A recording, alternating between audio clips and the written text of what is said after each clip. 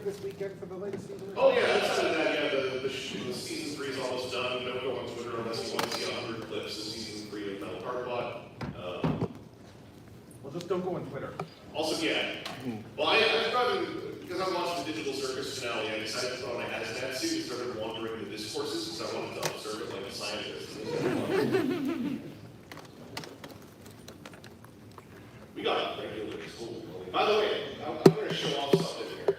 I hand wrote this entire presentation, so if the tech shuts down, we don't care. We live an analog lifestyle. Woo! Hell yeah. Fighting digital burnout. Not sponsored. This is kind of that I didn't write this with. I used an Aspine P800 for that at 1.1 stub mid. This, however, is a Majon P140, which is a brass-backed piston filler from another Chinese company.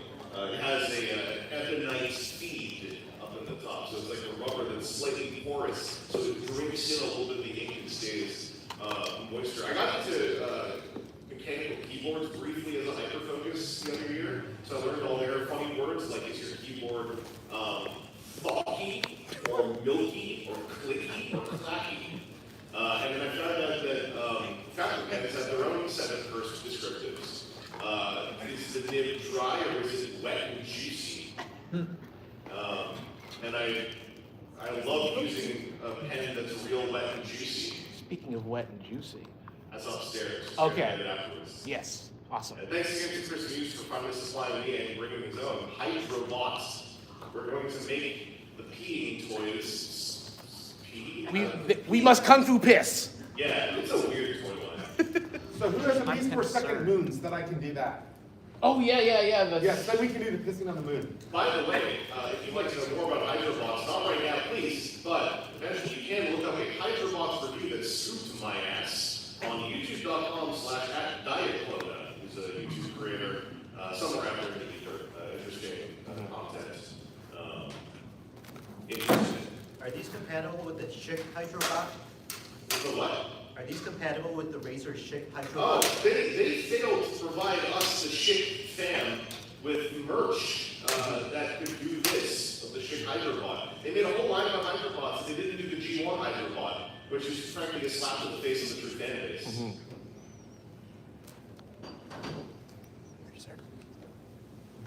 Ready?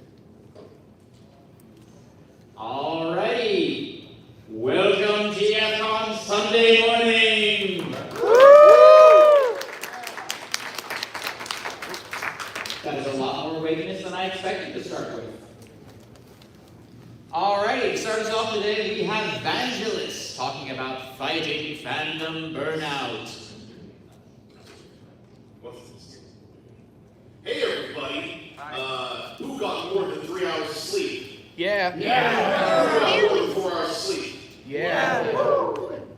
Oh, that'd be nice. Happy Sunday morning, everyone. We're here to talk about fighting fandom burnout. So this is part of the panel series. I'm going to describe who and what I am. I'm Chris Vangelis from Internet. There's me.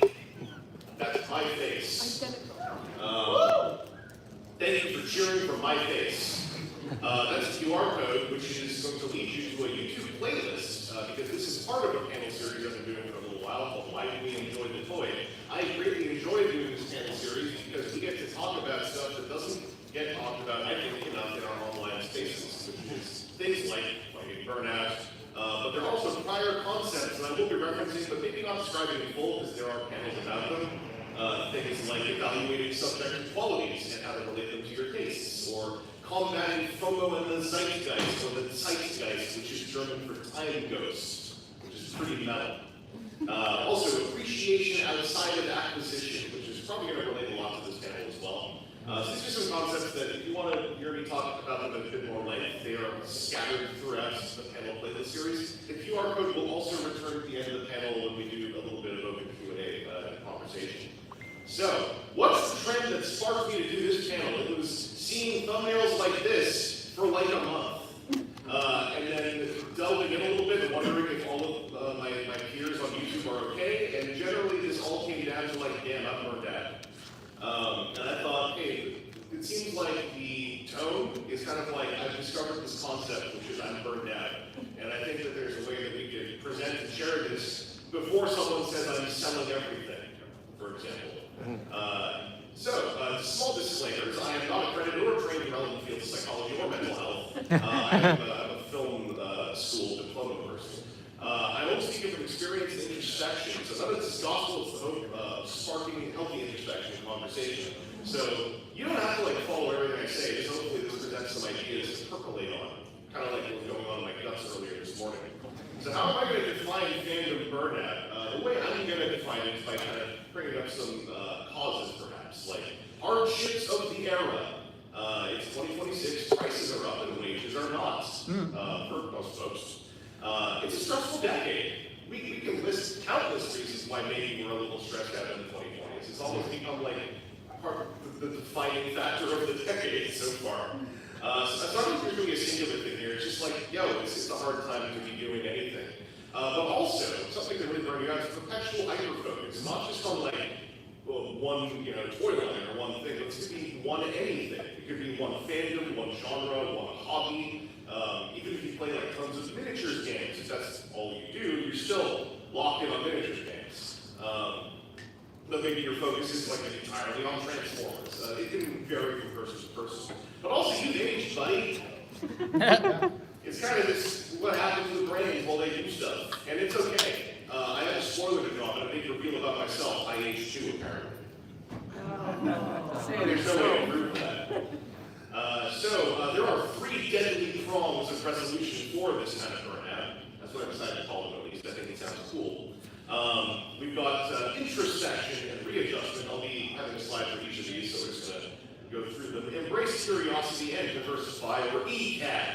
There's no real reason why that one gets an acronym. It just happens to line up that way, and people seem to think acronyms are smart. So you can start telling people that you've been focusing on your ECAD. And if they say, what's that? You go wow, you should look at this QR code that I have on my phone. And also, now is now. This is mostly coming from one of my favorite films, Perfect Days, which is something that has helped me reference that film. Reference that film has helped me kind of go through some of the 2020s versions of this stuff. But there's also the secret fourth option, which is you can just quit out, it's fine. If you're really burned out of something. I just think that there are healthy and hopeful angles on that option that exist amidst the 3 deadly prongs. So the first deadly prong is introspection and readjustment. So when it comes to feeling burned out, I think the thing that you maybe not want to do is headbutting the hardships of the era. Prices are up and wages are not. I'll just grit my teeth and make sure I keep pre-ordering entire waves of product, for example. That probably is not going to go well unless the mathematics simply work out, right? So I would recommend introspection. Go inwards, assess your subjective joy generators. Get granular and play as you go. If you're feeling burned out, I think one really good thing to try is you should just stop actively trying to run forward with whatever the fandom or hobby or etc. is in question, and pause, because if you're feeling burned out, there's a chance you have not had a chance to really take some introspection time in a while, and that could lighten the load a little bit, open your eyes to some things that could take some weight off your shoulders. But also, abandon the unattainable heights and appreciate them from afar. This is also did you spend a lot of time pre-ordering? I always go to this one, this is just what we did at the turn of the 2010s, right? Did you spend a lot of time trying to pre-order entire waves? It starts to feel harder and harder to do. I think it's okay to go I don't think I can actually do this and keep up with the tiny ghost or zeitgeist. But I think it's also important that doesn't get pivoted to thus, I'm just going to hate these things that I can't get out. I'm going to figure out why it's actually the right choice I'm making to not go after them, because they might just not be in the purview of the life you're living right now. This is sort of a concept I've talked about a lot, which is in online community spaces, I think it's very common to A, purchase stuff and then figure out why it's good that I got this, or B, not be able to purchase something and figure out why it's actually a bad thing, so it's good that I can't purchase it, whereas you could just not be able to purchase this stuff and think it looks cool. Lots of Transformers reveals of late. I'm it's just fun to talk about and assess. And when it's are you getting it? No, probably not. I'm not pre-ordering anything, but it's fun to talk about them. The Scooby-Doo thing was a great example of that. I have a whole head canon for who Mysterious Prime is. Did anyone see Mystery Incorporated? Yes. So you know about the cycle. Imagine if the cycle simply just happened and happened and happened and happened. Eventually, somewhere on an alien planet, there will simply be an entity that is a manifestation of the cycle who doesn't even know what planet Earth is. I think that's what Mysterious Prime is. I don't think Mysterious Prime has ever even heard of the planet Earth. He just looks that way. And then finally, be liquid, be flexible, and give yourself the freedom to evolve with your needs. You don't have to match up to like the standards of how I live my fandom life or how I used to do my hobby. I have to match the ways that I used to do it. It's like if times are changing, if chronology moves on and situations are malleable, it's fine. Be liquid. That's kind of a phrase I've had in my head for quite a few years. That it's be liquid, be flexible, and see how you can shift and ebb with the world around you as opposed to trying to be a rock against an ocean. Instead, you simply bend the ocean around you like one of the avatars or whatever. It's a Magic the Gathering set. So the next deadly prong is the ECAD, embrace curiosity and diversity. I was hoping that would be a smoother time to take a sip. Your interests serve you as part of you, and I had something else written down for this, which is that they're a part of you, and it's not the other way around. I've talked about this concept before. Like, you don't serve your hobbies or your interests. They're components of who you are. And sometimes I think it's easy to flip that perspective without realizing you flip the perspective. You know, what do I owe to my hobby? What kind of loyalty can I show to my favorite franchise or something? You don't really owe it anything. Like there's a healthy way to sort of express that, but I think the language can really invite flipping the perspective in a way that could catch you.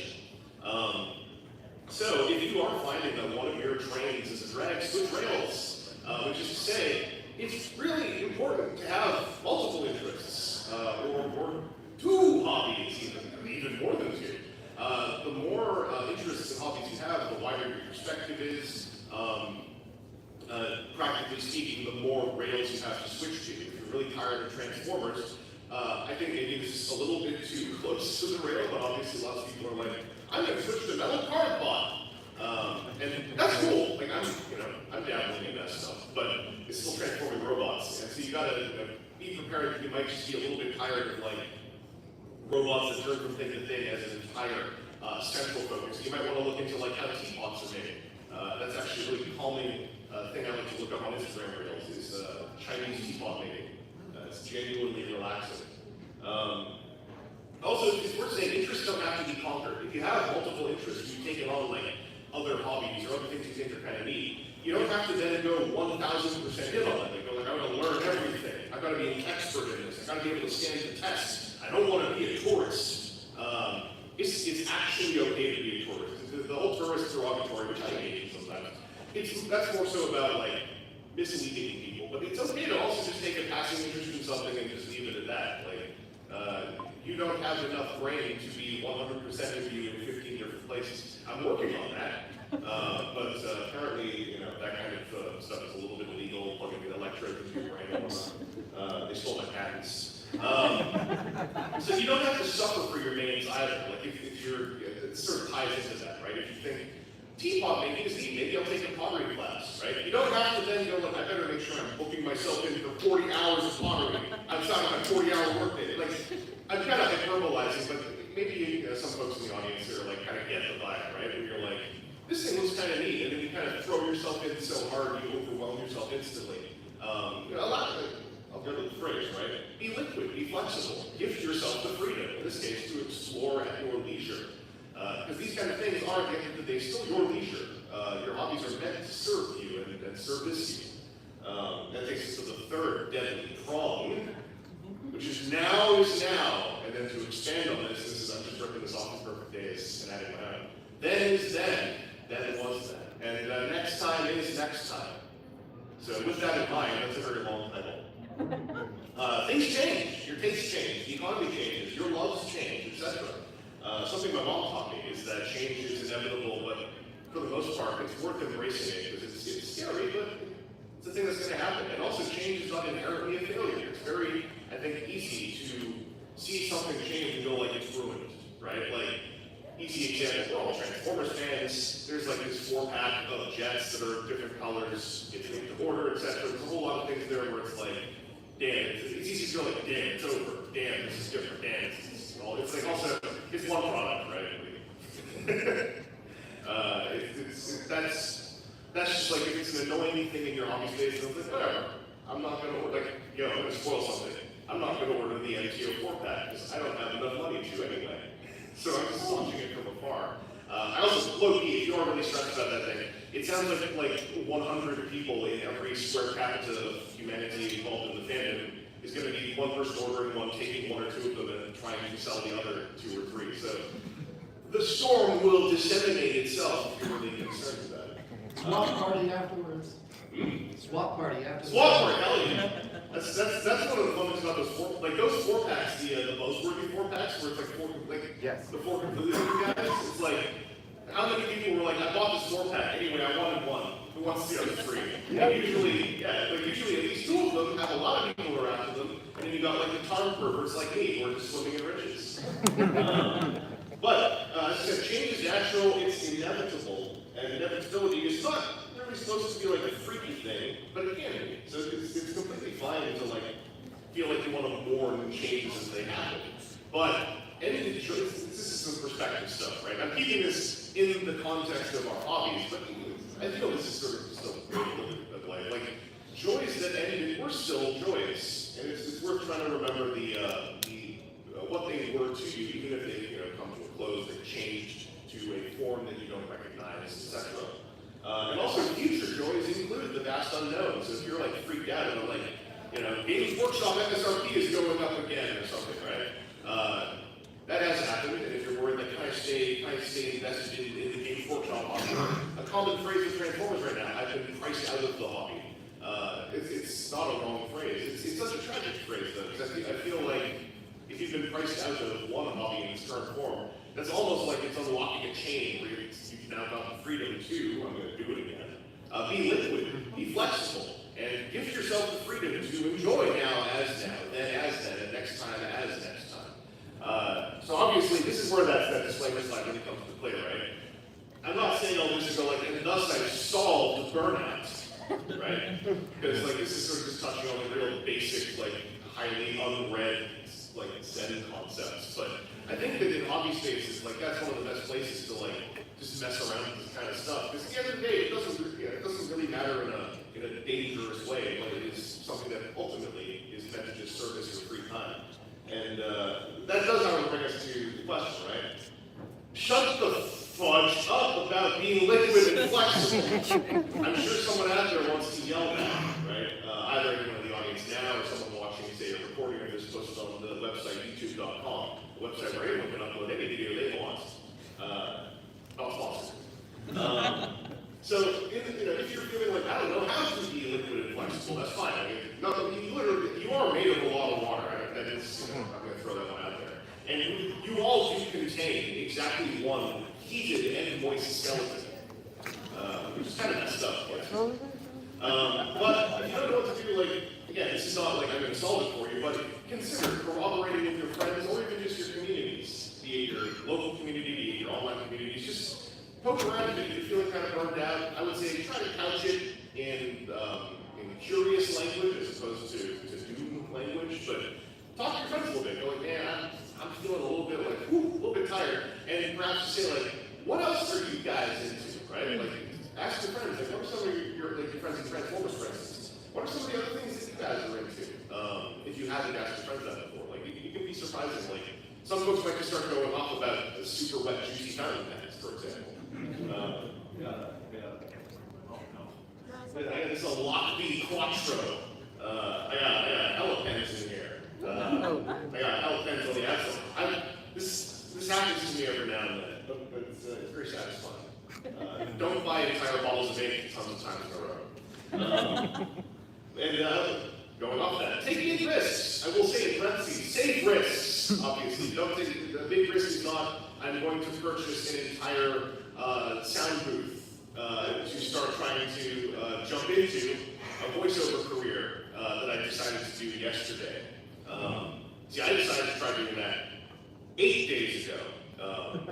I didn't buy a booth, but I was playing around with an Instagram reel that was like, these are my lines, these are your lines. That was actually kind of fun. That's just as another activity, right? And give yourself the freedom to fail and try again. Because it might go well a second time, and if it doesn't, then try again. And if that one doesn't go well, then try again. There's no continue system. It's not a video game. There are no hobby cops who are like, I see that you failed to feel satisfied with 3 consecutive hobbies. You are now going to prison. Now, once I become Premier of Ontario, we will change that a little bit because some of y'all a little bit sloppy. I don't know if anyone is aware, but some of y'all yesterday, the chairs in here are a little bit out of sorts. They weren't nice and clean, aligned with the lines of the carpet. And no, I don't know who did it, but I will find out. I have eyes everywhere. And that's kind of the preamble that will lead us to me saying, let's talk a little bit. There's the QR code again. Be sure to check out the panel series. We have a mic in the center of the room. Feel free to ask me literally anything, but also as a couple icebreakers, just in case this inspires anyone to want to have a little bit of back and forth, 2 to 3 line chat on here. Do you suffer hobby burnout right now? Or have you ever bounced back from hobby burnout and how did you? Feel free to come on up and talk a little bit about it. I see our regular subscriber here, Jim Soren, says hello. Hello. Let me start by saying, as always, thank you very much for doing this panel series, because I don't think people talk enough about it. There's lots of minutiae about toy reviews or show reviews, but this is an important aspect of it, and you're leading the charge. So thank you for that. Yeah, you can applaud it. Also, clap for my mom. Yeah.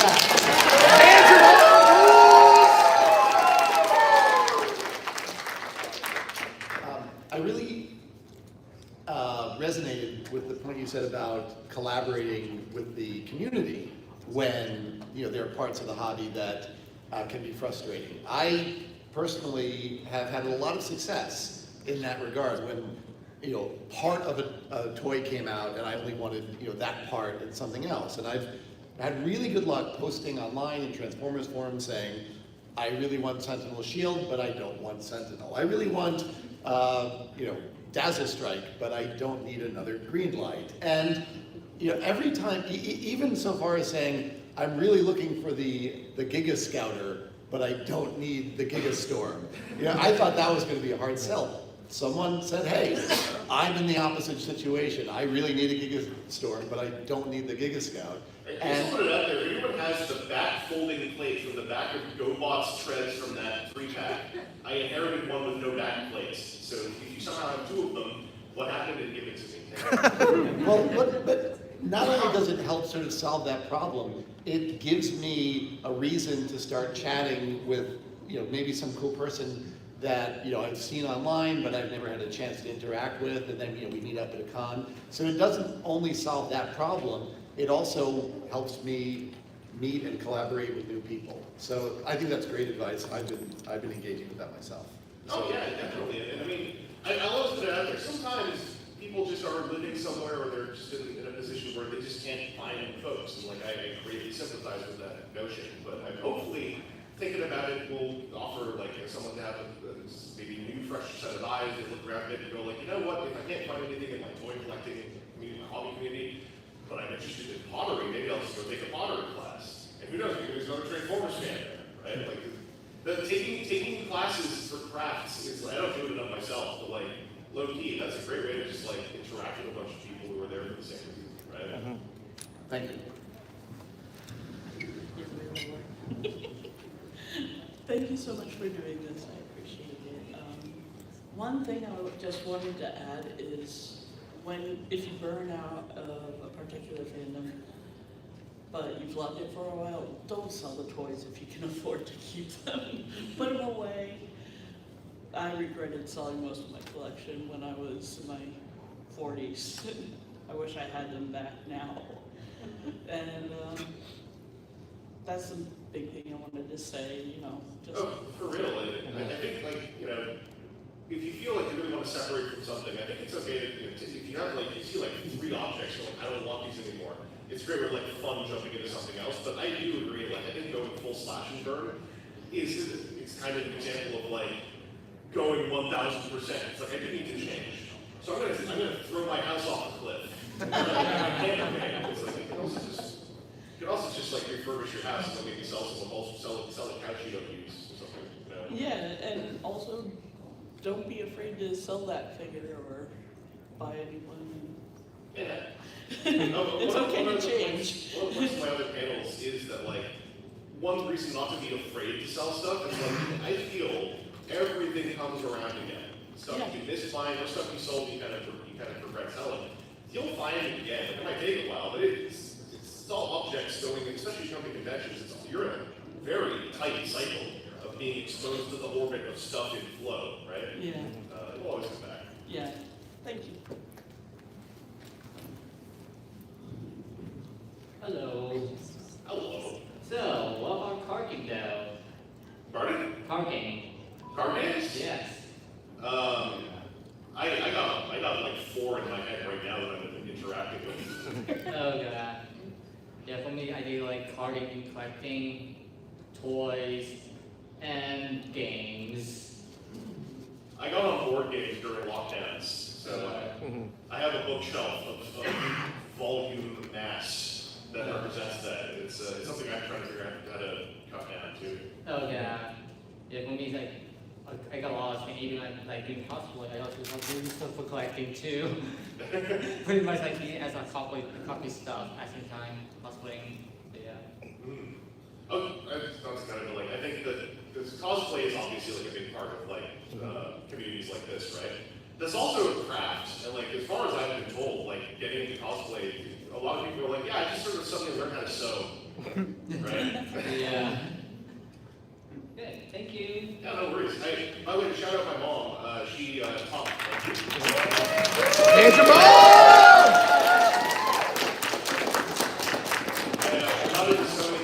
I got her to show me how to sew again a couple weeks back, and I think I may have retained some of it. That's looking one of my little goals. Hello. All right. Yeah, I just wanted to say, with regards to the icebreaker stuff and everything like that, I guess first of all, it's like, I've had an interesting experience with Transformers the last few years, because at a certain point, when I decided to start doing more streaming and stuff, I was like, you know what?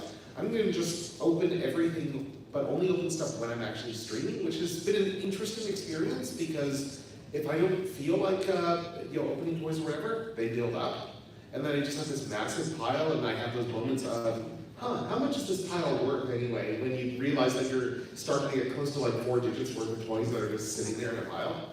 But then I will say one of the things that always is entertaining about that is when I have people on while I'm doing that stuff, because just getting, the best part about that is sharing it with people. Like it's honestly like savoring a fine wine as opposed to say like, just, oh hey, new toy, let's just chuck this open, all right, fit a little bit, all right, put it over here. Like, I'm gonna be doing the put it over here anyway, but I get much more out of it when I say, I have my hands off the camera and I'm just going, oh my god, this thing is really cool, as I'm experiencing this for the first time, and just showing it to someone and stuff like that. Other note I want to say is a great piece of media that actually does have a bit of a conversation with this whole thing of burnout and moving on from things, and that it's okay to do that, is Gridman Universe. Oh, what was it? Gridman Universe. Oh, Gridman Universe. Yeah, that movie there, that's the sequel to like SSSS Gridman and Dinah's Inland, so. Okay. Yeah, like, there's a whole conversation, there's a whole like theme and subplot in that movie with regards to things expire, and like it's okay for things to expire, don't try to hold on to things too long, that sort of thing.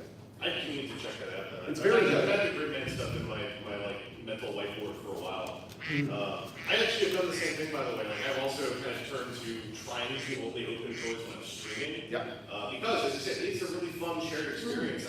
Sometimes I do just open things up, and I found now I actually feel a little bit guilty when I open stuff up by myself. Perhaps that is treading into treading into negative waters, but like I do really prefer opening stuff on stream because it's fun. Like, yes. And also, low key, if there's something wrong with the figure, it means I don't have to go scouring the forum. I can open up the figure and go like, hey everyone, is there something on this that breaks if I do it wrong? And Conversely, then you got moments like me last weekend when I opened up 86 Astro Trade, and only then did I realize that one of his crotch plate pieces on the side had been missing the entire time on the toy, and it had been like a while since I actually bought it, so well past the return window. So you do need to be careful with that sometimes. But that means that, you know, if you do get a new one, then you have 2 of the smoked sausage. That's true. Although it's like, but that's part of that stuff, as you said, like especially when you have people on while you're doing it, and then they're getting to react as well. Oh, and like, if something frustrating, I think anyway, if something frustrating happens, it is diminished a bit in its bad effects. Yes. You're there on the street with people where you can go like, God damn it, and then like someone in the text chat might just go like, you know what, I'll joke with you, or like, here's some solutions maybe. Or something goes wrong, it's like, well, you kind of have to move on anyway, so it's like, so it does lessen it a little bit, yeah. Yeah, thank you.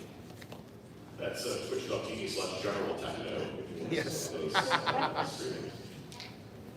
So you mentioned earlier when it comes to experimenting, I had a question. How do you balance like exploring a whole bunch of different fandoms and hobbies? Because it feels like once I get into something, I kind of want to dive all the way into it, and it's hard to like try multiple things because like, I want to put everything towards the one that I'm enjoying at the time. So what would be your advice when it comes to kind of balancing that stuff out? Well, that gets into, like, to pre-apologize, it does get into the vagaries of, like, kind of just being liquid and allowing yourself to be a tourist, for lack of a better term.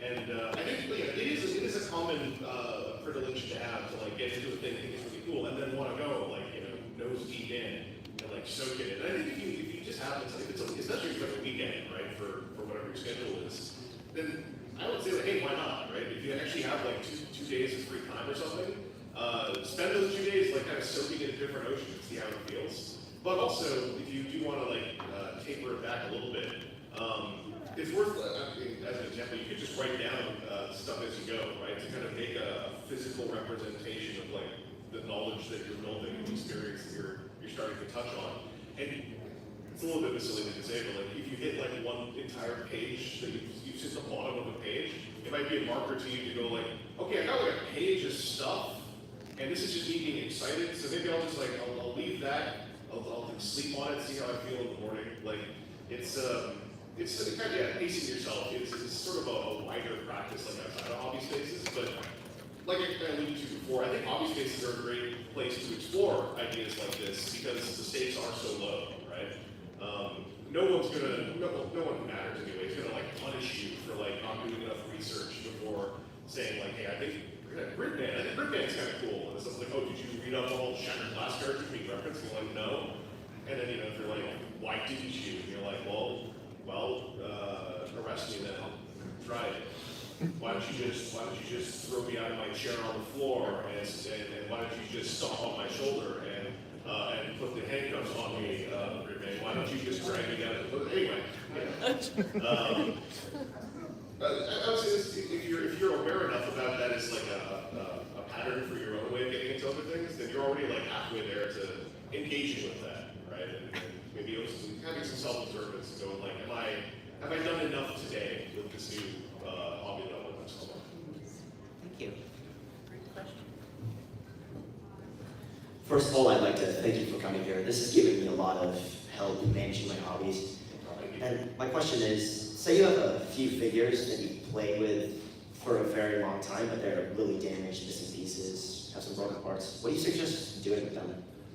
There's a couple things. Like, if you just really love those figures and you have a lot of memories attached to them, this is not something that I say solves the problem, but I do have an approach with, like, weird damages on toys I love, where I'm like, well, this way I know this one's mine, right?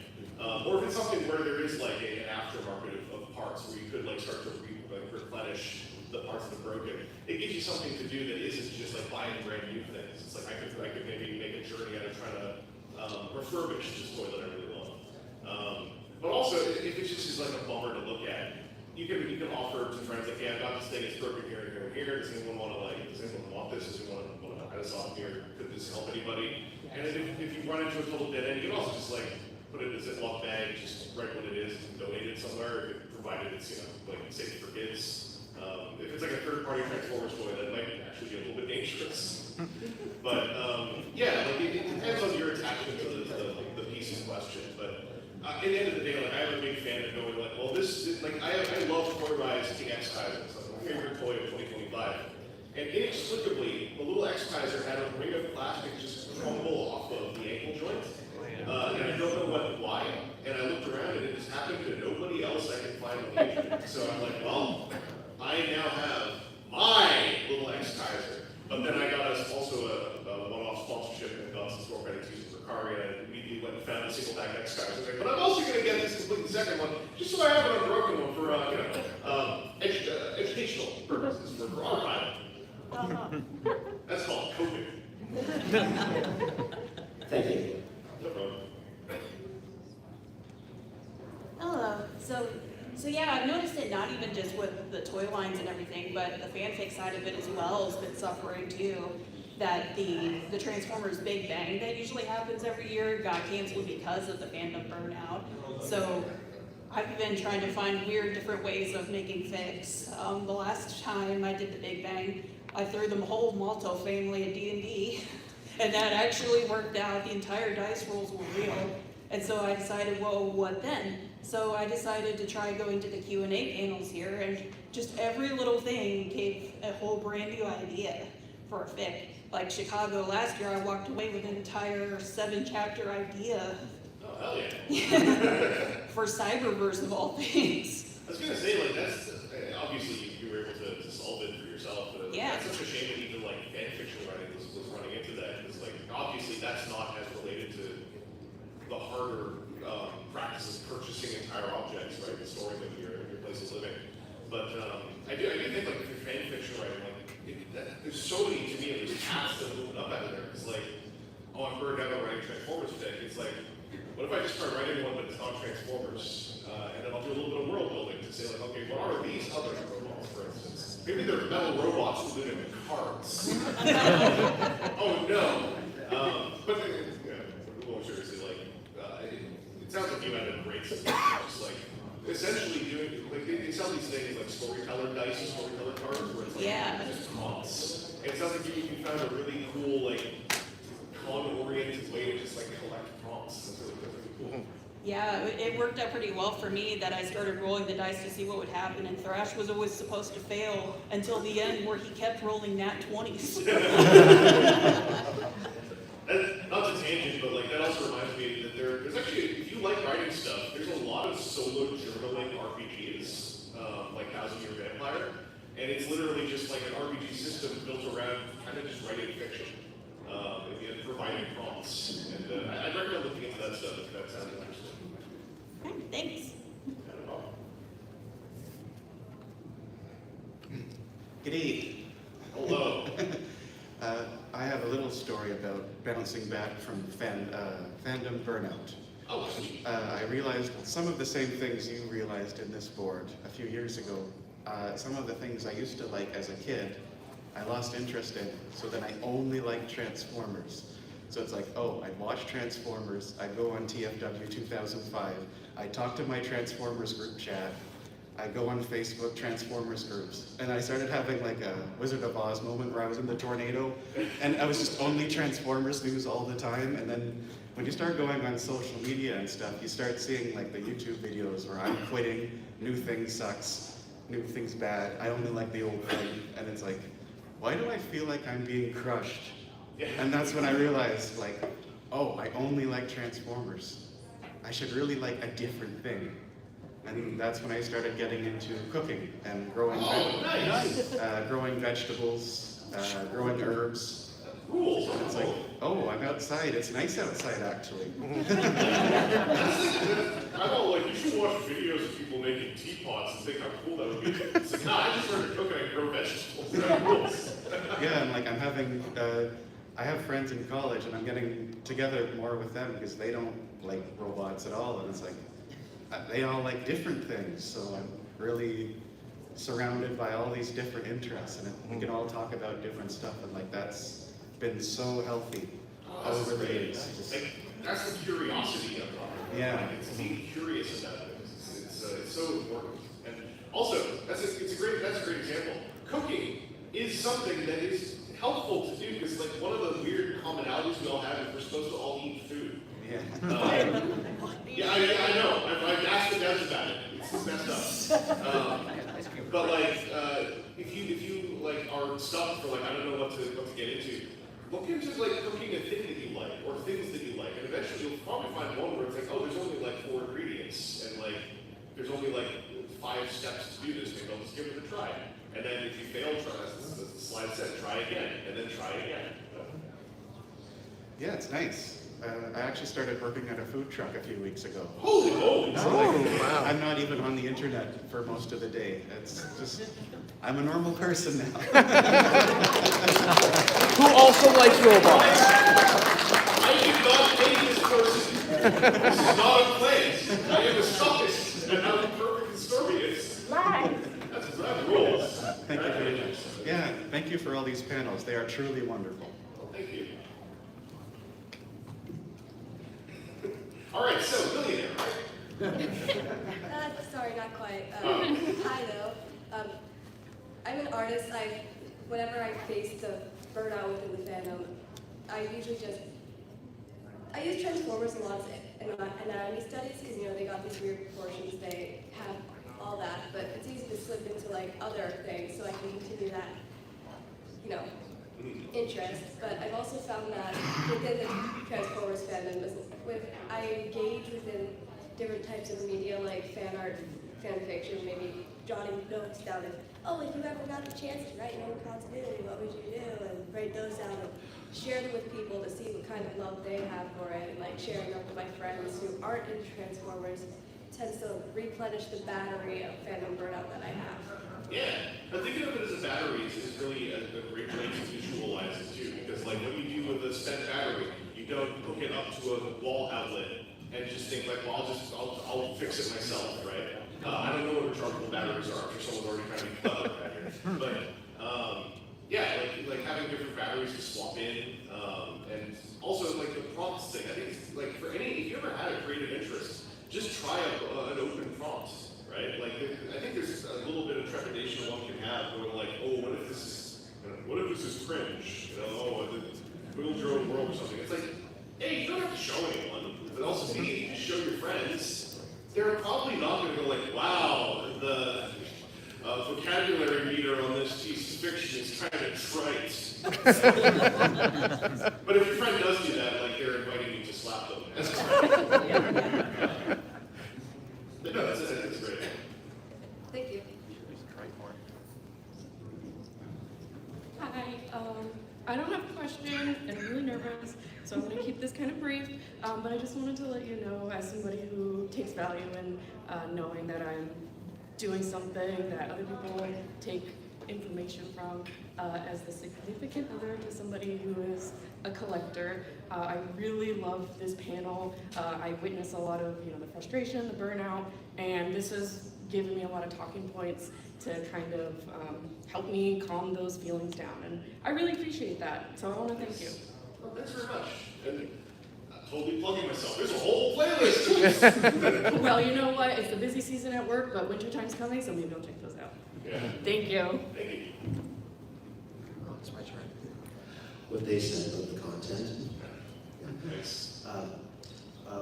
One quick thing before my main thing. Anybody that's feeling financial strain in Transformers, I highly recommend checking out Cyber World. The toys are cheap and very good. And the surprisingly good show is only 5 minutes long an episode, which transitions me to what I was actually thinking.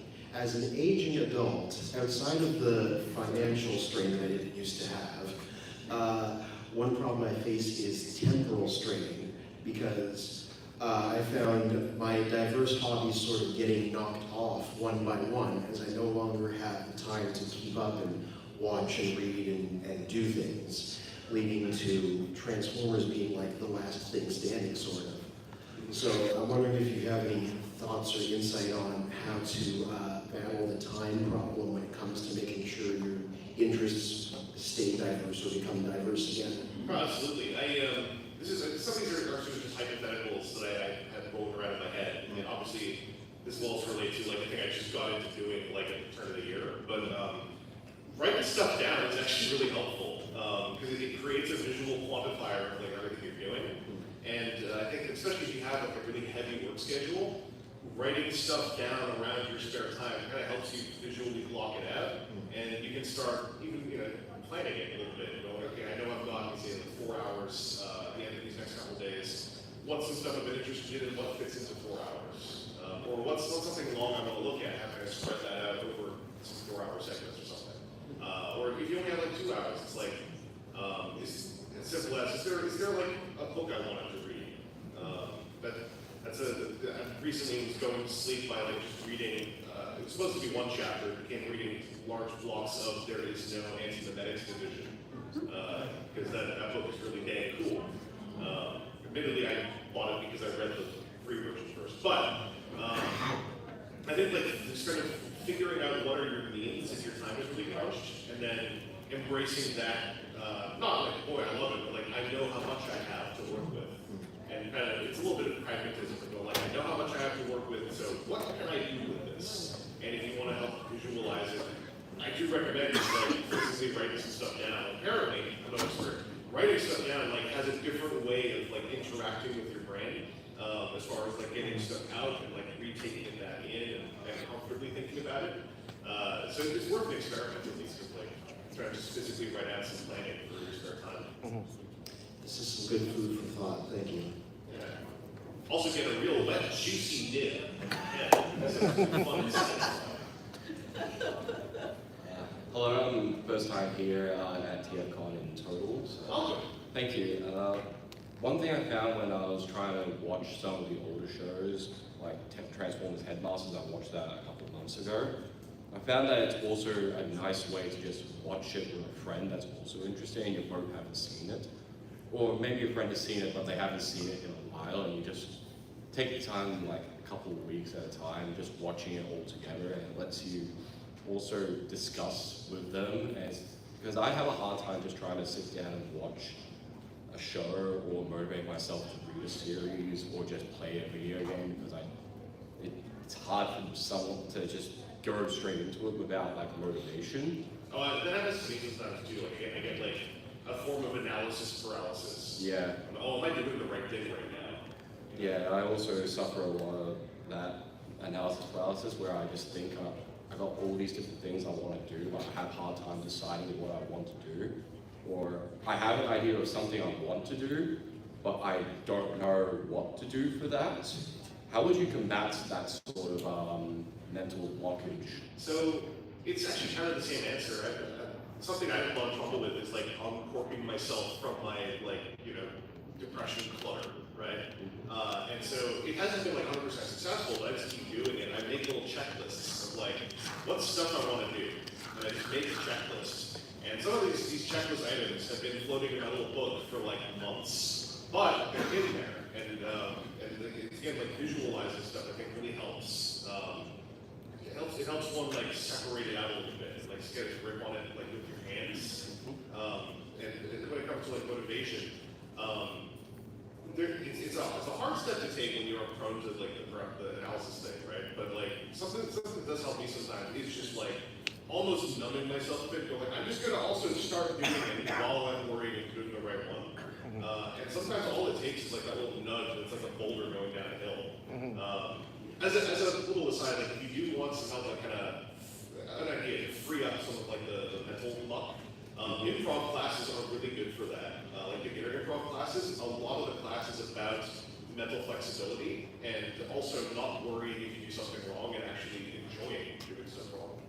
And being able to take doing something right or wrong, you just chuck it over your shoulder and go, hey, like that happened. What are we doing now? And I just found that is really helpful to me. Like if you have any kind of beginner improv classes in your area, they can be very helpful. Thank you, and that also helped me because I used to be a player. I used to like the Transformers TCG, and then when that got discontinued during COVID, I didn't really have an avenue to explore that again. Then I discovered the Transformers TCG community circle. I was hovering around that community for a little bit, and then when they started hosting a steel draft tournament a couple of months ago, I jumped in because I thought that would be a nice way to ease myself finally back in, and Now that I've been here, I've been able to go to the Transformers TCG. That's been happening in South Tower. I've been able to experience that again, and it's been really nice to finally be able to come back into a hobby that I left. Yeah, no, absolutely. Thank you. How are we for time? Got time for maybe one or two more questions. Okay. Hello. So I wanted to say something real quick in regards to like as to writing stuff down. So on my so first things first, more recent thing. Over the summer, I had a bunch of shows that I wanted to watch. So I made like a little Google sheet like what shows do I want to watch and when. And I think something I found is it helps to, if possible, divide the episode count up into chunks, so you can figure out how many episodes to watch. Like for example, Master Force has 49 episodes. I divided them up into seven episode watch throughs, and so yeah, I did that for a bunch of pretty much every other show on that sheet. And so one other quick thing in regards to writing stuff down on my TFWiki user page, username A Stubbs Worst Nightmare. I basically made a little list for myself of like high priority collecting like toys that are of higher priority that I want to collect, and then other toys that I want in my collection. And it kind of helped me figure out what I want for my collection, and to put it simply, because I want Henry to answer that question, have the question answered. Basically I kind of want for lack of a better term, a toy box type collection. Yeah, I don't really care about collecting one entire toy line. I think I found that I actually prefer like little mishmash of different toys from different toy lines. That is something I touched on in some other panels. It's actually really good that you have that grip on like what it is you like. I call those like subjective qualities, right? But it's you figured out like what for you collecting is, as opposed to like, am I doing it right? It sounds like you have a very confident grasp on like, it sounds like you sort of know what you are into now. Like you have that's a good way to do it. Yeah, I made an entire Google slide that I put every Transformer toy that I didn't have on it, and I narrowed it down, basically, and that's how I figured it out. Oh, nice. I've actually done that with Amazon wish list because they let you move things around. But that's probably a better way to do it. Right. That's pretty much it for me. Thank you for hosting this panel. Thank you for being here. Well, thank you very much. And you have a good day. Thanks. Sounds like we've got time for one more. Hi, thank you for hosting the panel. I know you just said that, but still, thank you. I'm actually here recovering from my own burnout from my own writing projects and art. My friend was the artist who invited me into the fandom to help with his burnout. How coincidental. I just want to say that a big thing for me is I'm terrified of getting into new hobbies because there are so many different options, there's so many different things, you never know where to start. I find it's very helpful to like have a friend or have someone like post online like, hey, this shiny thing, this shiny little toy that I found looks pretty interesting. Can someone tell me why it's interesting? What's the thing I can start with, I can look for? And the thing that I really like about going to conventions is that at like a Transformers convention, I found a couple stalls that had art for different fandoms, for other different things. And I'm like, hey, person to person, here's this thing, I kind of like what this looks like. I have no clue what it is. What is it? Can you tell me like the gist of it? Have, if I can use the tourist thing, have a tour guide. Yeah. Or like a pamphlet, here's the city, here's what you want from it. Which I find a lot more helpful than trying to search for it online just blindly from like reviews or anything, because those can be they're for advertisement, not what the core of the thing is. You know? Oh yeah, I think it's a great way to just connect with someone that you already know or meet someone new to get that tour guide experience. Like in general, I think that like de-villainizing hobby tourism and also just de-villainizing the concept of being ignorant to something is really important in general. like, ignorance is something that we all got. You all got something you don't know. Yes, I'm just gonna say it. But it's about being curious and like wanting to understand things you know that you are ignorant to. And it's also, that is a form of hobby tourism, right? I don't know how this hobby works. Do I know someone who can show me around? That can show me the ropes in their perspective? Yeah, like the Transformers fandom is something that I've always kind of had on the peripheral for like years, but I never knew where to start because there's so many shows and so many different series. And again, having a friend just be like, here, I will take your hand, I will guide you through the ways, was just very helpful. That's all I wanted to say. Thank you again. Thanks very much. Hey, thanks for coming out to this panel so early in the morning when nothing else was happening. This is for a little plug. There's going to be many panels over the day, pretty cool ones. But also don't leave right away when the dealer room closes, because like there's going to be a panel on how stuff is made near the end of the show. There's going to be an organizer panel. There's going to be a podcast panel after the organizer panel. So stick around, have fun, have a good time, and feel free to come and talk to me about this stuff if you see me in the halls. We should do it here because there's another panel that's going to be starting, but I'll be stepping outside. And if you see me around the show, this is one of my favorite things to talk about in general. So feel free to poke my shoulder, see if I got a second. And thank you, Vandals, for being here.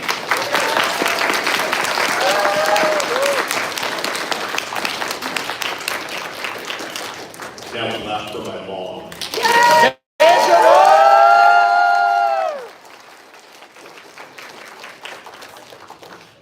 And coming up next at 10 o'clock, we have the creators of fan film The Rise of Unicron.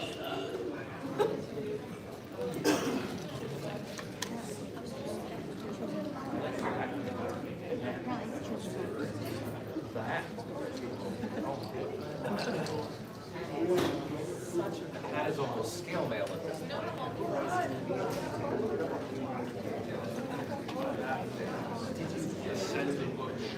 You got a custom job. Oh, no, okay, awesome. It might get a little heavy, but.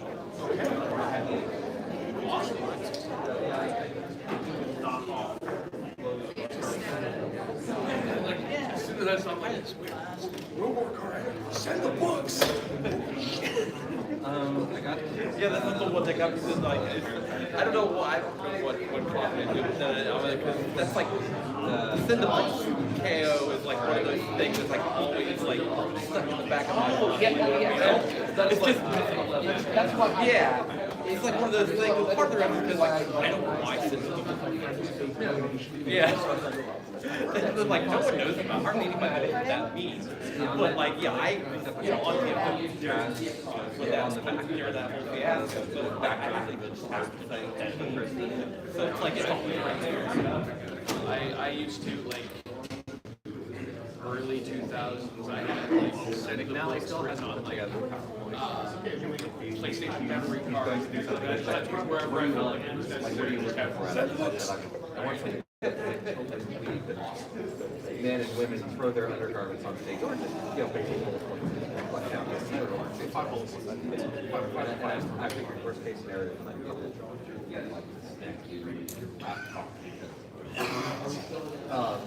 just like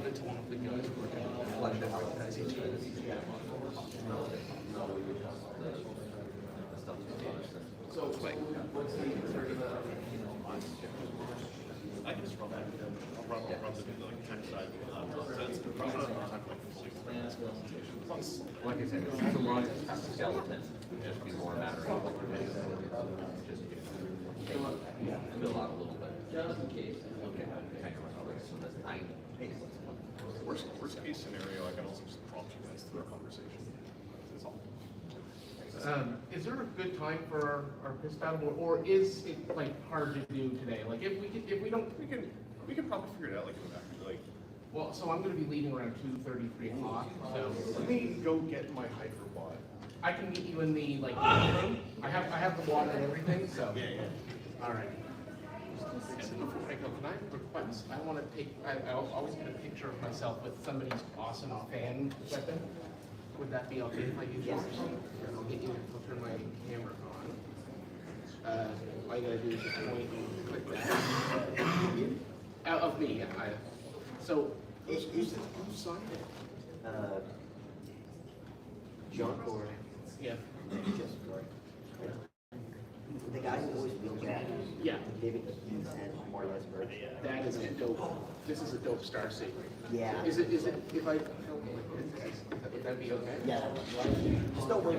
No, this is, I'm gonna do something like this. For everyone in the crowd, we're going to be showing stuff on the screen, so don't feel shy about getting closer, guys. So you get to see all the cool stuff that we're about to show.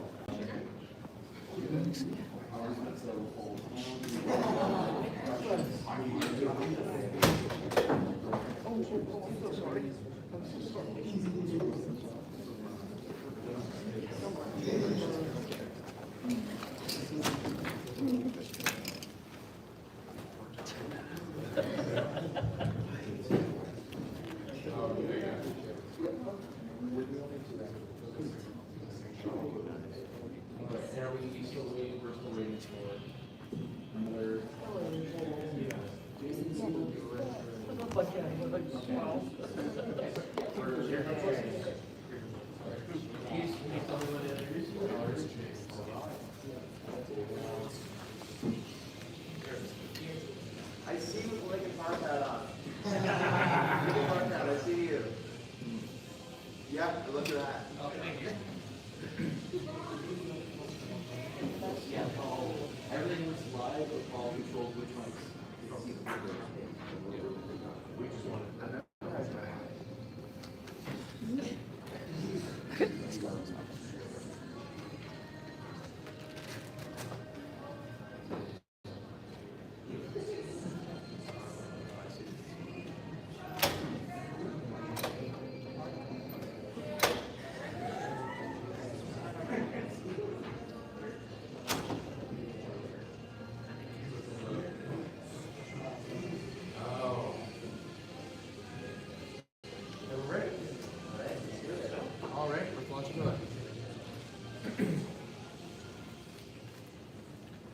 Good morning, Transformers fans. How's everyone doing today?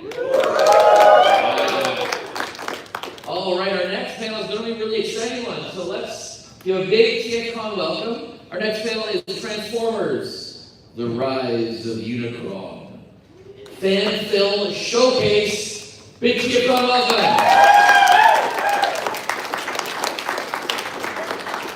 All right, and I'm going to pass it to our gracious hosts, and then I think later we're going to have a few Q&As. All right, over to you guys.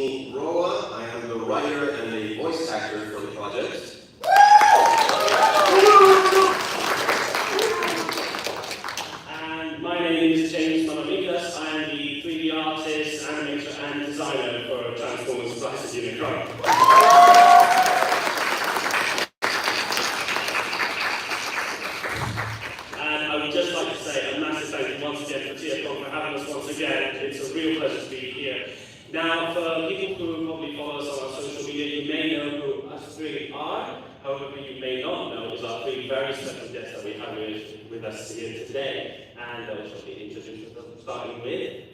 Hello, my name is Daniel Feltner, and I'm playing the main character of our movie.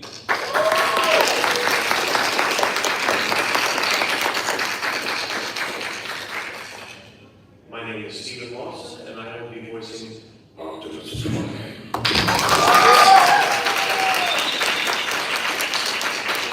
My name is Lisa Aaron, and I'm voicing Drift.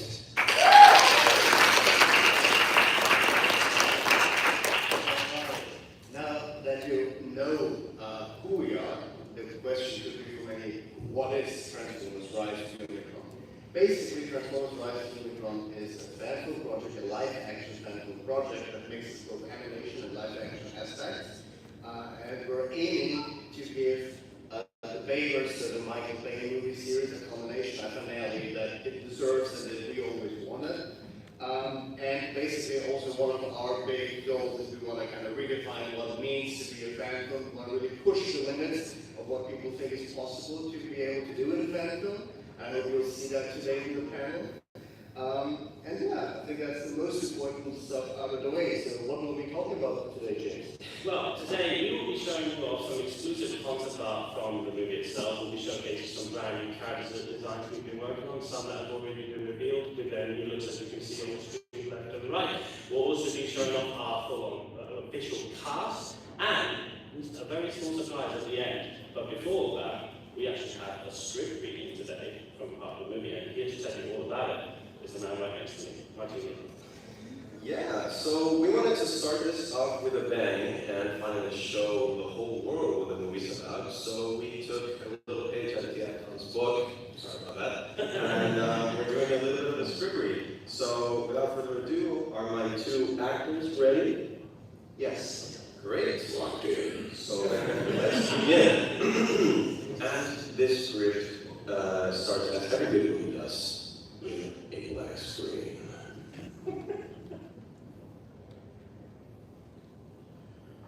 Before time began, before the cube, before all things, there was duality, and with it came calamity. Hard cut 2, exterior, battlefield on Primus night. We're now in the middle of conflict and battle. Chaos reigns on the ancient streets of what appears to be Cybertron. Huge fiery projectiles and missiles fly across the battle-worn streets left and right, exploding as they come into contact with the ground. We focus on a soldier running and then leaping into a trench. He stabs his weapon into the ground. We see the insignia of the dynasty of the Primes on it. He hides behind the trench before raising his head and looking upwards. We look at him, but not what he's staring at. Two beings, Primus, our God. We pan around slowly and then look upwards as some buildings in the distance are revealed. Behind them, a bright, gleaming yellow eye. We are in Primus's shoulder. We then see as something collides with the Titan's face, shaking the entire atmosphere of where we are to its core. And Unicron, the Chaos Springer. We're right in the midst of the fight of the ages. Primus versus Unicron. The soldier looks to his front. Another soldier, presumably a general, a bit off in the distance in another trench, is signaling them to get over the trench and attack. His hesitation can be felt, but he complies and leaps over the trench. Battle cries can be heard as he and others charge. We see a tear in the sky as a mass of flying Unicron troops swarm the battlefield.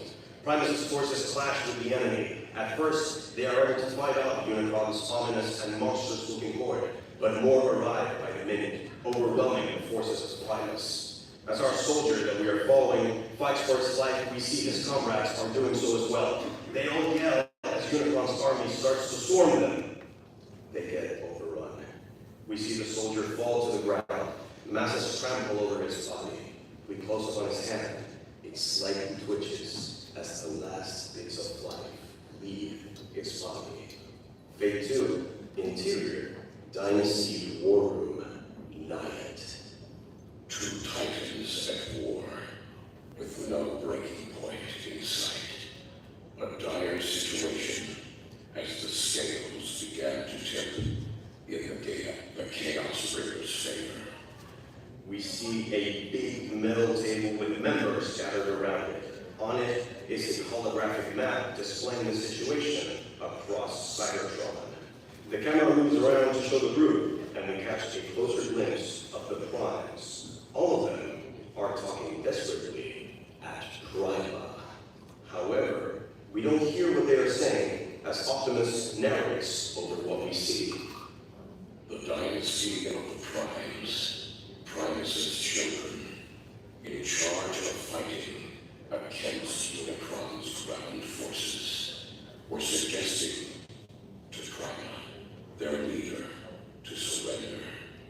But Prima had been created by Primus with the sole purpose of protecting his people and the universe. A mission that would have ended in demise before compliance. Prima turns away from everyone. He looks at Solus Prime. Their eyes meet. She nods. Harkat 2, interior, forge of Solus Prime, night. We pan across the rusty metal walls. They are illuminated rhythmically by a bright orange light that is accompanied by the sound of metal hitting each other. As we pan across, we see Solus Prime working on what resembles a blacksmith's anvil. In her hand is her hammer, the forge of Solus Prime. So he devised one last plan, one final effort, a weapon, one that would combine the powers of all the primes and condense them into a single object, capable of slaying even gods. Directly behind her is Prima, watching her working anxiously while a few of the other primes are standing a bit further away. Solus Prime hammers in on the object that is on the anvil. However, we don't get to see what she's hammering onto. After some time, she stops. She takes a step back, allowing Prima to walk forward and observe the object while Solus catches her breath. Prima looks at the object on the anvil. After a short inspection, he picks it up. As he raises the object, it begins to glow in an intense yellow color. The other primes eagerly look at him, trying to catch a glimpse of the object that Solus has created. Prima turns around. In his hands is a sword. He raises it triumphantly in the air, its power coursing through him. He deemed it the Star Saber. The other primes cheer. Hardcut 2. Exterior. Battlefield on Primus. Night. It was a colossal risk, but Prima found himself with no other alternative. It was their final hope, their last effort, one that was used in one final fight. We see the soldiers of the Dynasty of the Primes fighting desperately against Unicron's forces. Parts of Unicron can be seen moving through the air in the far distance as the two Titans also continue to fight. At first, we see the soldiers struggle. A soldier gets pinned to the ground. The monstrous creature on top of him roars, and the other raises its blade to strike down. However, before it can, a wave of yellow light rips through the creature. It continues moving forward, crushing all enemies in its path until it fades away. For a second, the fighting stops. Everyone turns to where the light slash came from. Charging in comes Prima with the Star Saber in hand. The other soldiers cheer and join him as they charge towards Unicron's sword. With the Star Saber, Prima is able to slash his way through the enemy lines, giving him a small opening for a second. This is his chance. He looks to the front. The huge purple core from Unicron's body is seen encompassing the atmosphere of where they are. Anger and earnestness can be seen on Prima's face. He swings the Star Saber back. Soldiers of Unicron try to get to him and stop him. However, the other primes join the battle and hold the Chaos soldiers. Prima stops for 1 second and closes his eyes. The power of the Star Saber begins to rush into him, illuminating his body as it travels to his spark. He opens his eyes. They are glowing in the same color of the Star Saber. The soldiers of Unicron begin to break through the barricade of the soldiers and rush to Prima. One of the primes turns to Prima. Now! Primus screams, releasing all the power of the Starsaber into his swing. A massive yellow beam of lightning emits from the Starsaber and rushes towards Unicron and our camera, engulfing it into a bright yellow light. That is when we fade to the vastness of space. Unicron was defeated that day, banished into the deepest depths of the cosmos, never to return. Or so we believed. Hard cut too.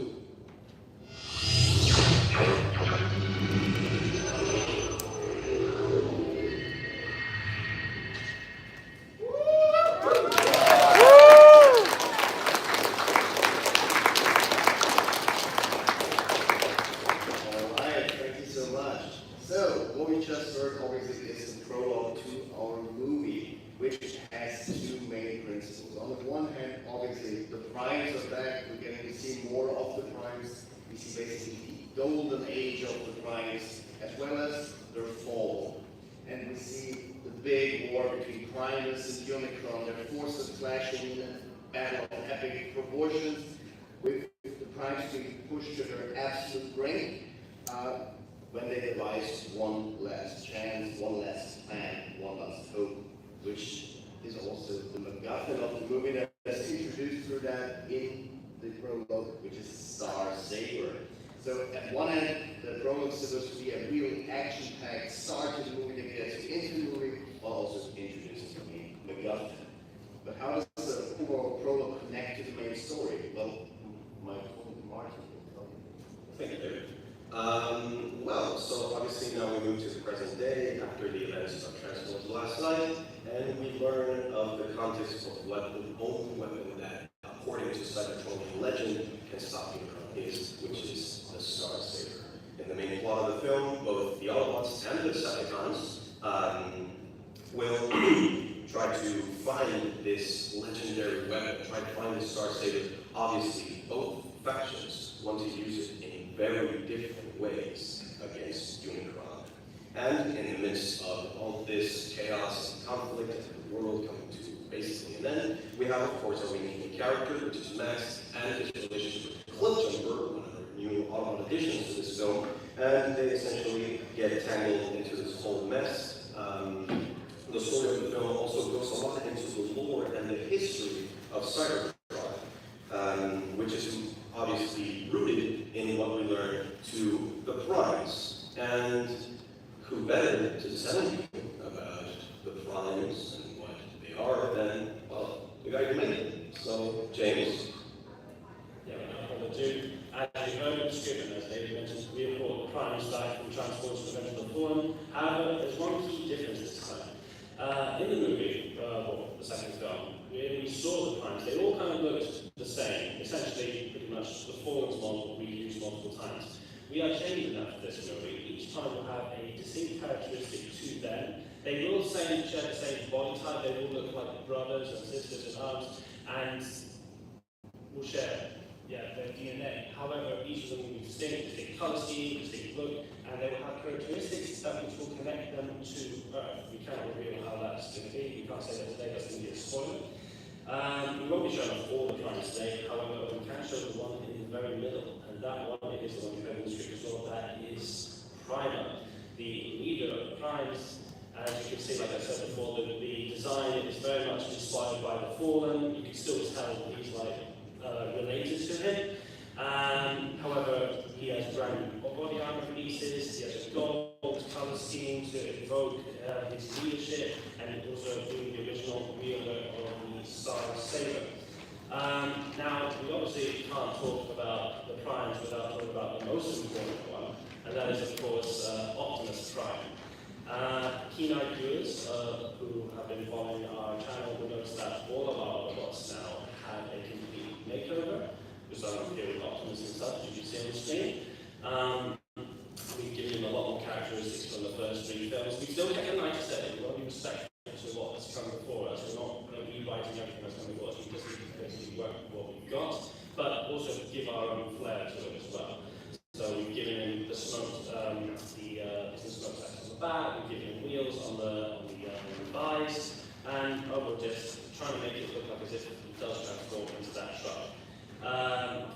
And to do better to talk about more about Optimus Prime than the one who plays him are amazing actors. Stephen Lawson, then take over from here. Well, thank you very much, James. And it's so amazing to be here at TFCon. I'm so used to being on the other side of this panel. It's just amazing to be here right now, and I'm so grateful. So I've been a voice actor in the Transformers community, especially online, for about the past 8 years, and got this amazing opportunity to work with all these talented cast and crew members, creators, writers, visual effects designers, and voice actors, which is the opportunity of a lifetime to have, both as a fan of the Bayformer films and as the franchise as a whole. And just going a little bit into Optimus Prime in this film from the writing and my perspective. Optimus Prime in this film has gone through a lot of great personal losses from the prior films up to this point. He has endured personal sacrifice and seen friends die, which has a real visceral impact on him. And it's going to challenge his leadership, and it's going to force him to grow because of the monumental pressure and weight of not just one but two worlds potentially ending if he messes up, and the sacrifices of all of his friends that have happened along the way thus far. And so it's going to be demonstrated starkly in Optimus' psyche. It's going to challenge his beliefs as a prime and what being a prime means. And it's going to force him to grow as a leader in this role. And to me, Optimus's character has had to hold back a lot in the films. I know in the Bay films, he has had a reputation of being either stoic father figure or like attacking. But we're going to see a little more to that in this film because we've made a great character here. And these vulnerabilities that will be shown, that will be starkly different and new, will bear consequences and changes you may not expect. Like going into this, you may have a vision in your head. I can promise you it's probably a lot different than better than you think. So I hope to bring to the film a performance the community appreciates, that completes the character arc from 2007 to these final films, and concludes the franchise with a bang. Good round of applause.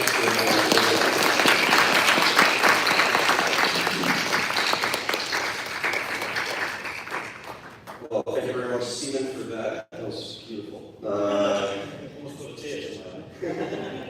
Now, obviously, Stephen isn't the only voice actor that I dragged along with me to this panel. We also have the amazing voice actress for the character of Drift, Lisa. So, Lisa, why don't you please? I love Drift so much. I might be the biggest Drift fan in the world, and what I love so much about this character is he's fundamentally about redemption and identity. You know, growing up as a little Asian girl Transformers fan, I was, seeing a character who was so unapologetically fundamentally Japanese, like myself, really stuck with me. And then there was the big one. I found out that Drift, as I'm sure a lot of you know, is canonically gay in the comics. And being a little girl who had just come out as a lesbian, I looked at him, and for the first time in Transformers, I truly saw myself. And what made Drift resonate even more was the emotional side of the character. He had somebody with a dark past could still choose compassion and honor and growth, and that combination made the character feel personal to me. I'm not giving too much away. I think Rise of Unicron really honored that aspect of the character. Drift is somehow even more Japanese this time around, and I think all of Drift fans who love Drift are really going to love what we've done with the character. So it's an honor to be able to play my dream role and be that same representation I saw when I was a kid. Hope you enjoy it.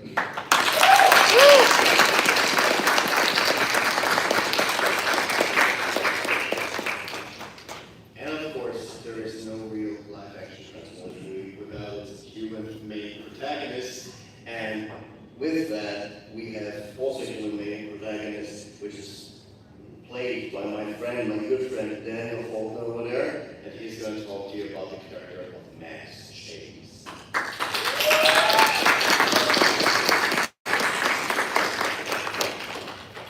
Thank you.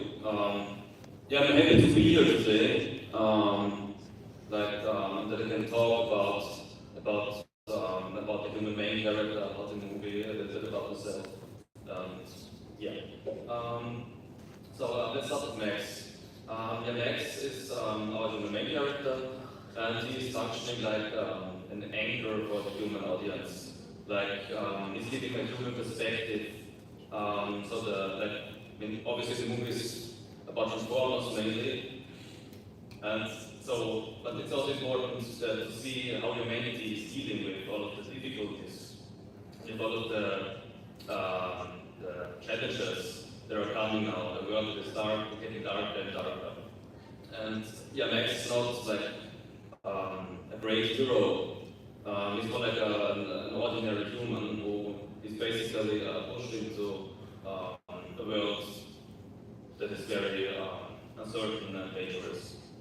And it's also makes it interesting for me to play him because for me I see him as a personification of humanity's struggle because they need to deal with difficulties and so on. And I also think that for me it's also very unique because it's very different from the other roles that I played so far. Originally I come from theater. This is the first movie that I participated in, and I normally play characters that not so that are more crazy or strange or something. This is a very new experience for me as well. And also generally the movie production for me as an actor is very new with a lot of new challenges because movie acting is very different from theater acting, for example. And for example, one challenge is that I'm mainly talking, for example, I'm mainly interacting in the movie with Transformers. But when you're filming, they are not physically there. So basically, to a wall. And because when you're acting normally when you have dialogue, the people need to connect with each other. It's not you're not only saying the lines, you're really having a conversation with your opponent. You really you give something, you get something back and so on. And now that I'm talking to characters that are there, there's a lot of more communication and so on. So I said that there are a lot of challenges for me in this production, but I'm very happy to be here, and I think that's it.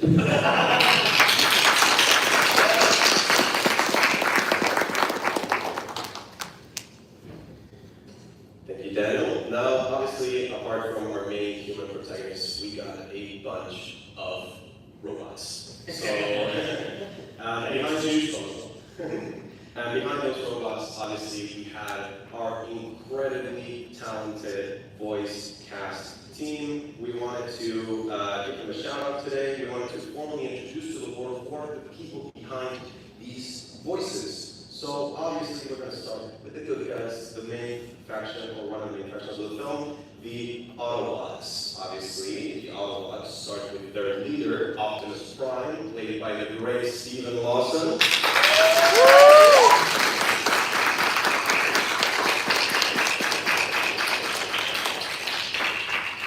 After that, we have Austin Adam in the role of Bumblebee.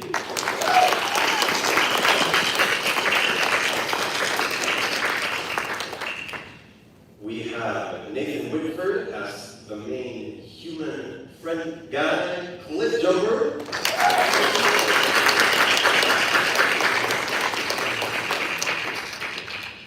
We have Alan Farrell as Le Monsieur Roquefort.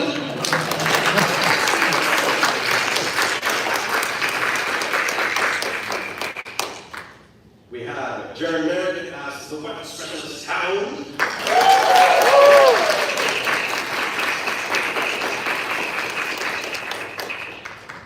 We have Lisa Carradine as Drift.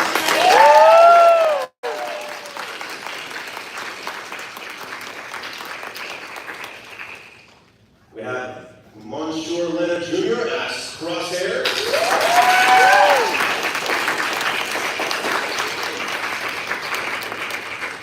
And last but not least, I have the person to my left, James Rodriguez as Connor.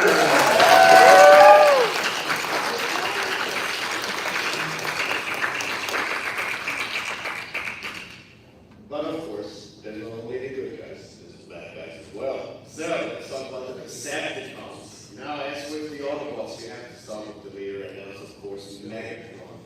And Megatron is voiced, of course, by the one, the only Martin Roth!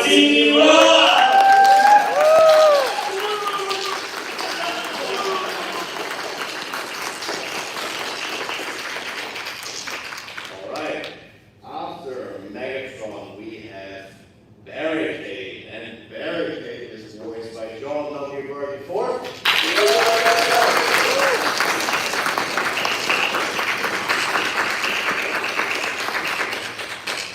Then we get on to some new characters for the movie, which we introduced last year's TFCon. We go to Grunt, who is voiced by David E.J. Barbanero Jr.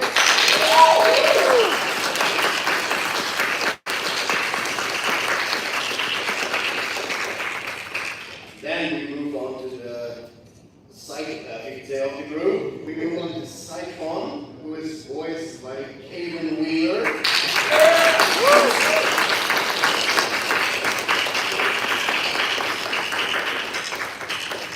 And always great to see the female Decepticon part of our movie, Whiplash, voiced by Maxine Serna.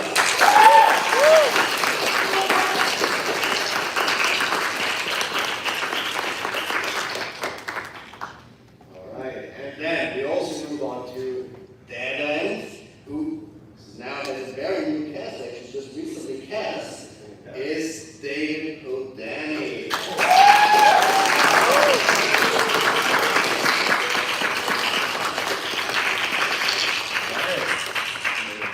And also, last but not least, I'm really happy that we got him to play the role of War Bomb for our movie, is Jack Keach McKee.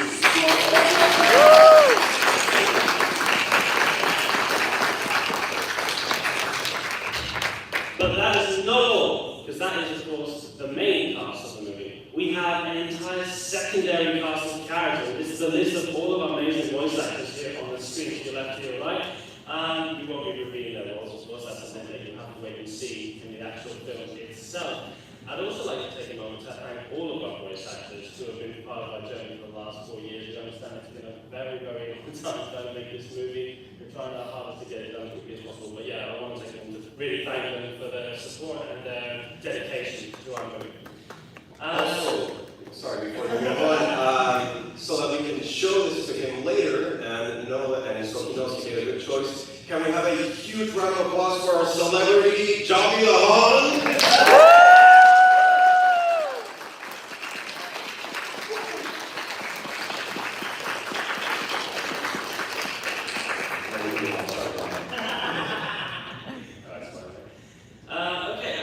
And with that, we've actually reached the end of our presentation.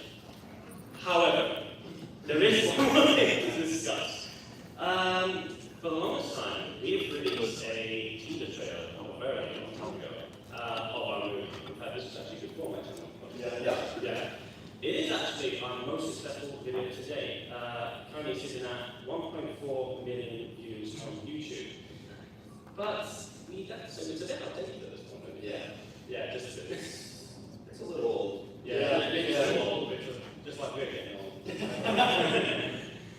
But yeah, obviously we've reset our production multiple times, and we've been updating our models as we go. We've been trying to update our animation, our models, everything in every single possible way. And I think our growth shows that with our latest video we actually presented at our previous TFCon last year's trip from Chicago, which was our Decepticon trailer. That I think we've reached, thanks to all of you fans, 1.2 million views. I think it shows the level of quality we've reached today. However, now that we have enough assets, you could say, we've got the main cast of Autobots, we've got the main cast of Decepticons, we feel like it was finally time to show something that everyone has been waiting for, which is not a release date for movies, actually. Actual scenes from the movie itself. But I'm happy to say that we actually finally have made a brand new teaser trailer with actual scenes from the movie. We will be releasing this on YouTube in the next 2 weeks. But would anyone like to watch it now? Yes.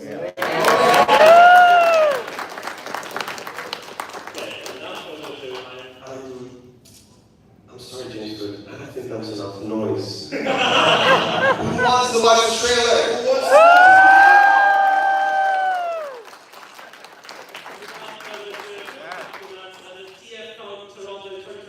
Premiere exclusive, the teaser trailer for Transformers: Rise of Unicron.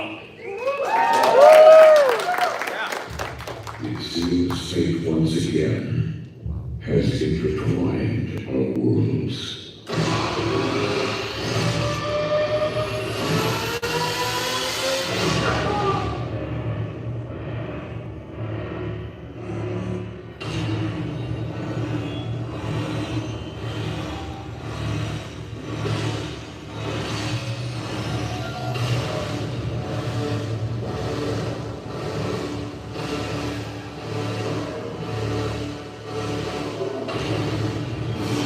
He is rising.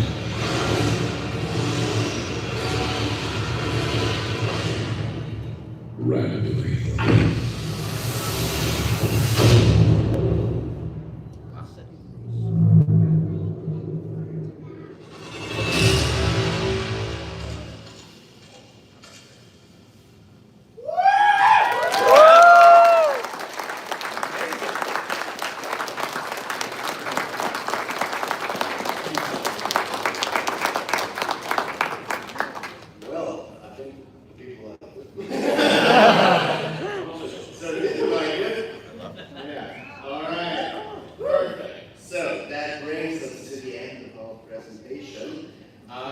What we still wanted to say is, I mean, we're really proud of the season trailer. That really is the culmination of all the hard work we've been working for the last years. And James, especially James and Martino, how many hours and hours we sat together and worked on stuff, for working on the fine details. But now we would like to move on to the next section. But if you want to continue to follow us on our journey and see how this project develops, you can follow us over these QR codes. One links us directly to our YouTube channel of our project, which is the HNet Productions QR code. And if you want to also follow Manolita Studios, which is the studio of this nice man gentleman over here, then you can scan that QR code as well. Yes. First of all, big round of applause for James for making that incredible.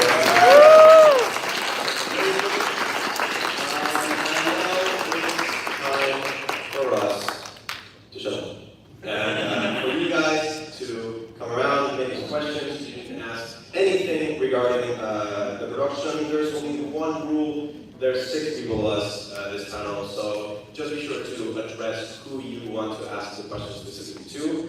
And that's about it. After this Q&A as well, we're going to be outside of the table. We brought some Rising TFCon memorabilia and an exclusive TFCon Toronto print that is going to be only for this convention. You can get it, you can get yours signed as well, and don't worry guys, it's all free. So, we'll be outside, just come by, and you can ask us questions there as well if you want to.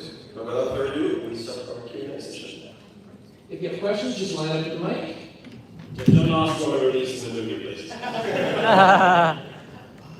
Hi guys, good morning to you. It's really a pleasure to know you and to be here.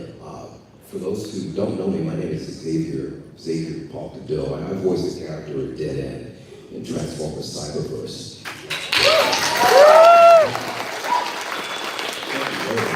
Very much.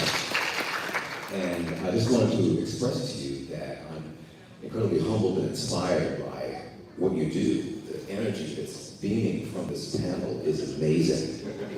And I realized that you guys are next. You are here. You are the future of Transformers, the franchise, the creative energy, the juice, the real fuel that makes this happen. My question to you, James, is as a result of working on Dead End, I'm very interested in exploring the character much, much more. And I'm wondering if you'd be interested in working with me on a live action trailer or project where my vision is that Dead End starts off as I am, but then transforms into a new world. So A, do you share the vision? And B, how could we create something that combines live action as well as the special effects that you've demonstrated? Well, the answer is yes.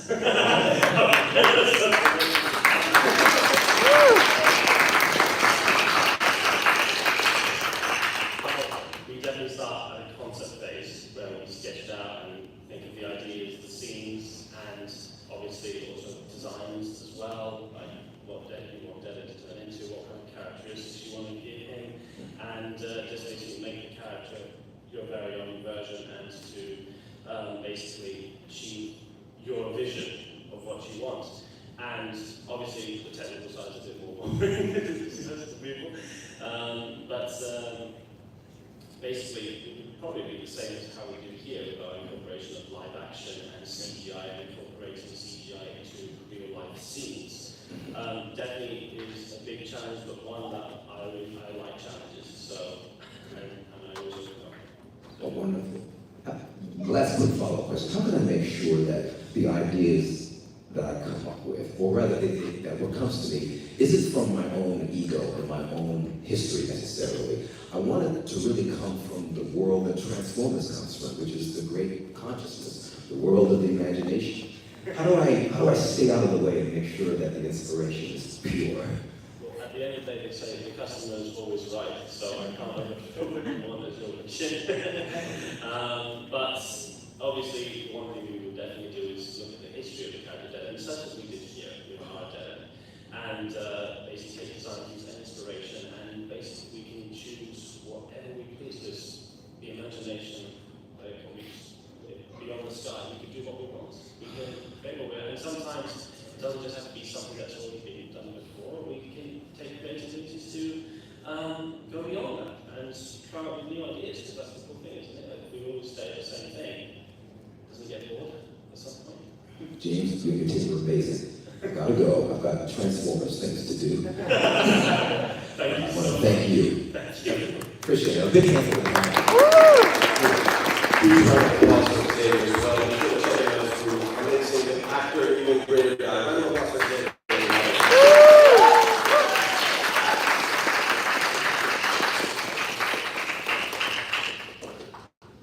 Hi, my name's Eric, and I'm just curious. So the Bayverse is kind of known for having a bunch of, well, not a bunch, but a few continuity errors throughout the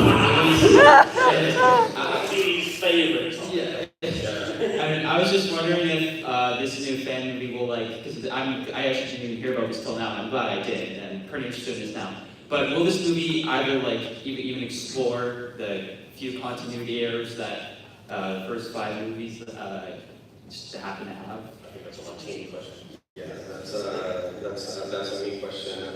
Well, yes, as you well expressed, the first 4 films have a bunch of continuity errors, and then the last 9 is a walking continuity error. But obviously, yes, we will try to fix everything, but tightly, neatly with a bow, and we're looking at everything, and not only everything in the Bayverse, but you know, we are Transformers fans at the core. So when it comes to writing this film, I don't only look at the Bayverse films, I look at Bayverse comics, and I look at G1, G2, Beast Wars, Ridge of Alpha 1, Armada, Energon, etc., etc., etc. Because this is meant to be a film for from the fans, for all the fans, not just favorites ones. So yeah, absolutely. Well, I'll try to do my best because it really has fun. It's not an easy task, but You haven't made it easy for me. I feel like you guys are spending more time on this than Michael Bay ever did, so. All right, thank you. No problem. Thank you for your question. Hello, my name's Aiden. I noticed when watching the scene with the cliff jumper that was shown off that his wrist blaster kind of resembled the plasma blaster of the main mech from the original Pacific Rim. My question is, did that movie serve as inspiration for that character's blaster? Because Yes. Very much so. No, obviously, Cliff Jump's design is roughly inspired from Bumblebee as well. So, but we wanted to make it different, and I don't know. I see sometimes I get ideas and inspiration from other movies. I see these two whenever I get a new idea, and I'm like, oh, what can you bring today?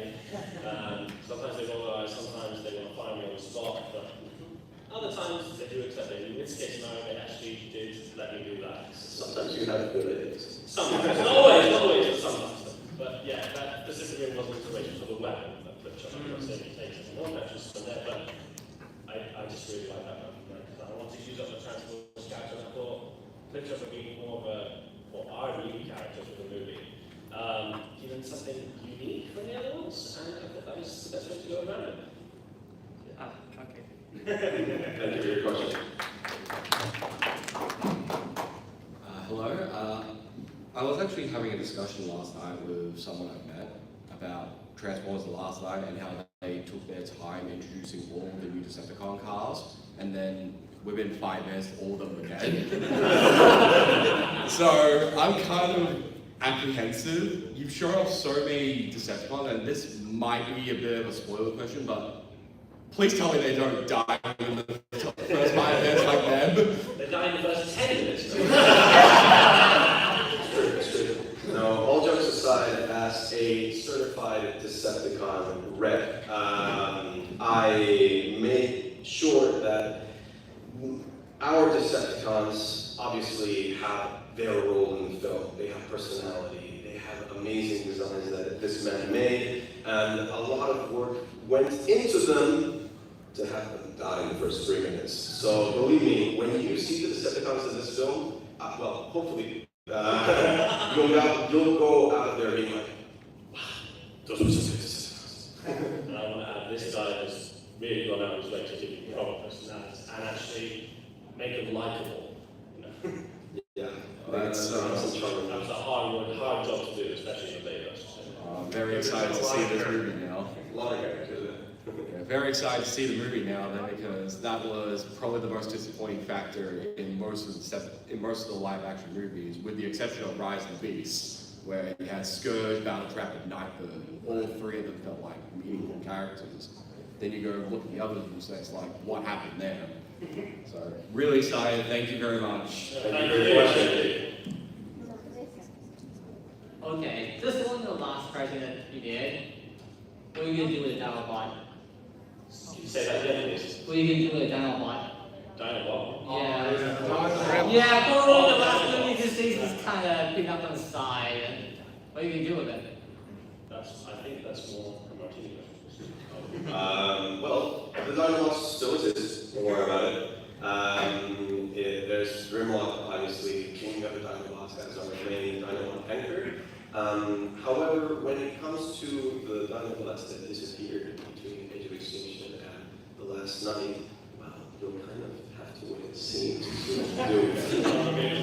We can't reveal much, but we do have the Dinobots in our lines, so don't worry about that. Okay. I'll wait for it. Hey, first of all, amazing work. Really looking forward to watching that movie. Thank you. I do have a question though. We know there are some brands that are very protective of their characters, namely Nintendo. Have you ever had any issues with Hasbro? Any legal issues, whatever?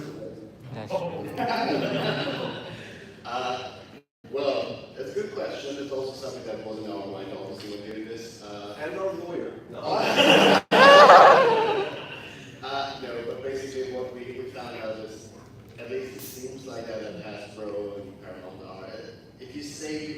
boundaries that you're given, which means we non-profit, so we're not earning any money from this. We're doing just out of our passion, love, then mostly they're appreciative and they have no problem with it. Obviously, as soon as the money gets involved, you start getting in trouble.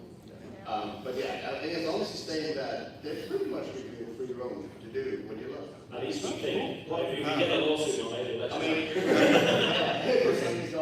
Plus, we buy more toys than anyone, so we're actually giving to Hasbro. True. If anyone works for Advocate, please, we'd love to discuss with you. Maybe make a deal. Thank you for the answer.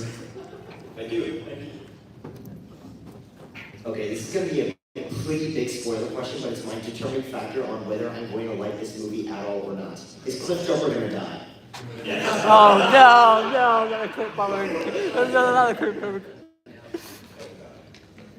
So, we know that Cliff Jumper most of the time dies within the first minute. It is a running meme, I know. But, I'm sorry to disappoint you, but when it comes to that, you'll have to wait and see. But I'll say this, the main characters, maybe it gives an indication. Thank you. All right, so we have 5 minutes left. Okay. Hi, hello. Firstly, that work, your trailer, it's really, really cool. I do want to see this later. But this is just Mr. Lawson. So how did you sort of go around and kind of becoming a cast member of this project? Like, how did you find these guys? And, Well, I gotta be honest, they reached out to me, which was surreal, because I remember hearing about this project. I think I saw a thumbnail of the Rise of Unicron back in like 2018, 2019. I remember thinking to myself, because I was in a film program at university, and I thought to myself, man, what I do is serve coffee on this thing, you know, just like, and, but you know, I tried to put my best foot forward. I am really passionate about voiceover, and especially Transformers and voicing Optimus Prime. So I have voiced for several other content creators like GrimShots22 on YouTube, MPCon's Mitch Porter, and his Darkness Within series. So that experience, as well as many others, I believe got me noticed. I can't really speak for the people that found me, but I am very grateful for it. I mean, I can say I was the people. But yeah, basically, I got recommended to me, and I took a look and I was like, I gotta have this guy. Yeah, exactly. And I screamed like a schoolgirl so hard when it happened. I was just in disbelief. So, very. 3 minutes left. all right, thank you. Quick question, Yeah, hello. So can I just say, like, in a movie series where the bad guys are mainly gray and black, and if they do have any other color, it's mostly, for the most part, it's been desaturated to all get out. Can I just say, in a movie series where that's what the bad guys look like, I appreciate that you've given the Decepticons colors that are not desaturated and actually, you know, pop, like, you made them as colorful as the Autobots. And also, I noticed, I think you used, I noticed a lot of black on the Decepticons. Did you use that as sort of like an accent color for them? Well, we did kind of try to make them distinct from each other, so they do have their own kind of color scheme. That's not a bad thing. I'm saying I just noticed like it seems like black is a common color shared throughout all of them. Oh yeah.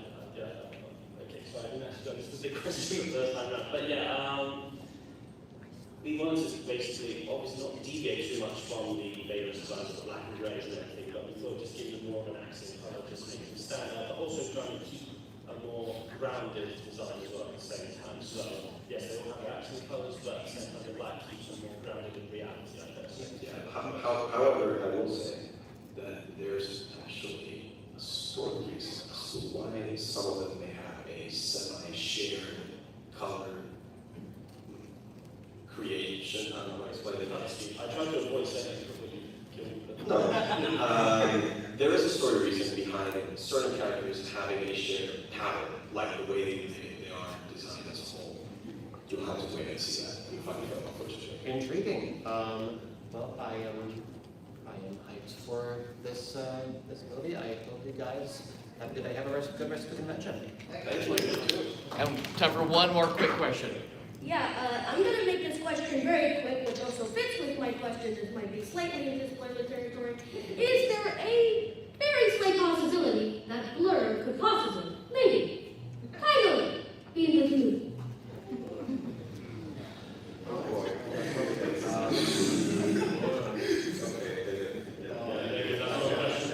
I can't do it. And I think I know the answer. I'm sorry, you have to wait and see that. Thank you for your time. Big round of applause, friends.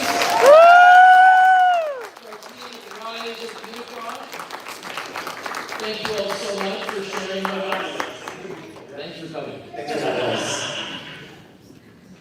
All right, friends, so we're going to come back at you in a few minutes to the next panel, which is the Japanese G1 Timeline, Part 2.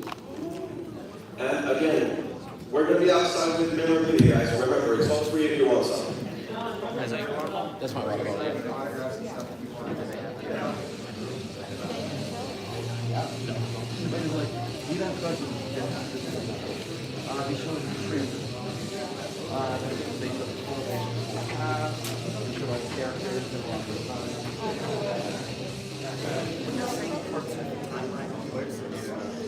Well, so they have been on them last year.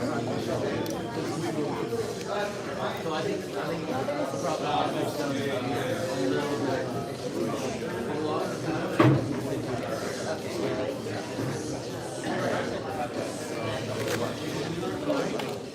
Thanks so much. A little bit.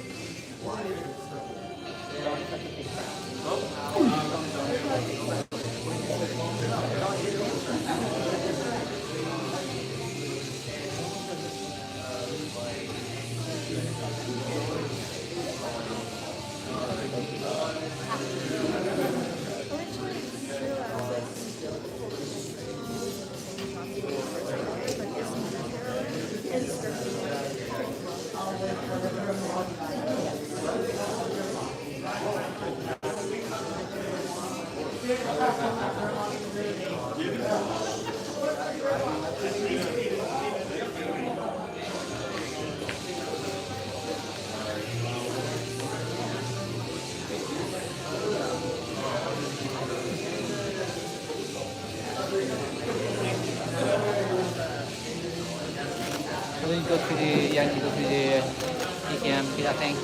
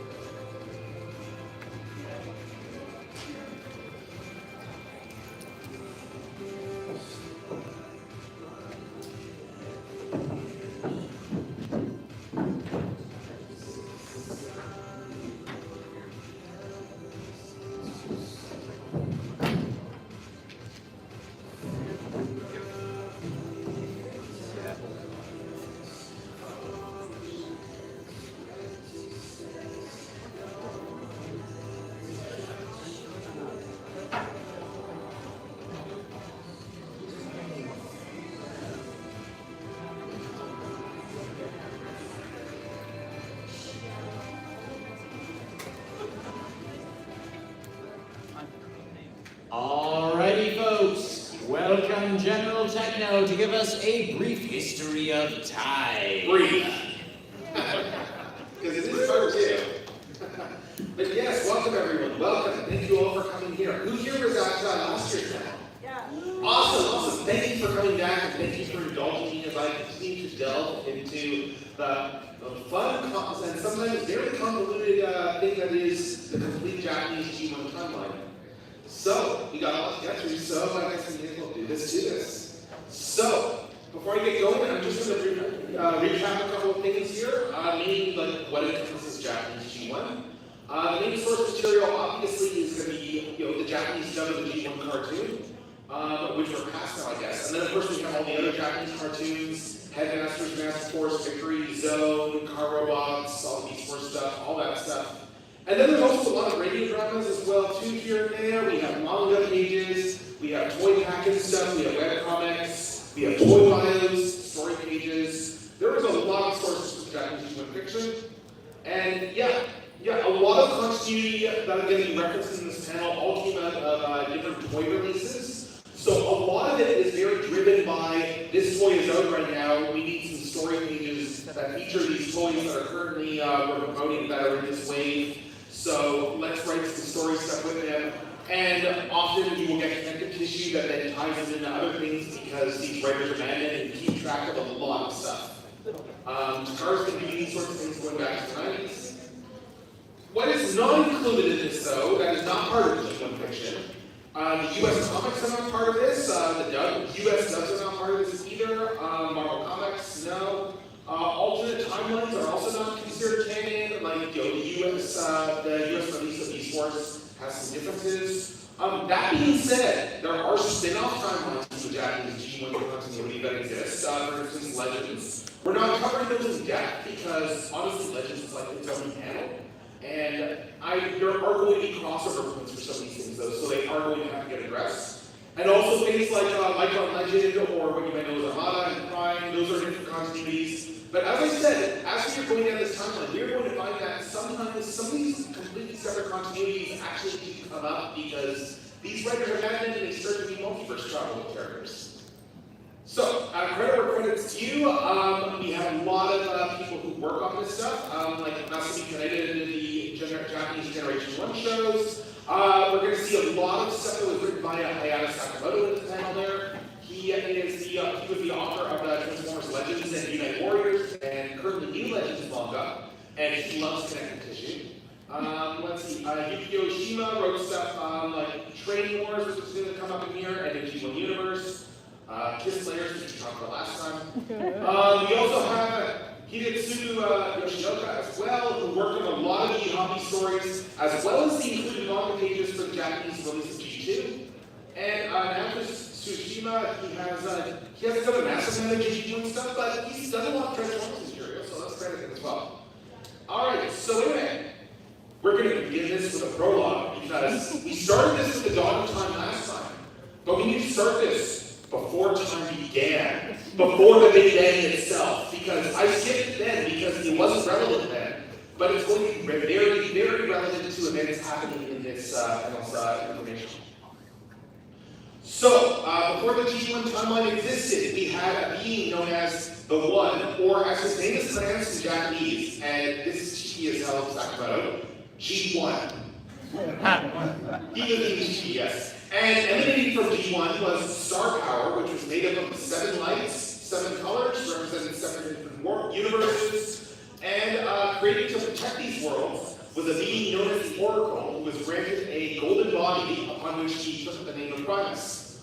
The golden body that is basically that one golden hot rod Rodimus time from way back then. And then you get the Primus Vanguard. Each of the 7 lights there got its own colored order of guardians. The leader of each order had a matrix of that color, and it possessed the star power of each of these universes. And Primus himself had a silver matrix that was capable of channeling all 7 matrices, and it had the power to even recreate reality itself, using all that power. But, as we know, where there was light, there was also going to be shadow, and so it was that the evil specters arose, threatening the entire multiverse, beings of shadow. And in an effort to eradicate them, the Primus Vanguard decided to pool all of their matrices together and create like the biggest light possible that would extinguish all shadows. And as a result of their effort, they actually merged all 7 universes into the singular precursor world, where you had like 7 different planets, all in one universe. And everyone thought that this problem was solved. Unfortunately, who remembers these guys in Beast Wars? Anyway, I touched on them very briefly in part 1 with a promise to explain them further. And yeah, they start showing up and they start wrecking havoc. And Primus decides to use the power of the matrices to peer into the future, trying to figure out where the hell these guys came from. And unfortunately, he learns that the light matrices didn't actually destroy the sectors, but instead, in the next universe, they re-evolved into the Vok. And then come back to the previous universe in order to finish the job and recreate reality itself to one that is more to their liking. And they are making siege to the various planets in the universe there. Primus really didn't take this very well, this news well, so he decided to go back home, go back to his home, and he decided to, bear it all and confide in his cat. Now, you might recognize this guy. Yes, he was the Mojo Jojo to Primus' Utopia. He was like a little monkey pet there, and Primus tells him all this stuff. And then Primus chooses to reveal, oh hey, so because I've been in your presence this whole time, soaking up all these energies, yeah, so I can talk now, I'm smart, and you know what, there was actually a solution to your problem. We just destroyed the universe and recreated it before the Vok do that.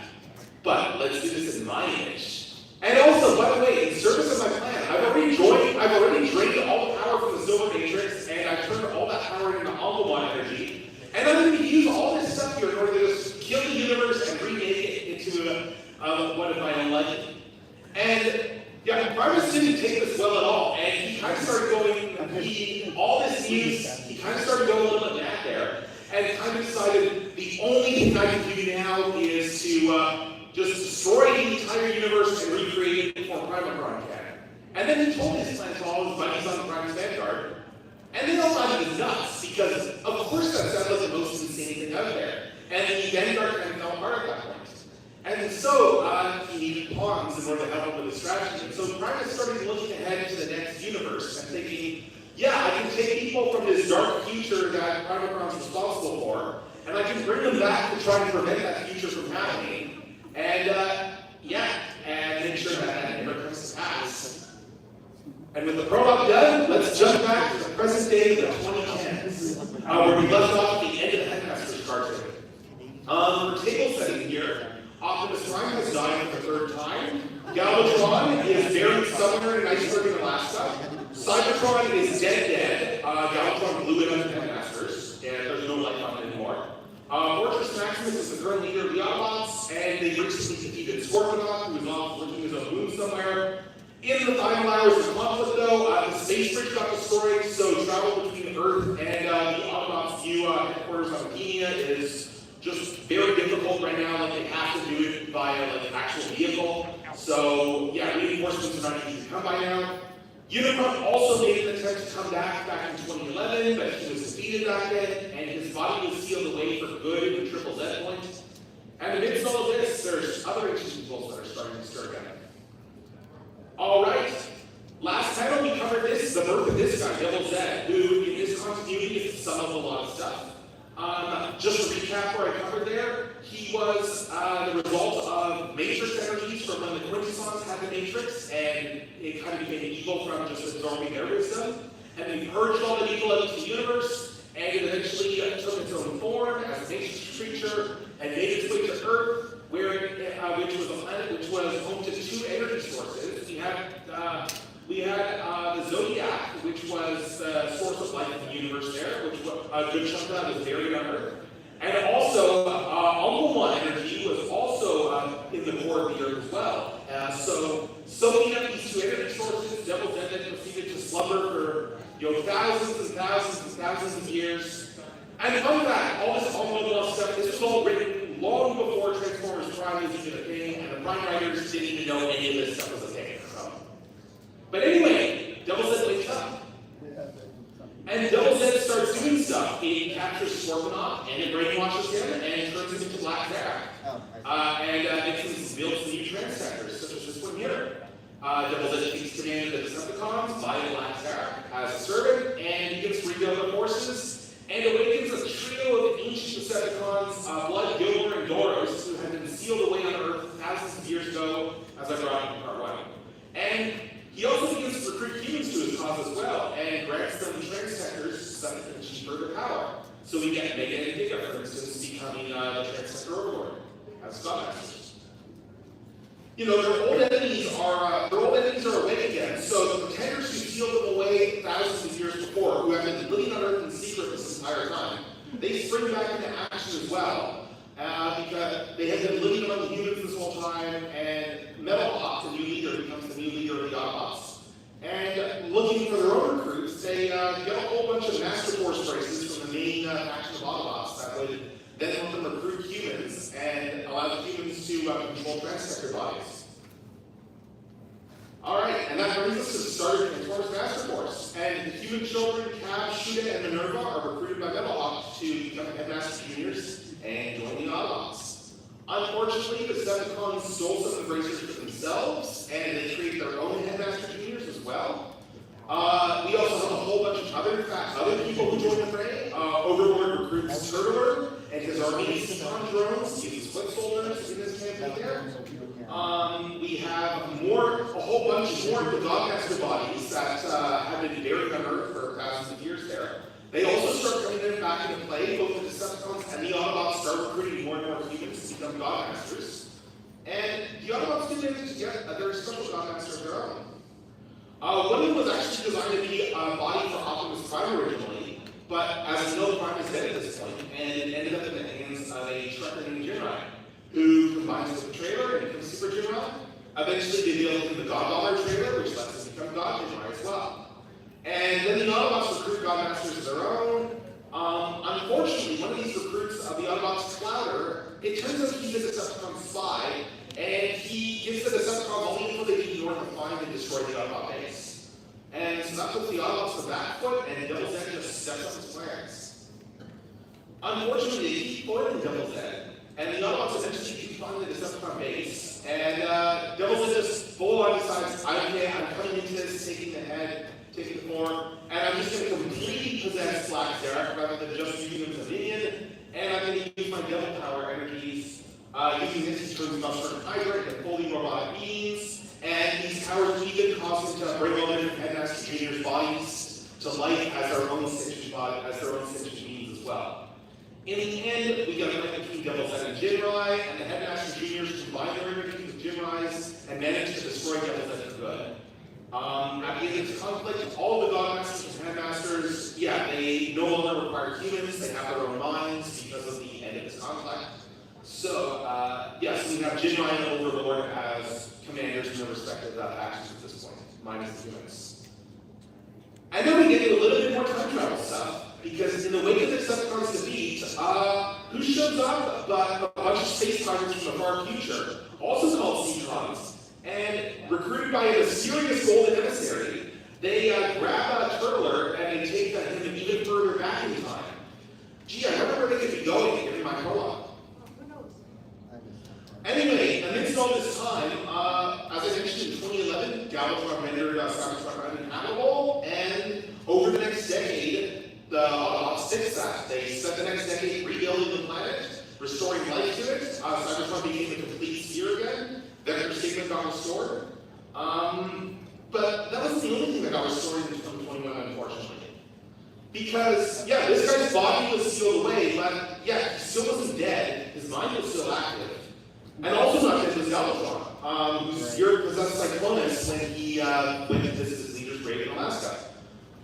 Together they traveled to the Triple Endpoint, where Unicron's remains were sealed, and Unicron summoned a bunch of warriors from other dimensions in order to combine them all in Grand Galvatron. So we had Thrust from the Micron Legend universe, we had Breakdown from the Transformers Prime universe, we had Roller from a version of the Activity continuity, and then of course we have Starscream's Ghost as well, who joins the Finder as well. And he gets another body this time, but not a full body because Unicron doesn't trust him after the last time.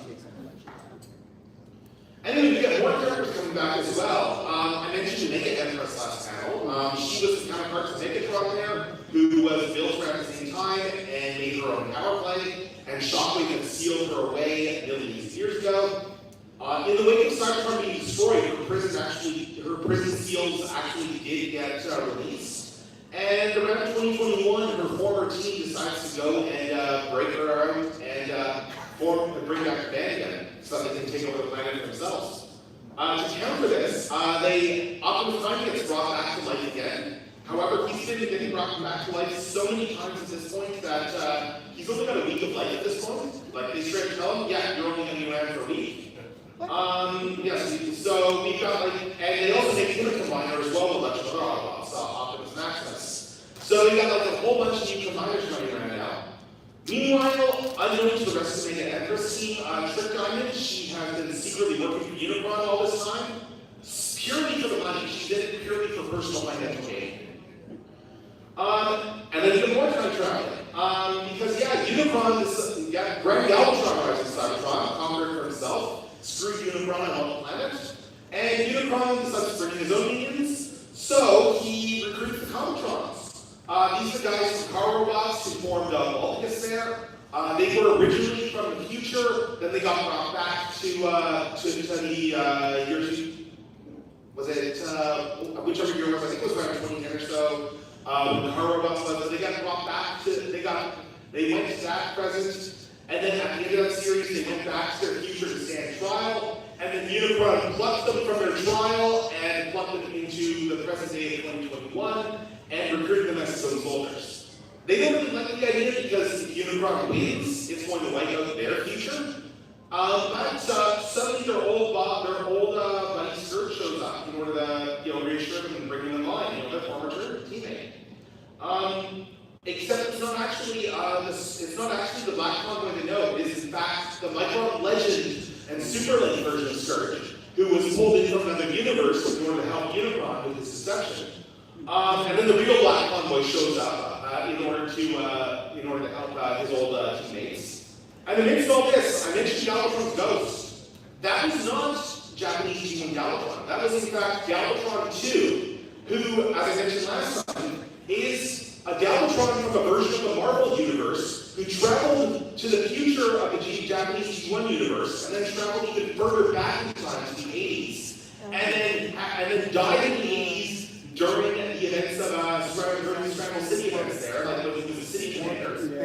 And now he's back again. And and he's been a ghost this whole time because he's had his own Marvel Matrix. So now we've got all this crazy multiverse stuff going on, and while all this crazy stuff is going on, Thrust and Trick Diamond decide to slap Unicron's head onto his Cybertron and take the planet for its own body. Alright, anyway though, they beat Unicron, they cut off his combiner wars quarter of their head. So they defeat him, and the day stayed again, and Prime has about a week left of his life, and he lives at the fullest and dies. For the 5th time in her story. And he stays dead, that because at least he would stay dead until they find a way to bring him back once more with some sort of new power source. Alright, around this general period of time here, the forces of good start to form a new intergalactic faction. You have Earth, Cybertron, other species, they unify into the Universal Peace Alliance, and in 2021, Spike is actually elected as their leader. To fight the Decepticons, they formed the Universal Defense Force, which would then be led by the new Autobot commander, Starsaber, who he's been around for a while in the background, he's been doing stuff for a while, but now he's in charge. Meanwhile, the Decepticons also reorganized, and around 2025, Death Source takes charge of the faction there, and leads his troops back to Earth to raid the planet for energy because he wants to restart and restore his planetary fortress that got sealed away by Starsaber thousands of years ago in the Dark Nebula. Starsaber takes the force to Earth to stop him, and meanwhile, God Jedi is still fighting Overlord off in space. Eventually, they head over to the planet Micro during this whole conflict, and the Source's team of Dress Force soldiers, they finally get all their members together, and they assemble into the gloriously overpowered Lio Kaiser, who a bunch of you probably know now, because it has that. Lio Kaiser is awesome, one of my favorite combiners. And they proceed to, via overpowered methods, just take out so many Autobots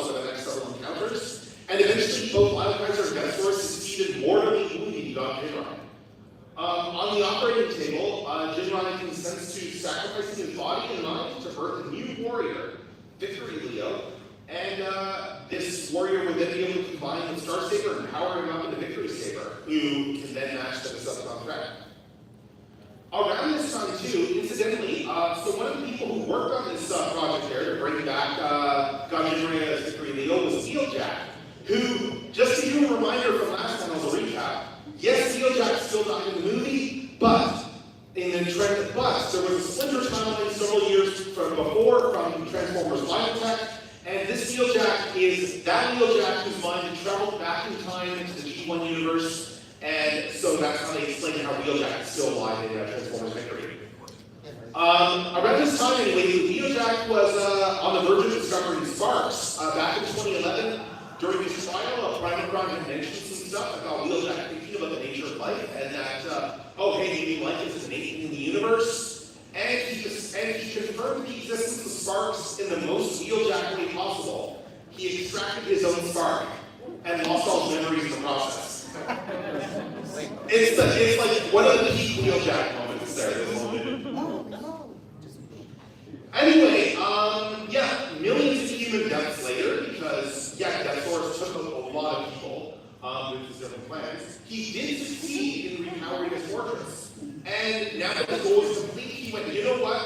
We all keep losing on Earth. Let's just blow up the Earth, and then you get no more Decepticon losses.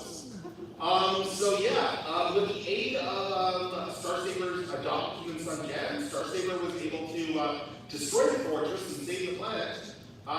He faced Death Force in single combat, came out on top, and Deathsaurus vented himself out into space to escape, and his body lifelessly drifted away as he bled out from his mortal wounds. It was the whole "I'll be back," and then it vents itself into space, and then it very clearly died. Meanwhile, all this stuff is going on here. Back on the planet Micro, they developed a new power source, Energon Z. And to protect this Energon source, the Autobots initiated the Zone Planet. And Planet Micro was rebuilt, and it was rechristened as Planet Zone. And in short order, it was attacked by Deathsaurus, who somehow survived. And honestly, the actual canon is really vague on what the hell here, like how Deathsaurus came back and everything like that. There's actually very little canon here that explains any of that stuff. But hey, meanwhile, we took out one Eldritch threat. Why not bring in another Eldritch threat to replace it? Because the Devil's Ed's gone. But in 2030, another evil force emerged, Dark Nova. On an undiscovered lifeless 10th planet in Earth's solar system. You know, maybe it's Counter, maybe it's Mondas, I don't know. Depends on your fandom. Anyway, there, Dark Nova merged the sparks of a whole bunch of dead Decepticons into the creature known as Violent Jaguar. Or Jaguar, I don't know what the correct pronunciation is. Anyway, it then resurrected a whole bunch of dead Decepticon combiners and commanders, such as the 9 great demon generals, 8 shoulder pads, fancy headgear, capes, all that sort of stuff, and proceeded to attack the planet of Flaminia and took out Victory Saber. At this point, Violent Jaguar was after both the Energon Z that powered the planet Zone, and was also after the Zodiac fragment that was on Earth. And yeah, it went after both with both of its forces there, with all of these demon generals, and was in combat by the new commander of the Autobots, Diablos, who was the leader. I brought him back in part 1. He led the Power Masters back then, and incidentally was indirectly responsible for the arc taking off in the first place because he picked up the Zodiac way back when there's some sort of energy source on Earth and the arc went, and that was why the arc went that way. Anyway, they defeated Violent Jaguar, they did also retrieve the Zodiac from him, and they actually brought life to the 10th planet in the process.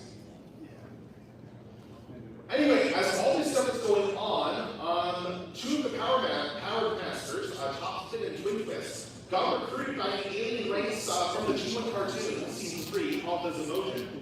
And using the power of the Zodiac as well as their own telepathic powers, they created a pocket universe with a new planet that was known as the Legends World. And it was a planet that was populated by cute beast versions of various Maximals and Predacons from Beast Wars who lived out their lives as if they were normal humans. So it's essentially just a regular human world just with beast people. In this universe, incidentally, Transformers is actually a work of fiction. So yeah, Transformers is a real thing. They have toys, they have TV shows, like it's all similar to the stuff from our world. But unlike in our own universe, because it's the power of thought is very powerful in here, if you're enough of an otaku with Transformers, you become a Transformer. And so a number of them actually became Transformers themselves. Also, despite this world being created in the 2030s, because it's its own universe, there's actually going to be a lot of points where characters from further back in time end up in the Legends universe chronologically later. It's all like weird intersecting stuff with the universe, and I'm not going to touch on it a huge amount, only where necessary, because it is going to be necessary to come back to this. Anyway, yeah, they defeated Violet Jaguar, but Dark Nova was still out there, still undefeated, and Dialis realized that there was only really one being that could possibly stop Dark Nova. Unfortunately, that guy was dead. And so, using the Zodiac, the little orb that's in that toy, they brought back Optimus Prime and his new Star Convoy body. And unfortunately, 2 can play the game of Resurrection, and Dark Nova went to Earth and went and freed Galvatron, the real G1 Galvatron from Japan, from his tomb there, buried in the ice, and rebuilt him into Super Megatron. Super Megatron did get defeated though by Star Convoy and his Battle Stars, and in response, Dark Nova then powered him up even more, turning into Ultra Megatron, and eventually Poland just merged with Megatron, forming the massive Star Giant. And attacking it from within, the Battle Stars, Star Convoy's men, were able to destroy it from the inside, and they utterly destroyed all the Star Giant except for its head, which conveniently was also part of the Ultra Megatron had been a part of. Meanwhile, around this time, Cybertron started having some real energy woes there, big energy crisis. So, alongside scientists from the planet Nebulos that named High-Q, yes, he actually got Nebulans in Japanese G1 finally, it just took another 20 years. Optimus Prime took a new form, and he, this black radiated here, and he journeyed into a black hole in order to find a new source of power that he could use for a place energon. And even though he threw himself into a black hole, no, this isn't a death. He didn't actually die here. Alright, while all this stuff is going on in the mid-2030s there, this stuff comes from the new commander. This is a bodiless entity named Scratch, who had possessed the body of the Decepticon Skydrive. We don't really know what Scratch is, we just know that he has Skydrive's body. And anyway, his Decepticon forces attacked Earth to steal the new technology that had been invented with the help of human scientist Chip Chase. Power core combination. And this technology was powered by a technology called an energon matrix, which was, it was a power source that, took inspiration from the matrix of leadership, obviously. But yeah, these were devices there that would be able to power things like combinations and stuff. And yeah, so we got a bunch of guys who got upgraded to various power core bodies in the process, and upgraded a bunch of these forces. Scratch unleashed the Primo plague on Earth. He was eventually defeated though, but in the aftermath of the defeat, the humans decided the universe was too early for energon matrices. They sealed away the technology for use at some point in the future when it would be more responsibly used. Maybe this would take thousands and thousands and thousands of years. Also, among Scratch's troops, the dude named Straxus, who, yeah, it's Marvel Straxus. Somehow Marvel Straxus shows up in this. And yeah, he got a power core upgrade during the story, in fact, actually, too. He's one of the power core dudes in head. And he also found Ultra Megatron's comatose body, meanwhile, floating in space. And he did the thing that Straxus loves to do in the Marvel League comics: brainwash Megatron. So yeah, he had his little Megatron in the jar there, trying to brainwash him. And then meanwhile, he took command of the Titan Metro Titan and decided to go after the planet Earth. Alright, while all this stuff is going on, we have more people traveling from other universes there, such as the Fallen here, who, as a reminder, makes no sense in Japanese G1 continuity because they had no versions of Primus mythology. So yeah, the Fallen randomly shows up, and yeah, he wants the power of Vector Sigma for himself. And anyway, long story short, he gets defeated. He's actually using the full Cybertron onslaught body, incidentally. It was a potential exclusive when they were doing like a fan poll for different exclusives at the time, and the Fallen was one of them. So that's why he's in the story. Alright. Anyway, eventually Prime returns from his Nucleon quest, and he returns an Action Master, and because he discovered a new energy source called Nucleon. And yeah, they defeat Straxus, and when Straxus is defeated, they recover Megatron's body. Megatron was sealed with Nucleon, and he got nursed back to health by a friendly Decepticon, and he also became an Action Master. And you know, amidst all this, with all the stuff that they did through, Megatron and Optimus Prime decided to just stop fighting and end the war, and form the Cybertron Alliance, and get all these fancy schmancy capes there, and just bring the pieces of the galaxy, and yeah, just stop fighting anymore. Anyway, this should have been the end of everything. Unfortunately, then Megatron's friend got gunned down by the humans. And then Megatron went, you know what? This isn't fair. None of this is fair.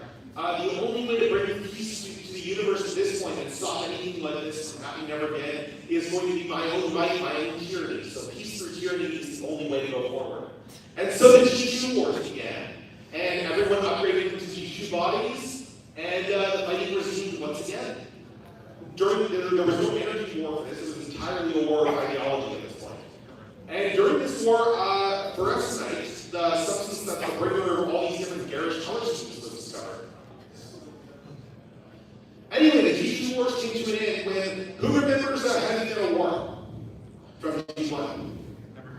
There's this concept in that episode called the Law of Cybertron, where maybe it's not Heavy Metal War, but there's this concept called the Law of Cybertron, where if you have 2 liters fueling, then the loser and their followers are going to be banished as a result of the loss. And back in that G1 Megatron, in that G1 episode, Megatron essentially cheated and gained this in order to try and pull it over Optimus Prime. Anyway, it gets invoked again this time here, except this time it's an actual fair fight. Megatron doesn't do any cheating, and he does lose. And Optimus wins. So Megatron and the Decepticons flee Earth, they've been defeated. Yep, and that's done there. Meanwhile, remember this time, we're actually getting back to the time where the Comitrons were originally in their timeline. And the time when they originally got sent back in time in order to go and find Brave Maximus' body. And yeah, then as we know, they got sent back as protoforms, their ship crashed, they got reprogrammed by Gigatron and became evil. And then they got taken back to this time and made the same trial. And it's around here that Unicron abducts them and brings them back to 2021. Just to give an idea of like this closing time loops. We're going to see a bunch of time loops closing this now. Speaking of closing time loops, this is around where Marvel Galvatron first shows up in the timeline. We're at that point there, and he comes to a whole bunch of different planetary fortresses and stuff. And everyone calls him Galvatron too, because to them, chronologically, he's the second Galvatron. He hates it. He really doesn't like it. But he takes control of the Decepticons anyway, and he makes Megatron his subordinate at this point. Alright. Anyway, I have been tilting around legend stuff entirely because, yeah, as I said, this is easily its own panel. I love the Legends continuity. It is oddball, it has its ups and downs, it gets into some crazy story stuff. But we kind of have to touch on it now because events are coming to a head here. Because with all this stuff going on, Megatron, he hears about this alternate world where all these different troops have been disappearing to over the years, and it's like, you know what, I'm kind of done with this world, let's go conquer a new world and take it for myself. And so, it's like, oh yeah, world needs toys there, this is going to be easy to conquer, it's going to be super easy to take over the planet. And anyway, long story short, when he gets over there, the planet kind of tames him. He not only ends up becoming like a respected corporate citizen, like head of one of their major companies there, and eventually he's loved so much by the citizens that they actually elect him mayor. And he actually becomes a very responsible, like mayor, a well-loved politician in like the main city there in the Legends world. It's kind of great. Like it's kind of like this big redemption stuff there. Like yeah, like that's actually not East Word Megatron. That's the Legends world Megatron. So like dinosaur that became a robot sort of thing. Like, they had a bit of a rivalry, but then eventually they became good friends. Unfortunately, this era came to the end when Scorponok made his way to the Legends world. Because, yeah, amidst all this, he still wasn't dead. And because time is out of order here, this is actually Scorponok travels to the Legends world after he got freed from Devil's End's possession. When the Black Transcender got destroyed, he just traveled to after Megatron and joined the Legends world because time is all necessary for universe travel. And he made a whole bunch of bids for power for himself. He didn't get anything. He was like, I'm taking this over. He eventually, a bunch of his headmasters were there too, so he reconstituted his forces. And he eventually unleashed his second transceptor, the monstrous UYGLZ, which was this massive monstrous body that he built. Unfortunately, amidst all this, Double Z also made his way to the Legends universe, because as it turned out, Double Z wasn't actually dead, and Double Z got up to stuff as well. Anyway, yeah, a whole bunch of stuff happens here. Scorponok got defeated and vanished into another dimension with UYGLZ. But the Legends world, in the process of all this stuff, unfortunately, he planted a whole bunch of bombs and stuff, and the Legends world did get destroyed. However, all of its residents were evacuated by Megatron, who took them back to his home universe back in 2038. So, no one died, but the world got destroyed. And they all ended up on the planet East from the Headmaster's cartoon. But not long after, the planet East got besieged by Galvatron 2 there, who had built himself a new planetary fortress, a massive nemesis, this giant floating eye that's like the size of a planetoid sort of thing. It is awesome. And he decided to seize the power of the planet East for himself. He had its own innate power, its residents had their own innate power.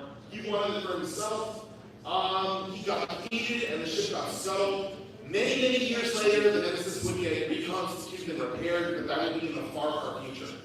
And amidst all of this, Island Jaguar reemerged again and attacked the planet Zone with a new fortress. This new fortress that he attacked it with was a Unicron Neo, who wasn't actually a Unicron Resurrection, but rather a new incarnation of Dark Nova.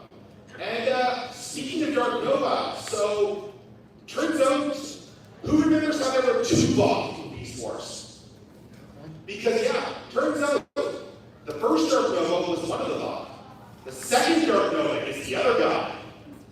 And their plan here is to wipe out the Transformers to prevent them from interfering in their plans they've been doing all this time. You know, they have a thing for picking the things that Transformers most feared, like Unicron's bodies. Anyway, Unicron Neo got destroyed. The second Dark Nova then seized Megatron's body again, possessed him, and became a new Star Giant. But yeah, at this point, Megatron at this point had kind of got a Magneto route. He wanted peace, not conquest, and fought back. Paralyzed the creature long enough for Dias to kill it. Okay, I got a bunch of stuff to get through, so let's see. Megatron's heroic sacrifice, it didn't go unnoticed. Power Masters and the Zemogen, coupled with the wishes of the Legends World residents, in proper anime-style fashion, were able to recreate the Legends World, make it a new home for its residents, and in the process, using the power of anime willpower, like God and anime on their side, they resurrected Megatron amidst all this. And he went back to being their leader as they rebuilt the planet. Yeah, meanwhile, all this was going on the planet East, Wheeljack discovered a bunch of protoform capsules endued with Beast power from the planet East, which let them scan organic life. And he realized that, oh hey, these are the forerunners of a bunch of guys that, we know, the guys that did Beast Wars and stuff there. He realized that, so in full proper Wheeljack fashion, he was like, alright, I'm giving them the same faction symbols as those past guys, because clearly these are going to be the ancestors of those guys. So let's close that number. Anyway, about 6 months or so after the Legends World got restored, Megatron decided his work was done, and it was time to go home. They were sad to see it and leave. And he went back to his old rival Optimus Prime, and they restarted the Cybertron Alliance. And they brought up conclusive events to the original war. Unfortunately, though, the seeds of the new conflict began to grow back on Earth, because around this time, humanity finally discovered all the Algolon energy that was buried in the planet for themselves, and figured they could do something with it. Fun little side, incidentally. Yeah, so who remembers the target from Kiss Players? Yeah, so at this point, she's in her 50s, and she's a scientist now, and she's building robots. And humans using Algolon technology are becoming more and more advanced. Artemis and Moon were in fact her creations there. I believe that's Chip Chase off in the foreground in that panel too. But yeah, humans are advancing quite a bit by using all this Algolon energy. By 2050, they built a giant computer powered by Algolon, and they even used Algolon to create their own entire race of robot servants, the Selectors. If anyone remembers all the little red guys from Earthrise, that's essentially what the Selectors were. So But you know who actually turned out to not like any of this arrangement here? The slaves themselves. Because they kind of pointed out, isn't this kind of the exact same thing that Quintessons did when they built the Transformers? So they started their own revolution for their own right to be free. Yeah, some of you, when I showed stuff with their leader, he might look a little familiar. Yeah, that's right. Rick is their leader there. Yeah. Anyway, he appealed to Megatron to help him overthrow your human masters. And Megatron agreed to lend them aid. And then the Autobots went, okay, we need to stop you guys. We're kind of on the side of humans. Except, this is the part where Megatron then goes, your catchphrase is freedom is the right of all sentient beings. What about these guys? And Optimus Prime got caught in a crap, you're right, and switch sides. So then, yeah, the Autobots and Decepticons were now on the side of the selectors. Except for the Dinobots, actually, because the Dinobots went, you know what, you guys treated us like crap all this time, and humans were the only people who ever treated us with respect. They may not understand that quite as well. They're familiar with it, but they won't know if you made a little mistake here and there, if you said something wrong about the backstory. So they're just going to see the talent and can you handle it. So you would want to do that. That's again if it's TV. If it's movies, you just have to write them. The other thing I would say is that it's very different than when I was coming up. You have one of these, you can make things, right? And it can cost almost nothing.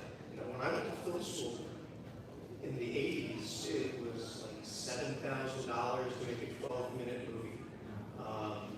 So you guys have an amazing opportunity with these, with all the cheap lighting equipment, and so many people who are interested and talented, and you have YouTube and other ways to get this stuff out there. So take advantage of it. Don't wait for permission. Thank you so much. If you are motivated, then you don't have as much motivation to light a fire under your ass, did it?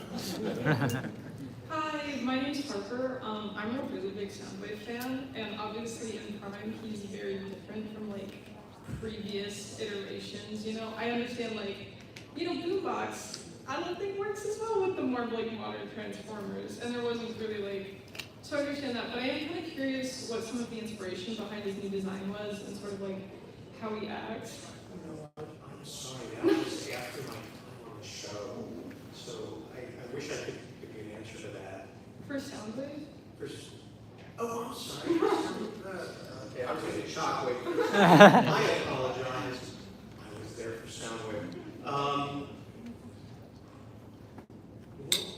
don't quite know. I mean, Dave Hartman is an amazing artist and an art director. Jose, all the guys who were doing the art and the design were amazing. I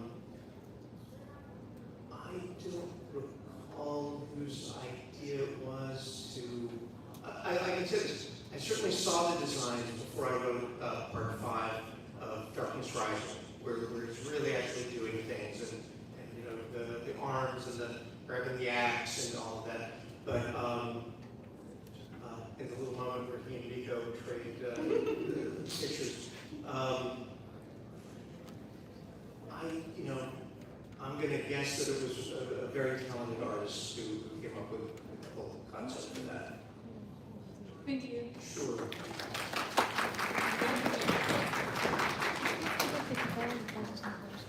Hello. I go by Robin, but I was wondering, for character-wise, were there any characters that you thought was more underutilized or that you wish there was more of in the show? I haven't thought about that before.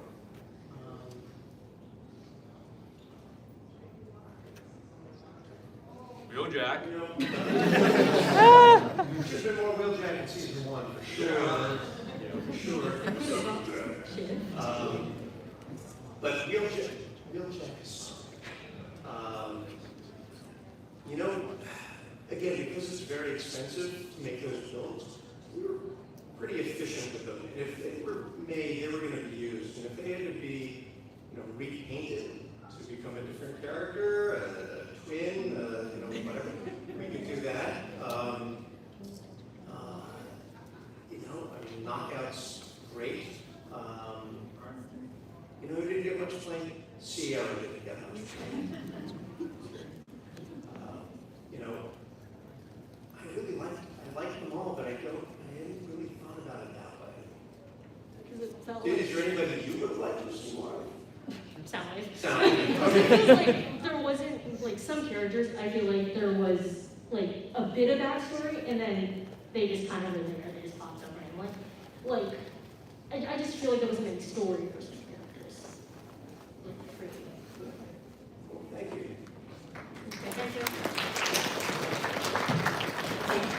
Hey guys, I really love, my favorite character, one of my favorite characters of Transformers is Wheeljack, because he's a tinkerer and a scientist and creates stuff.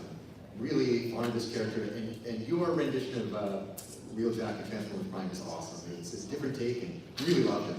And then later, I found you were going to voice Skullface in Metal Gear Solid, another one of my favorite franchises. So that brings me to my question. There's an iconic line in that game, the Phantom Pain. Who?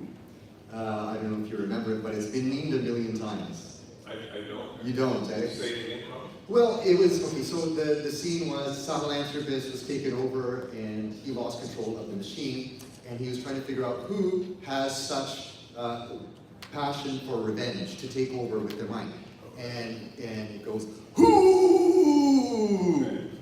And I want to know what is behind that, like, what is the feeling behind that? Because it's been used so many times, and it's a little bit vague on the feeling. And I don't know if you have any input on Honestly, I don't really remember doing that, but I mean, just what you did, Yeah. it is the writing, and also often the writer's there, and collaborating with the director, and so they might do it different ways. So that often, even in video games especially, you know, you do one, they say, oh, that's great, one more time. Oh, think about it this way, one more time. And then you get to the point where they say, oh, that's perfect, do it again. That was amazing, do it again. Is that what I said? Well, Sam Elliott had a famous quote. He said, you know, that's good. I want me to do it again. I do it again exactly the same way. Do it again exactly the same way. They get 10 perfects. But often it's just a matter of what they want to hear a lot of different things, and they choose the one that works best. I see. Yeah. Cool, appreciate it. Thank you. I'm Nicole, and I'm hoping I can word this coherently. Given that there's a lot of discussion within the fandom, like a lot of theories and headcanons and everything like that, I'm just wondering if any of those kinds of discussions have ever influenced the way you write an episode, like anything you sneak in, or even the way that you performed the character. You're talking about things we read online? Yeah, like any discussions or headcanons of that fans have for characters, if they've ever inspired certain interactions between characters that you kind of snuck in, even either as an inspiration or as something for the fans. With animation, you know, you're writing way, way ahead of time. Yes. So, you know, if somebody comments about something in episode 1, in live action, they could then, you know, in theory, if they wanted to, you know, put something in 5 episodes later that would address or have fun with that. We would have to wait certainly until the next season, maybe a year later, to think about it. You know, I you know, from time to time, indulged my own stuff. I would put friends' names, you know, for characters. My wife is a background character in a Justice League episode. You know, sometimes you try to slip in a joke that works on multiple levels that, you know, the adults will understand in a very different way than the kids will. But no, I haven't done what you're talking about, but I will say this. I have a very good friend Bob Goodman, who created the Zeta Project, who's been working live action for many years now. And he has talked about how from time to time, they do have to change things because now there's a theory about it, and you cannot possibly, you know, stay ahead of all the theories because there are so many people theorizing. But for a while, it was like racing to get ahead of it, and you know, oh my gosh, they're onto us. You know, you can't trick them with this anymore. that answer your question? It does, yeah. Thank you so much. Just over 5 minutes left. Okay. Hello, my name is Jacob. I have a question for James and I have a question for both of you, if that's okay. James, I'll go first. How was the production on the movie at the end compared to the show? Did it feel like a longer episode?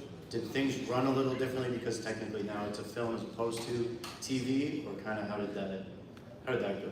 Well, from a voice point of view, it's just, you know, you're doing the script, whatever they put in front of you. It's not that you have it behind it. It's like an episode or a movie. I think they decided to make it. So from my point of view, it's just, you know, part of the day. Cool, yeah. And then my question for both of you, I'm not obviously affiliated with Letterboxd or anything, but I want to ask you what your top 4 films of all time would be. Ooh. And why, if you want to say it. Galaxy Quest is on mine. It's a Wonderful Life, Jimmy Stewart, and I have to watch that every year. And my wife thinks I'm an idiot, but I end up bawling in the community. And it's such a time of innocence, particularly lost. Boy, I have to think those two popped up in my mind. You go. Oh boy, we're gonna have to trade back and forth. I'm gonna say Casablanca. And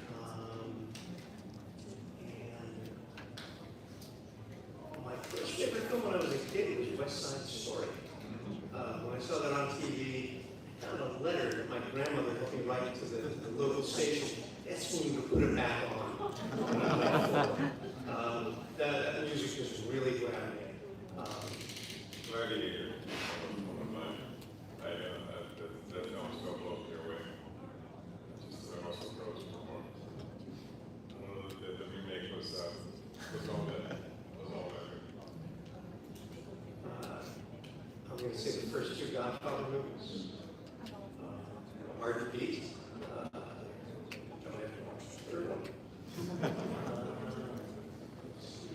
I saw The Sound of Music 7 times when I was a kid. I don't know what it was. It's just, you know, Julie Andrews and that opening shot, man, cruising into her and her spinning around. Yeah. I said, yeah, I want to do some music. I got to. I could tell, as a dad, I watched that movie, you know, so many times with my kids. That was fun. In terms of movies I've seen the most, I saw the Christopher Reeve Superman both times when it came out. And Star Wars, what I call Star Wars, what you call a New Hope, I saw 7 times in the theater. That's me. Thank you very much. Time for one last question. Trying to do a Shakespeare. Yes. As a writer and a actor and voice actor, how do you feel about doing improv? Because Doing what? doing improv, like improvising lines or anything like that. Yeah, no, I have writer friends. It's rare that you get to do this quickly in animation unless you have an idea and you throw it out there with this work. And oftentimes they say, well, give us a take of that. And they decide what they want to do. Right. We go in with the plan. You know, we're not going to ask for improv. But yes, if somebody has something great, absolutely. And things get changed during the recording session. One of those jokes I was saying I wrote once. Somehow it made it through the whole editing process. All the producers saw it. We got to the recording session. They did the rehearsal for the actors, and two of the actors realized what kind of a joke it was, and came out and said something to the producer, who kind of blanched and looked at me, and I said, well, the other producers said to keep it in because they said, you like these kinds of jokes. And he said, I do, but I also like my job. So it was eventually agreed that they would try to record that. And I'm not going to name the actor, maybe some of you worked with, but no joke, 30 takes, Because as soon as he didn't pay attention to it during the rehearsal, but as soon as he heard himself saying it during the recording, he just cracked up every time. So we did end up having a change. And the thing that you might find objectionable is still objectionable. And to me, it's just what's funny. But, yeah.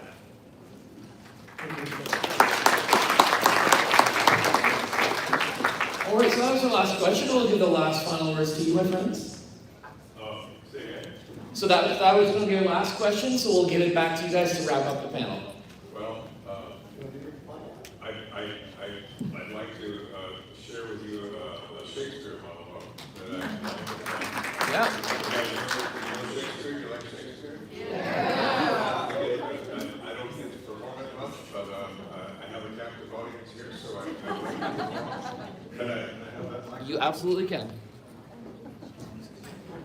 This is from Henry IV, Part 1, which is a historical play, and it talks, he's writing about a famous battle that the British were fighting against the French at the Battle of Agincourt, as you would say in the French-Canadian land here. What's that? Agincourt, yes, but in the English say they would say Agincourt. And it was written in, the battle took place in 1415, and the first speech of the play is from the chorus, which is kind of the narrator of the piece, and he sets the stage. And what I love about it is he talks about the power of imagination, which we often lose track of with everything being so ready-made, and we get to see everything done for us. So that's the power of theater to me. Anyway, he begins the play with this. Oh, for a muse of fire that would ascend the brightest heaven of the day. A king for a stage, princes to act, and monarchs to behold this flowing scene. Then should the warlike Herod, like himself, assume the port of Mars, and at his feet, leashed in like hounds, should famine, sword, and fire crouch for everyone. But pardon, gentle soul, the flat, unraising spirit that hath there on this unworthy scaffold to bring forth so great an object. Can this cockpit hold the vasty fields of France? Or may we crown within this wooden O the very casks that did affright the air at Agincourt? Oh, pardon, since a crooked figure may attest in little place, a million, and others ciphers to this great account on your imaginary forces work. Suppose within the girdle of these walls are now confined two mighty monarchies, whose high upreared and abutting fronts the perilous narrow ocean parts asunder. Piece out our imperfections with your thoughts. Into 1,000 parts divide one man, and make imaginary puissance. Think, when we talk of horses, that you see them, printing their proud hooves in the receding earth. Or 'tis your thoughts which now must take our names, carrying them here and there, jumping o'er times, turning the accomplishments of many years into an hour class. For the which supply, admit me, chorus to this history, who, prologue line, your humble patience pray, gently to hear, kindly to judge our play.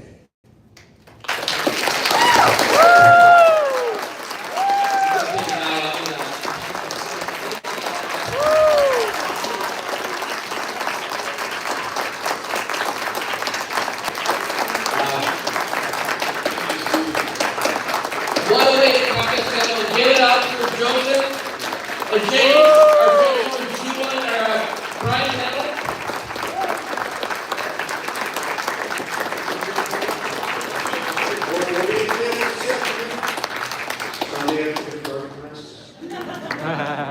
Thank you, Brendo.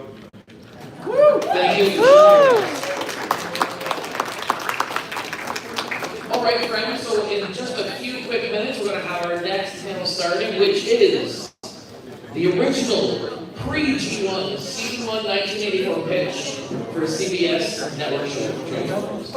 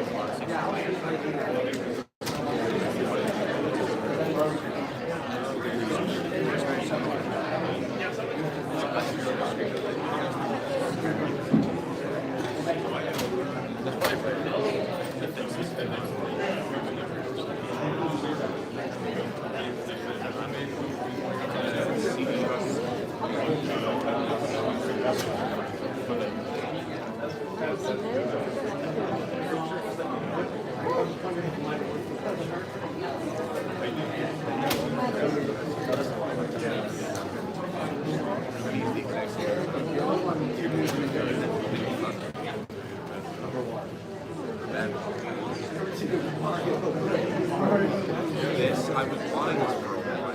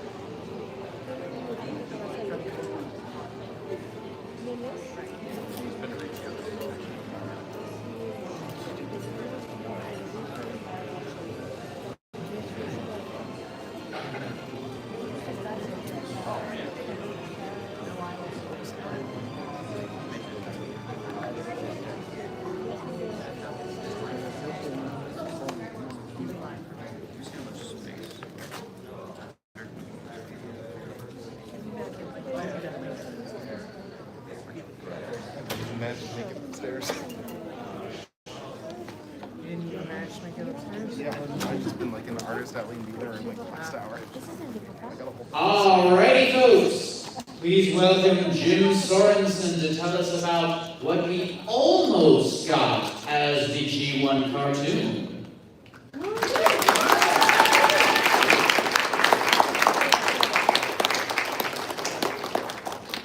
Thank you, Josh, and that is an excellent and succinct introduction to what we're going to be talking about, because as most of you know, Transformers Generation 1 started with strip syndication. Our season 1 was 16 episodes and introduced lots of characters. It was really exciting, but it almost was very, very different. So I thought I'd start by just talking a little bit about who I am. So I'm a Transformers archivist and writer, historian. I've done a ton of stuff. The All-Star Almanac is a really popular one. I did the Transformers Legacy art of the packaging book. Transformers The Art of Prime, the official Prime art book. The art books, which were animation models from Generation 1. I did the G.I. Joe field manuals, which were animation models for G.I. Joe. I did Beast Wars Uprising. I did Aspect of Prime. And maybe most importantly of all to the people in this room, I did the art of the Angry Bird.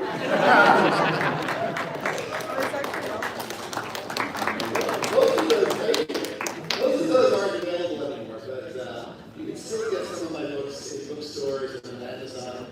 The Art of Reading Mayhem was one that I'm very proud of. I really love the Transformers RPG work that I'm doing, and Transformers is visual history.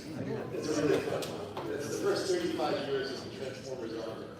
And right outside this panel room at my table, you can get all kinds of Transformers animated fan comics. We talked about this yesterday, but these are comics written by Marty Eisenberg, who's the head writer of the show. The designs are coming from Eric Siegener, who was the head toy designer from Hasbro back in the day, and they're just really leaders in life. So if you're interested in that, come see me afterwards.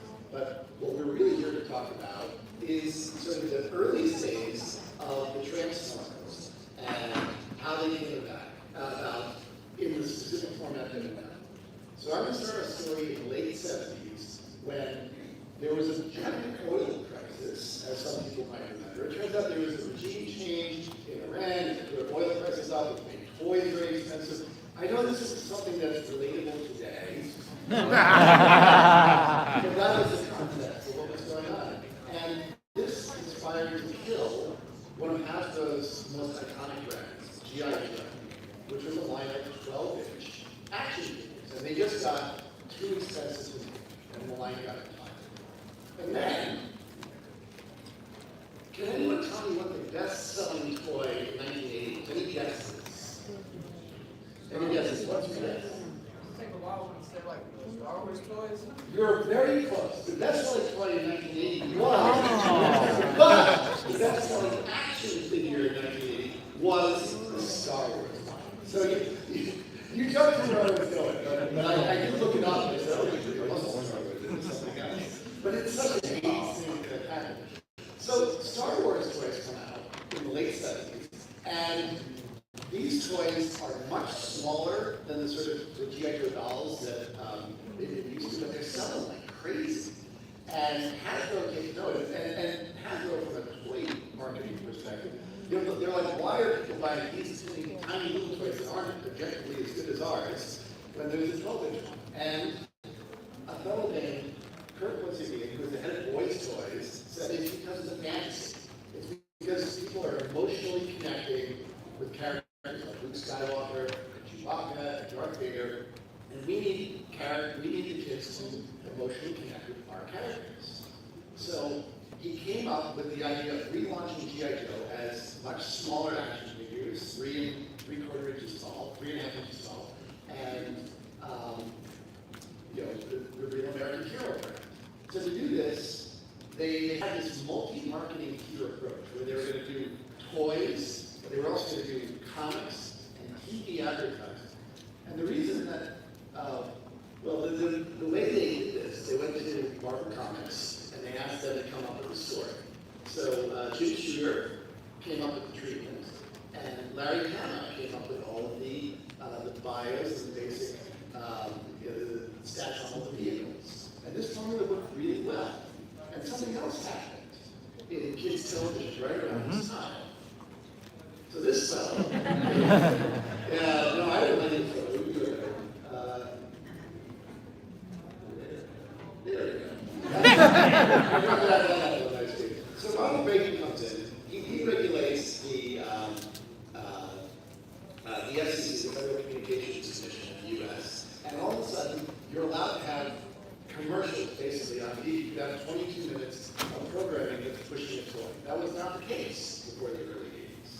So G.I. Joe hits TV screens. 1983, you get the G.I. Joe Real American Hero 5-episode miniseries, written by Ron Friedman. Anyone know this guy? Yeah. He was the story editor, Transformers. He did dialogue passes with the whole first and second seasons to get the characters to talk like they're supposed to. And he did the Transformers, the movie. He was the initial scriptwriter on that. And it was a huge success. So, in 1984, or actually late 1983, Hasbro has found this new line of toys that they're licensing mostly from Takara.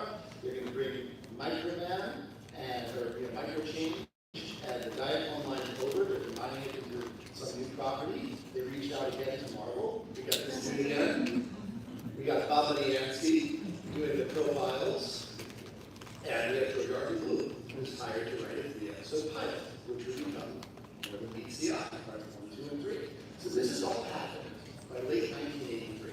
Nobody in the retail world has seen it in toys yet. So, Toy Fair begins February 13th, 1984. This is about a 9-day affair. It's a big deal. And Transformers, the 3-episode miniseries, is announced. But something else happens in 1984 Toy Fair. Transformers is the hugest hit that they've had. It is doing much better than any expectations at the time. The toy retailers cannot get enough. And Hasbro realizes they have a bona fide hit on their hands. They are going to need more than 3 episodes to promote this. So they're looking to do, at this point, a full season. That's why the season we got was 16 episodes long. They had a 3-episode pilot, which was and then they expanded by an extra 13. And what we got was syndication. But perhaps what we first saw was, let's do this on network TV. If the G.I. Joe miniseries was 5 episodes, Transformers Initial Plan was 3 episodes. These are things you could syndicate. But for a full season, they wanted to run them on Saturday mornings on a network. So they reached out to Jeffrey Scott, who was a well-known TV writer at the time, huge amounts of credits to him.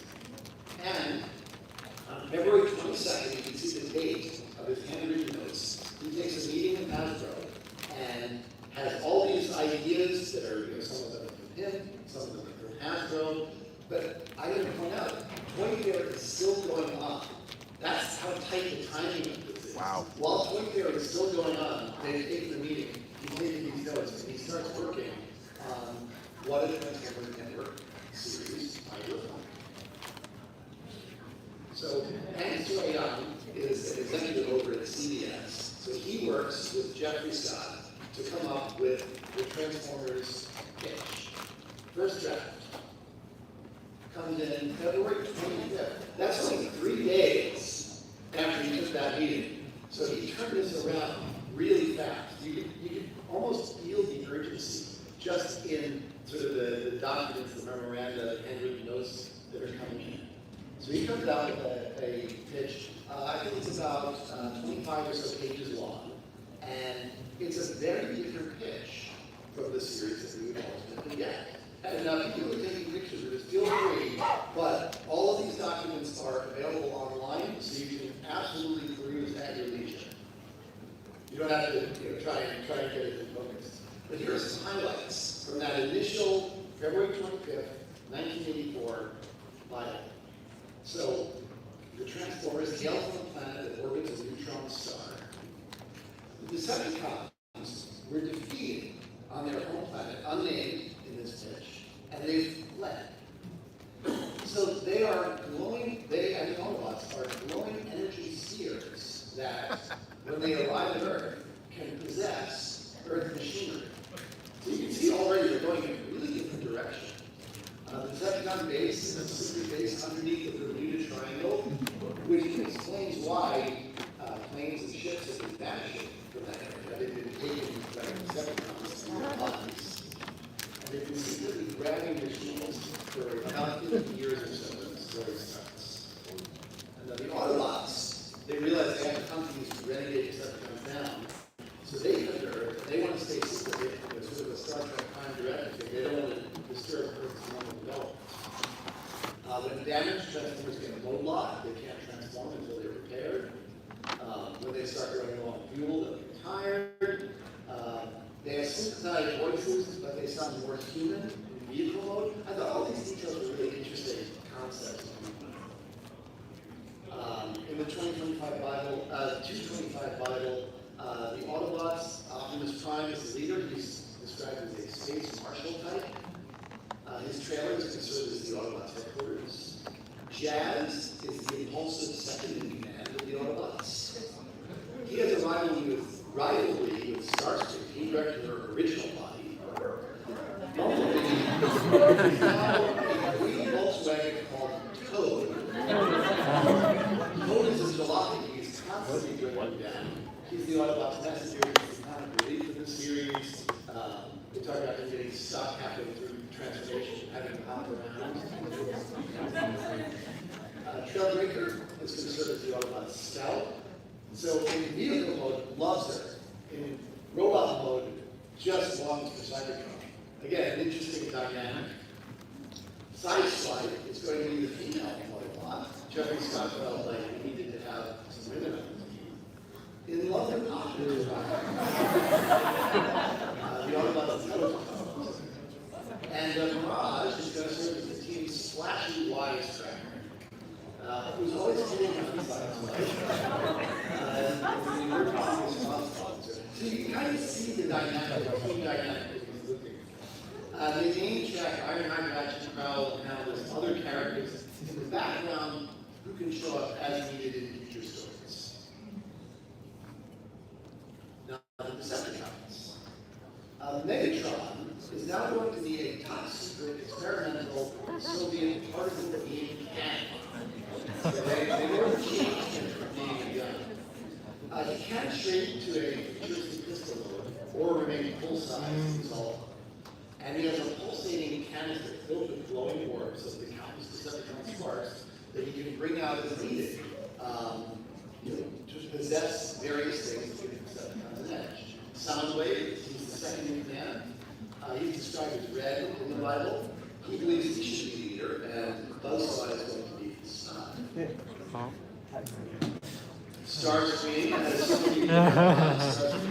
been reimagined as a weapon.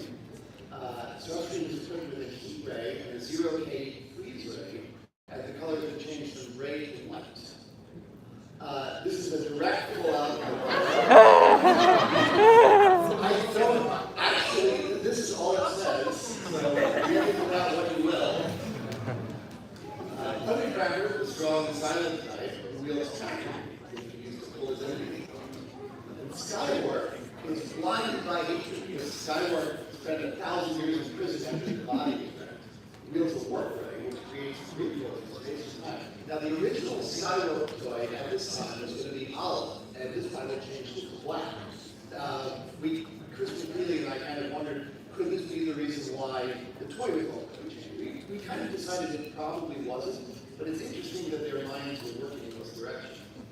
And then some human characters introduced in this Bible. The human main character is going to be William Duke Conroy, who's a trucker, who's Ray gets possessed by Optimus Prime.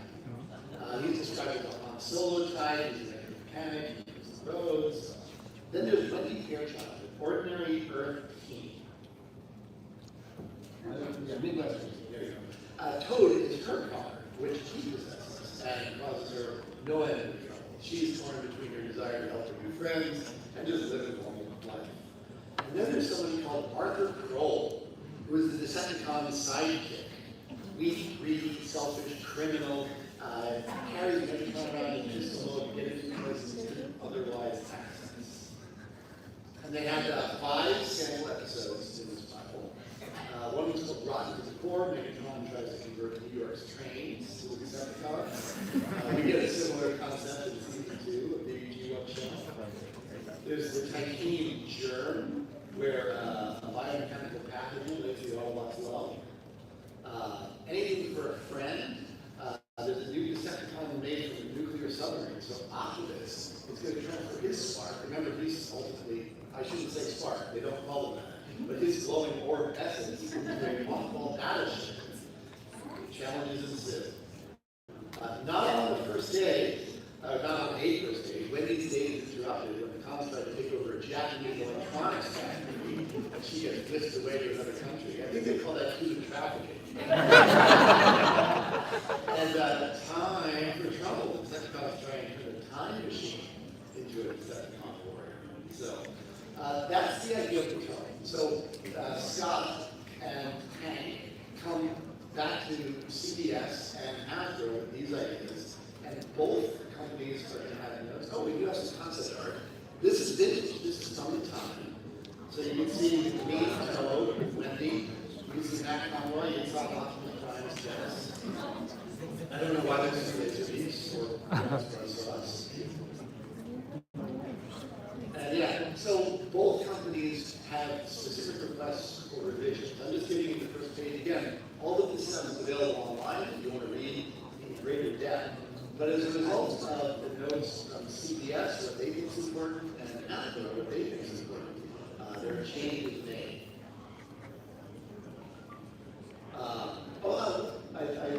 Let me just go into some of these really quickly. So one of the notes from CBS is that they should set it 5 years in the future. We think as a way to explain any differences, any discrepancies between the pilot miniseries, which is already in production, and this series, which is obviously going to be somewhat different. And one of the big notes from Hasbro is the name Toad, no good. The name Duke, no good. So with some of these revisions in mind, Jeffrey Scott comes up with the second draft of the Bible. This is still only a few days later. This is only, about 2 weeks after his last meeting. He comes out with his second draft. This is a bigger Bible. It's about 45 pages. And there's a new premise. So, like I said, there's a time jump, ladies. In this version, the Decepticons have successfully conquered Earth. They have a huge fortress carved into the Rocky Mountains, and they have spies everywhere. Anything might be a Decepticon. Your car, this microphone, your laptop might be a Decepticon. So there's this aura of paranoia on conquered Earth as they have to sort of go along with the Decepticons' agenda. They allow these states of the economy to continue to exist because they realize human sort of workers need to be fed and get around, but it's highly monitored. The Autobot squad is their lives. So now we're looking at Optimus Prime, Jazz, with 3 Z's, not a typo, Mirage, and Trailbreaker. So these are now much more similar to the versions of the characters we're familiar with. They're now drawing on Bob Budiansky's Bible for personality and powers. So at this point, Jeffrey Scott has access to that, and we're guessing the first staff. Now they've changed Bumblebee away from Toad. Now he's called Muffler, or Muffy, which is not like. He is a pig from BW Bob, who is in a used car lot and was purchased by them because he didn't possess the car, or they're not low norms. He doesn't like to handle weaponry because he's klutzy. He shot himself in the foot once. And this is directed for a CBS note. We have Fire Cycle. So Hasbro did not want any of the existing characters or toys to be gender swapped. So they said, if we're going to have women on the team, make new ones. So Scott did. Fire Cycle is a level-headed, turbocharged motorcycle. She's the medic, and again, deeply in love with Optimus Prime. This is clearly a beat they wanted to hit.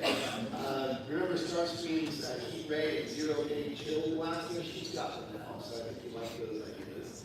She is highly unwilling to hurt living beings to the point where she won't even walk on grass. So this is not vintage art. This is art that we did up over at TFH for based on some art that does exist. So this is by Andrew Troy. And then, our options again with our human companion in there. Some Fire Cycle fan concept art. Again, not vintage. This is modern art. This is like Ed Theory. And then the Earth human companions. We've got Matt Conroy, not Duque, for obvious reasons. Found a broken rig by the side of the road and fixed it, and it turned out to be a mechanical man from Mars. He's again described as the Han Solo of the group, and he has more important things to do than save the world, like make a living. We've got Bert, who's Matt's faithful German Shepherd. His nose can sniff out Decepticons. And we have a Fairchild. It's a very similar character to before. Now her parents are going to be Decepticon factory workers. And she has a little brother who loves the Autobots. He always wants to be part of their escapade and is always putting himself in harm's way, making the Autobots safe. Arthur Crumb, as before, which is weird because now they've conquered the Earth. I'm not sure why they need him. Main Decepticon forces. The leader of the Decepticons is called Negator. So he is a satellite particle beam cannon, and his bio is almost exactly Bob Budiansky's bio for Megatron. He's Megatron with the serial numbers filed off. The inference is that CBS did not want a gun character, and Hasbro did not want Megatron to turn into something other than a gun. So he's the compromise. Think Skyfire. They're hoping the kids will make a connection. We imagine it would be similar in design to Megatron, so that people who want Megatron would buy, or would want Negator would buy a Megatron toy, but it's different enough that they have some flaws in the Soundwave, Buzzsaw, Starscream, Thundercracker, Skywarp, they are all drawings from Bob Budiansky's bios. Starscream is male again, so the woman on the team is now Whirlpool. She's the only female Decepticon. She is a former Autobot, and she's determined to offline Optimus Prime because it will prove to herself that she made the right decision on the family. Optimus believes that she can be reformed. She's described as seductive and charming, and she's specifically noted to have 3 alternate elements. A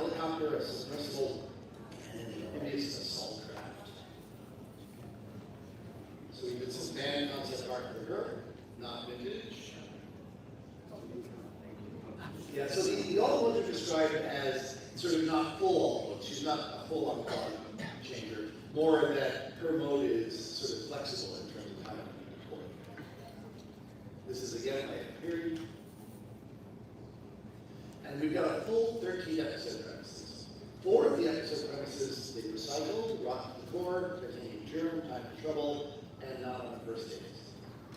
We also have the erasing of Optimus Prime, where Optimus gets captured and they start to erase his memory tapes. So that's nice of the 80s. The plutonium plot, where the Autobots are getting starved of fuel and have to break into a nuclear reactor. A cold day in December, the Gator discovers a diamond steel alloy and wants to steal all the coal from Pennsylvania, even though it's the coldest winter centuries. Nobody home. Wendy and Eddie return home. Discover that their parents have been whisked away to build a new breed of mind control Decepticons. So they have to rescue their parents and stop that plot. There's also Operation Alpha Centauri. The Gator has built a space fleet, and the Autobots have to stop them in a Star Warsian space battle. The robot with 1,000 eyes. They're going to hijack the Autobots. They're going to hijack a shipment of optical components. They're going to allow the completion of another 100 Decepticon warriors. That's described sort of as a train heist episode. A new muffler. The Decepticons capture the muffler, replace him with a clone, but they out him because he's not clumsy enough. And the finale, a deadly decision. There's a severe battle. Many of the Autobots are seriously wounded. There's not enough supplies and power to fix them all. So Optimus is faced with the dilemma. He's going to sacrifice himself to save the rest of his team. Or will they find a way to avoid that fate? And they commissioned a full-on pilot script for the 13th episode, because that was 12, if you were counting. This one's called A Robot's Best Friend is His Dog. And it's going to be a Bert showcase episode. So we got both the beat outline with handwritten notes and the full-on script, also with some handwritten notes. So here's some vintage concept art. Now this is, again, dating to the time that was going on. It was unearthed by Instagram or consumer collectibles. But this is all stuff that dated from the period of the pitch. So here you can see muffler done up in yellow. So even though in the pitch he was described in pink, presumably Hasbro said, no, yellow. This is totally yellow. And for what is a very dark tone of the series, the artwork is extremely lighthearted.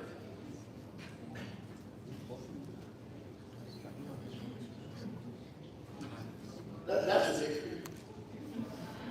But most of them are awfully silly, aren't they? Happy birthday, Muffler.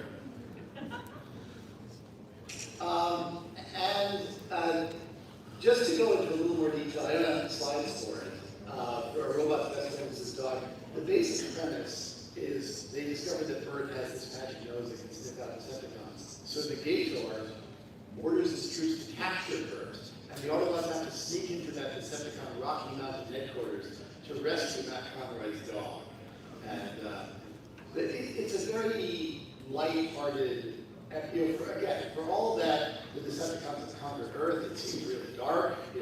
It's a premise that has a lot of strain to it. The actual episode has a whole subplot with Eddie taking 3 eggs out of the refrigerator and having them in his pocket because he's going to egg the Decepticons, and then they keep getting broken over the course of the episode. I mean, it's very silly, Saturday morning cartoon kind of stuff. But then, enter this one, Margaret Lowe. She becomes the president of Marvel Productions, and she brings Bryce Malek and Nick Robbins back to the project to put together an alternative and they ultimately decide, instead of going in this CBS direction, to do 13 more episodes for strip syndication. And that's what we ultimately get, is this sort of 16 episodes, relatively, even though it's a miniseries and then 13 episodes, they flow very smoothly together. There's not a whole lot of hiccups. There's one scene at the beginning of episode 4 that sort of bridges the gap, and then they sort of walk back the idea that they're going to fly back to Cybertron. And we get to the 13 episode season that we got. Why did they go in this direction? We don't know for sure. Maybe Hasbro wasn't happy with the idea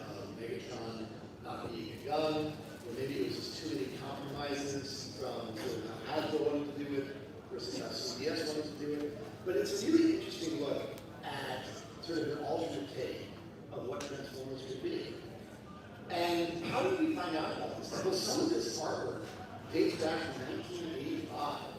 So all the concept art we showed you came from this feature right here, Marvel Comics feature publication. So all of this stuff had to be available, but it wasn't labeled. It wasn't labeled Transformers, so we didn't really know what it was. Jeffrey Scott mentioned the pilot on his website, his resume, so after a while we knew it existed. And the biggest thing that we had for decades was internal Marvel documents and Mallory Rollins, which mentioned CBS pilot and a few specific details. They mentioned Matt Conroy and Eddie Fairchild, we didn't know who they were, but they mentioned the names. There was an early brainstorming idea from Jeffrey Scott that didn't make it into the pilot, that maybe one of the Autobots companions might have mobility issues and was friends with the Autobots because of that. And that concept eventually would evolve into Chip Chase. And things like the idea of Decepticons having a Bermuda Island headquarters would circle around and come back. So some of those ideas were available to other people in the 80s. But then it went away. And very recently, a group that I'm associated with, called the Sunbow Marvel Archives, were able to track down these documents, scan them in, put them up online, and make them available to you. So I'm happy to summarize it because I know not everybody wants to read, 150 pages of Bibles and scripts and handwritten memoranda. But if you do want to read them, they're all available. And while none of the people involved in these later decisions had access to these documents, it really is fascinating how many of these early ideas would circle around and make their way back into the brand.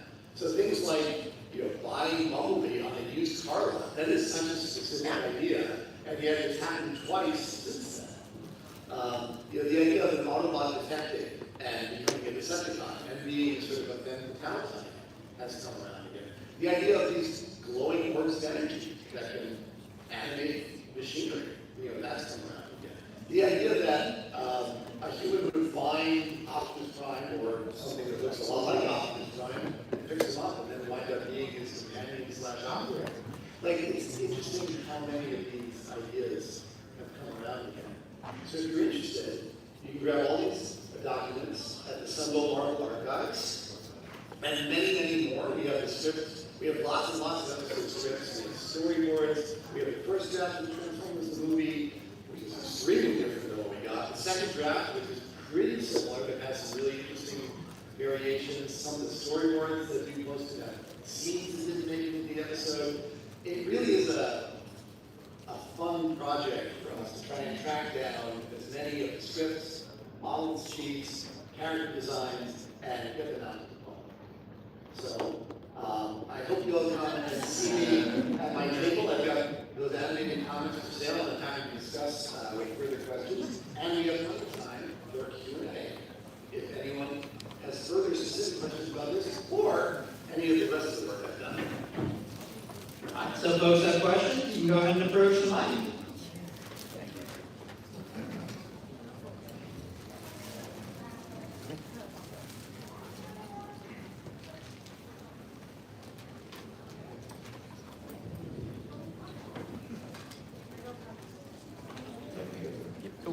So I'm confused. So Bob Lianzi's profiles were written before the CBS pitch, right? They were, but we don't believe that they had access to them. Or if they did, it was perhaps part of the deluge of paperwork and didn't get utilized in any meaningful way. Until the second draft, when either they got them or Hasbro said, please use the bios that we want to pay for. Okay, that's it. Thank you. You're welcome. General? Yeah, just based off of that, so I know Jim Shooter has written about the genesis of Transformers in the past, like he wrote about that in his blog back in the day, and most interestingly in politics at Marvel between Marvel Productions, the TV, the animation unit, and Marvel Comics, the comic unit there, and how until like Margaret Loesch came in, they very much looked down on the comic people as being hacked who didn't know how to write. To what extent do you think that might have played into the direction of the CBS pilot initially to just ignore everything the comics people came up with? I think there's a good chance that was a significant factor. There's a reason that we call Margaret Loesch out specifically by name, because she was one of the ones who helped sort of heal that bridge, heal that divide and bridge that gap. Yeah. And had she not come in, I think there's a much greater chance that we would have gotten, a CBS network pilot, and Transformers might look extremely different today. Because I remember, like, Shooter specifically called her out in his write-up as, like, feeling that stuff and being the reason Spider-Man didn't even their mascot to begin with. Yeah, no, I think that is very likely. It's tough to know without any specific documentation or people talking about it, but it probably informed the attitudes. If Jeffrey Scott and Hank Sorian were given these documents, they might have been given them in a sort of somewhat dismissive way. Right. Okay. Thank you. I'm sure. It's quite interesting hearing about how Megatron was originally going to be a Soviet weapon. Is that right? Yeah. So in the let's see if I can find it. In the Bible that they were posted, they so even though Jeffrey Scott only had a few days to write the first draft and a few weeks to write the second draft of the Bible, he really took his time to give it a lot of sizzle. Like, it is not a dry document. It has really interesting formatting. Here we go. So if you see the first couple of pages of the Bible, it starts by saying news item. Air Force pilot ditches jet after contact with UFO, and it goes through some of those details. And one of the third one, Soviets lose top secret particle beam cannon. So that's presumably Megatron's spark, finding a body that's finally worthy of that. It goes through that. And that's a little bit small for me, but it gives you a sense as to sort of. I think they wanted, if he wasn't going to be a gun, they wanted Megatron to be something, kind of interesting, kind of worthy of being a Decepticon leader. I mean, for all that, if you grew up with G1, you have a lot of nostalgia for the gun form. It is awkward from a storytelling standpoint. Whereas a particle beam cannon satellite, like, that's kind of awesome. That would actually have been a lot cooler, especially considering now we can't really have a gun Megatron with new toy buzz, but a particle beam can be. It would be ripping off the Band-Aid in some ways, right? Because if they had done that in 1984, there would be that weird, like, well, he was a gun with a pilot and now he's a satellite. But satellite's pretty cool. And we'd have a studio series of him training satellites and trying to figure out, okay, was he a tank, is he a bomber? But it's interesting also to me that as far back as early 1984, the idea that Megatron would turn into a gun was causing Hasbro headaches. Because I think it's easy to say, oh, well, it was fine in the 80s, but now it's causing. No, in the 80s it was still an issue. They were still butting heads about it. Yeah, I mean, the extra thing too is I was imagining that Megatron would work with the Soviet Union just because at the time, the US, they're button heads with the Soviet Union, so, make him, but it's interesting that he would have it go missing with that news article that he wouldn't, because it's in G1 episodes, the Decepticons team up with some non-American human group and then cause issues. So it did kind of come back a bit with a couple episodes in the sense of Megatron teaming up with other guys. So. For sure, although I do think the writers would probably have been careful not to have any real world country. I think if they wanted to do that, they would have made up a sort of stand-in. They totally did, and they called it Car Bomb. Oh no, I remember. You don't have to mention that. No, I know. But it's curious to see how often, though, in shows like that, how usually there's the other country, and that one, we don't know what they're going to do, so we're going to look to the Autobots who are like, oh, we're going to help you out, guys, don't worry. The other, the bad guys working with the other bad guys, right? Yeah. Thank you so much. Hi, so I was curious, what exactly is your process when it comes to finding these? Like, what's your archival process? It seems like these things kind of hard to find. These things are a giant pain in the ass to find. Because, we've known about this, like I said, for a long time, since the early 2000s. We read, Jeffrey Scott wrote a Transformers pilot called Robot's Best Friend is His Dog. I would like to read that. I would like very much to read that, you know, but generally speaking, whenever I read a comic, I'm always looking to see if there are documents around. I try to let it be known that I'm looking. Sometimes if people find something and they're selling, they'll reach out. Or sometimes if people come across something, they'll say, hey, is this something that you'd like to scan into your archive? And it's really nice when that happens. In this particular case, we did, after the documents for a long time, and Jeffrey Scott periodically would auction off old paperwork, presumably as he's clearing out his garage or something. So we had an eBay watch list on, and he just put them up for sale on eBay, so we just bought them. This is one of the more straightforward ones, but we were looking. We were keeping it in mind. We knew we wanted it. And we find that sometimes the path that stuff takes to get to us is so much more circuitous. I remember buying Transformers production documents from a woman who was sort of a professional dumpster diver, and got a file cabinet from one of the old Marvel offices, and she reached out to Chris McFeely, and Chris McFeely put her in touch with me, and I wound up flying out to Los Angeles and giving basically giving her free consulting about what she had and what it was worth, and she should sell it and all that. And I said, I don't need any of the physical documents. You can sell those to make some money, but I would very much like to scan them. Yeah, sure, that's fine. So there's no one process that I go through. Sometimes it's luck, sometimes it's perseverance. Every 2 or 3 years I go up to Clint Billy and say, hey, I remember you said that you have a storage space and it's full of documents. I would love to help you go through it. He knew who I was. And he'd say, yeah, someday. And then someday came. He said, well, would you like me to go through the documents and scan it in? And I said, yes, I would like that very much. So that's where the first draft of the movie script came from. And then some other stuff too, but that was the big gap of that. Thank you. Yeah, and if it's something that you're interested in helping with, please feel free to reach out. There's a group of us that do this sort of semi-professionally, and it's very much a labor of love. I use that phrase a lot, but it's true. I do this because I enjoy it, and if not me, who? Thank you so much. Yeah, you're very welcome. It's not a reference to the hat, but howdy. I'm doffing my hat, yeah.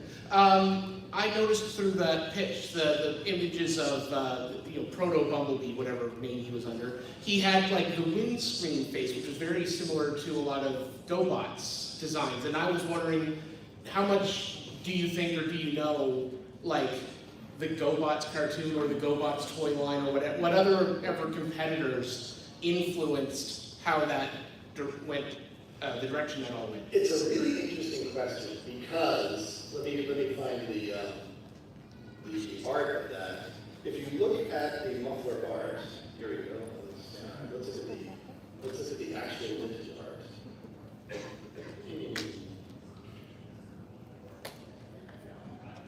Here we go.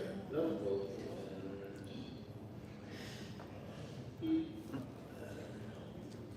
it's here. There we go. So if you look at the art, especially around the arms, if you look at the arms, he's got those claw hands and those sort of three ridges. That is exactly what is on the toy that would become Bug Bite. Bug Bite, the toy, was not out when this art would have been commissioned. But the machine robo version of it that it's based on had come out in Japan. So it seems not impossible that whoever was doing this reference, went to a toy store, an import store in New York, and wound up getting the wrong transforming VW bug and using it as reference. Because some of the details on this are very specific to a toy that is not Bumblebee. So we don't know that happened, but it does seem, plausible that it happened. Well, thank you. You're welcome. That's a really good question. Well, thank you. Yeah. I'll have it, but thank you. Anyway. Hello. Hello. Just hearing all of this about what could have been, how do you think the future of the franchise would have changed and such? his head going through? I mean, that's the kind of butterfly effect that is absolutely impossible to know. I feel like, while I think the pitch is very strong, I suspect the execution likely would have been pitched younger than what we got. And I think it's entirely possible Transformers would have been much less popular had this been the case. Now, it's impossible to say. On a network, it would have had greater reach. So with more people seeing it, and a very popular toy line, maybe it would have been one of those things where it's like, oh yeah, you can watch the cartoon, it's okay, but you really should read the comics, because those are awesome, because there's no reason to think those would have been any different. They already were fairly divorced in some ways. So it's entirely possible they would have evolved in different directions. And Hasbro would have had more editorial control over Marvel Comics. So presumably that's closer to Hasbro's vision of what things would look like. So maybe with the greater reach, it would have been more popular. Maybe the popularity would have lasted longer. Maybe it would have burned out sooner.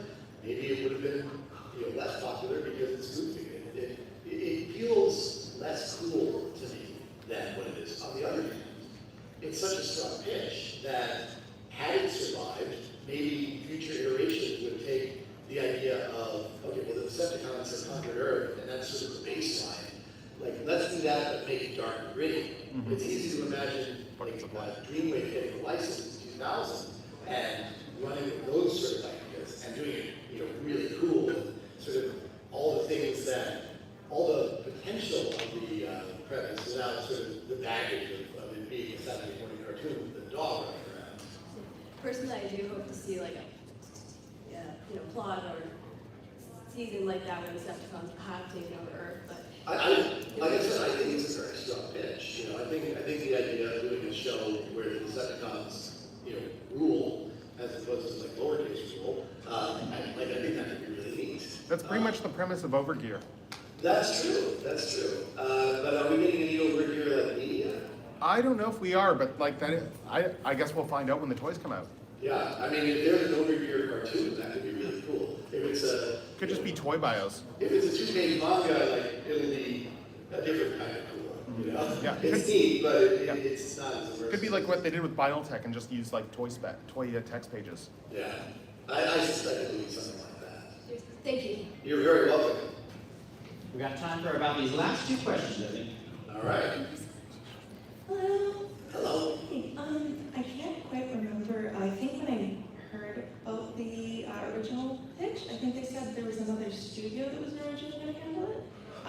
I think it was like one known for like more like sillier, more lighthearted cartoons. Oh, well, we talked about it kind of being in a Hanna-Barbera style. Yeah. I don't think there was any evidence that they actually would have specifically gone with Hanna-Barbera to do the animation. It's not impossible, but nothing in the document specifically talked about like what animation studio they would use. So all I could do would be speculate.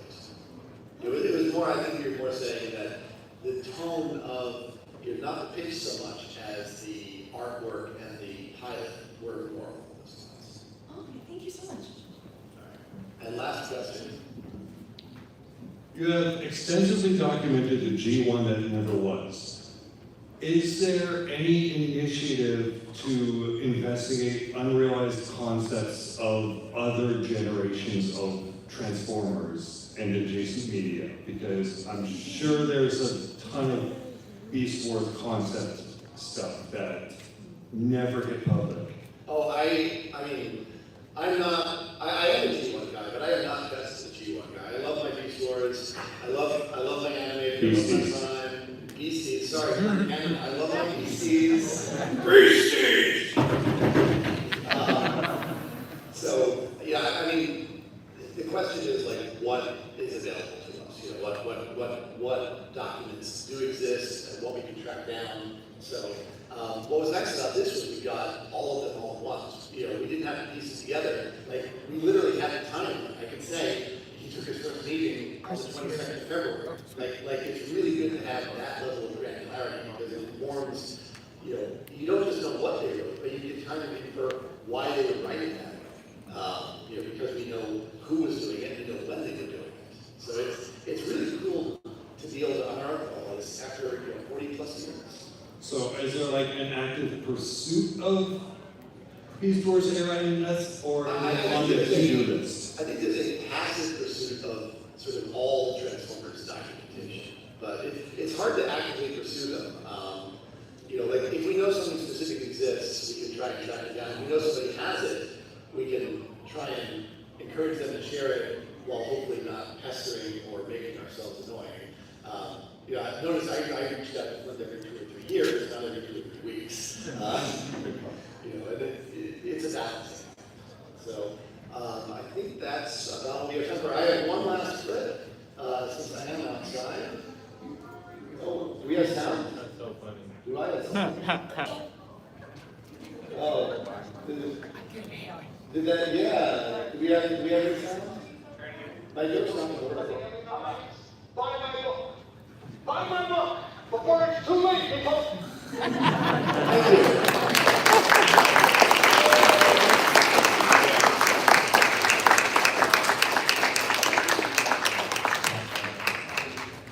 And thank you, Jim.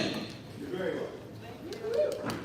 Up next, we're going to have a Q&A with voice actors Neil Kaplan from Robots in Disguise, Dick Aaron from Cyberverse, and Xavier Paul Cadeau, also from Cyberverse.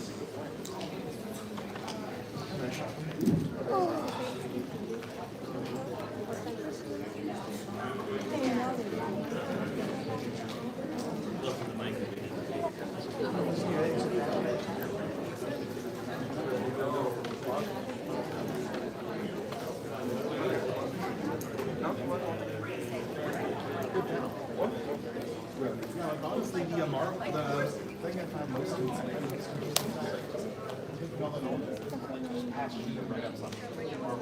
it's true, because he was very dismissive about how all they could write is the dog stories. Like, he died of this.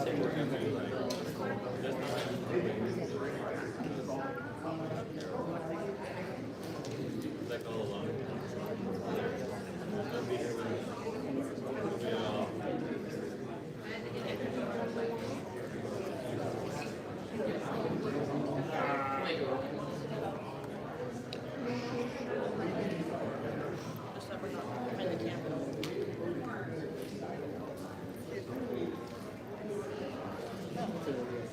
That's what I was thinking. I don't know who that other person is.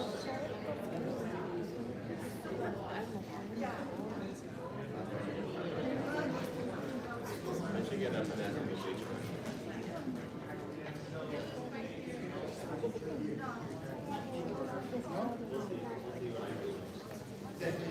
Take this off, you know. Just be ready.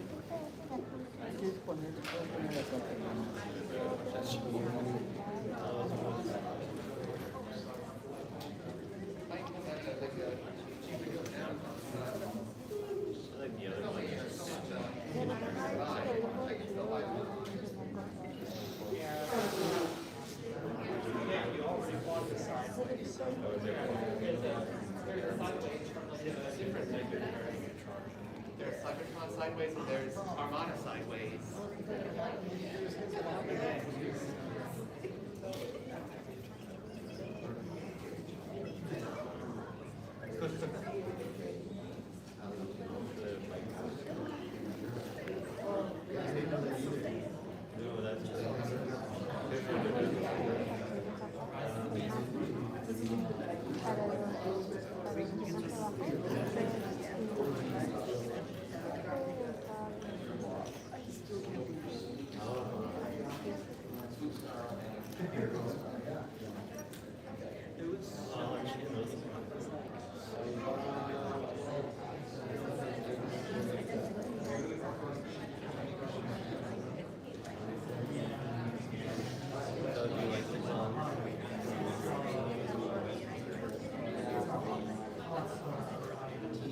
What I like especially about this one, so I make sure for some reason it's fairly pop.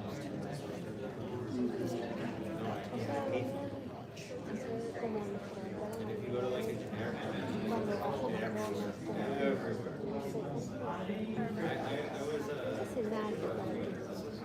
I was complaining about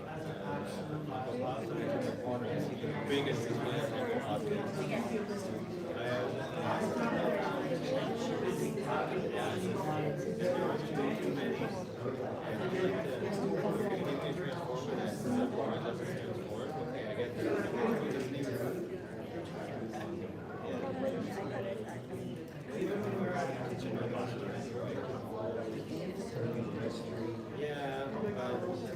like they're especially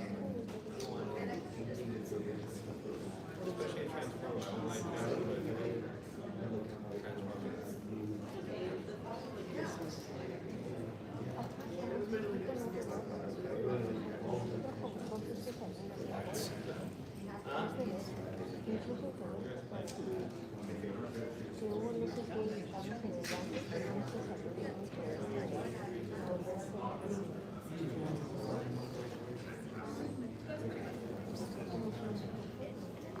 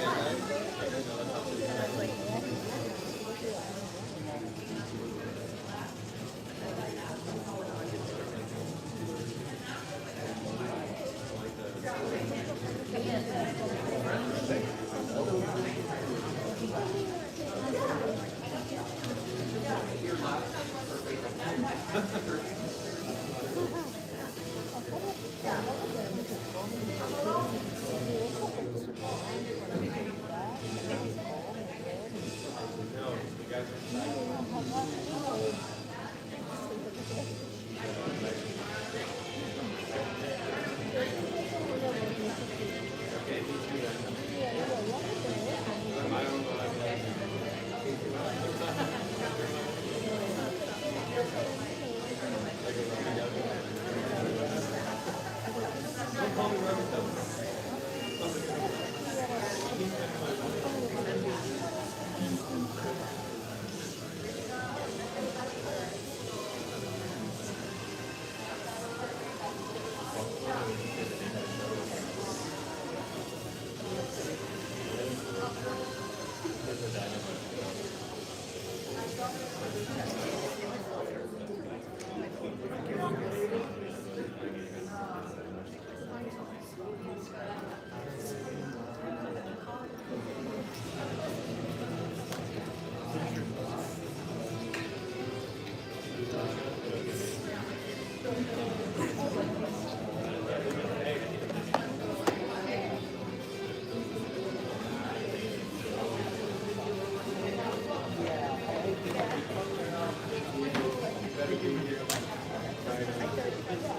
don't like that, but It's tiring.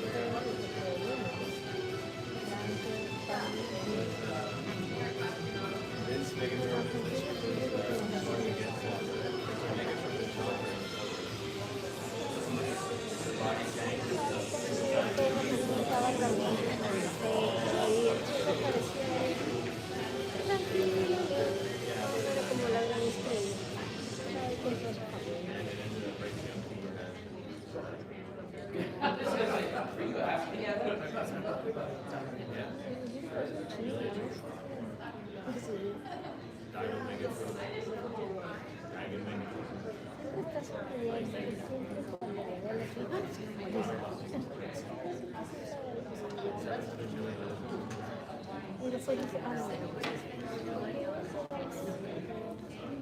don't regret. We're waiting on Neil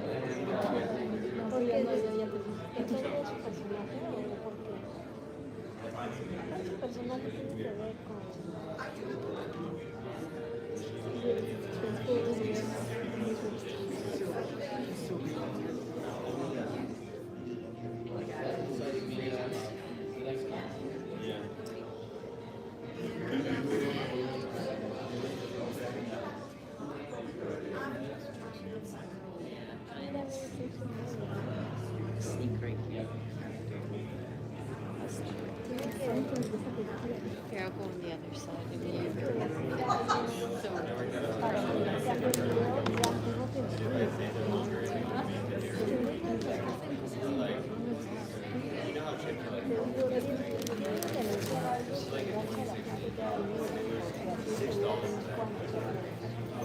We had them on the same price.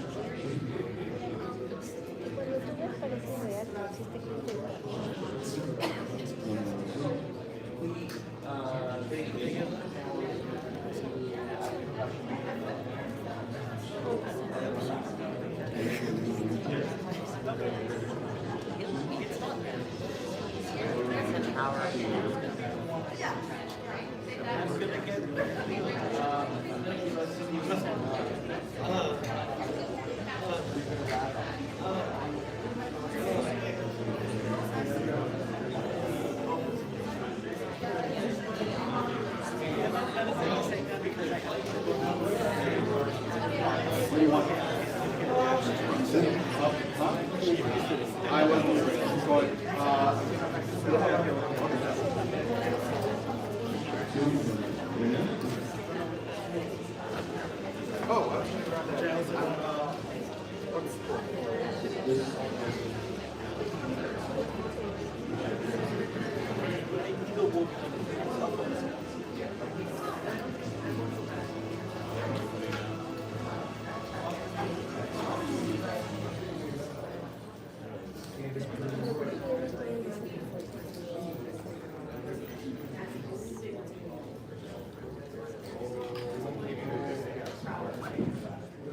Pero va a estar ahí.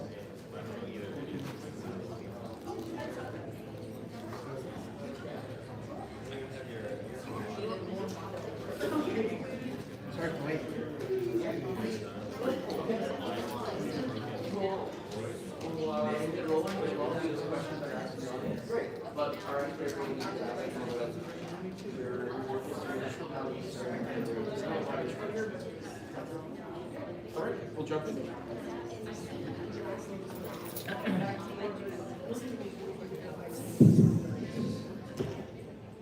All right, Transformers fans. So we've got our next panel lined up for you. This is our Transformers voice actors panel. There we go. There we go.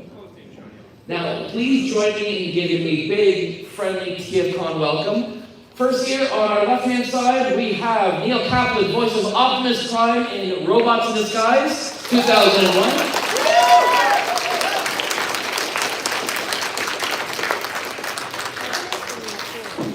From Cyberverse, we have Dick Terhune, and he was the voice of Prowl, McAdam, and the Quintesson Scientist.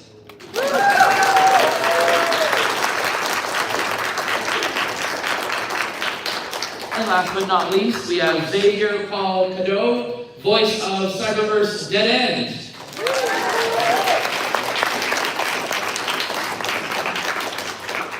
Now friends, this is a Q&A panel, so what are we going to hear about? Well, that depends on what questions you guys ask. Now I'm going to get us started with an icebreaker, but once my question is done, if you have a question for our voice actors, please line up at the microphone and ask a question too. So to get things started, friends, we'd like to know, how did you get started in your career? And then, what are the circumstances along the way that brought you to working on the Transformers that we're here to celebrate today? So? Great, I'll go first. That's one of the things you're learning in show business. Grab the first spot and hold on to it for dear life. So it's really about the understanding that this is what I want most out of life, to learn how to tell stories. That happened at an early age, listening to radio drama, and realizing that you can create your imagination, not just from visual pictures, but from sound as well. So then I needed to learn the technique, how to do that. And I began studying for years and years and years, even all through college programs, the various Stella Adler's Actor Studio and such. This is really acting, the acting craft, and all that cracks up to be.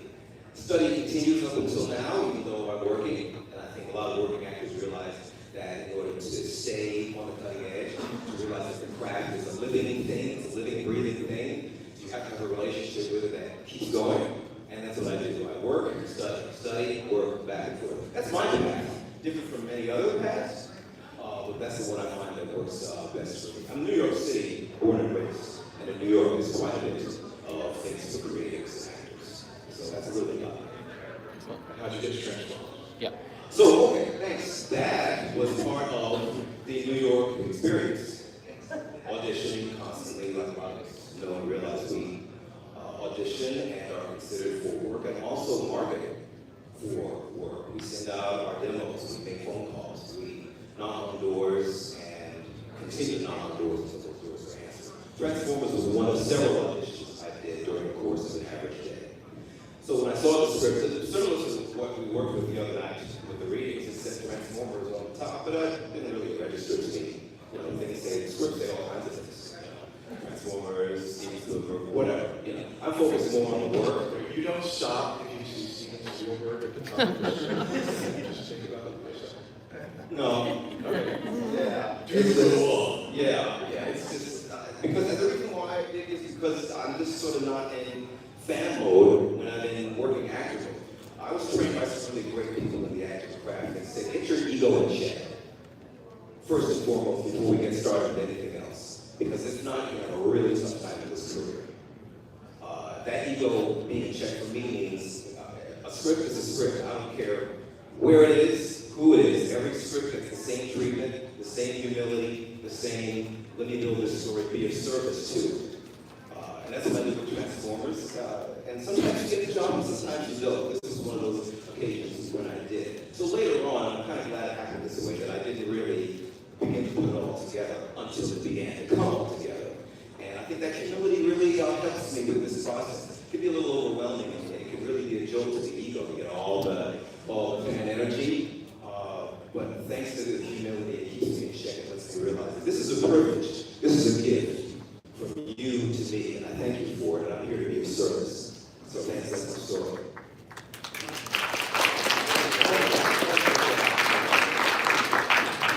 Did you get a feeling when you did? Don't let you down.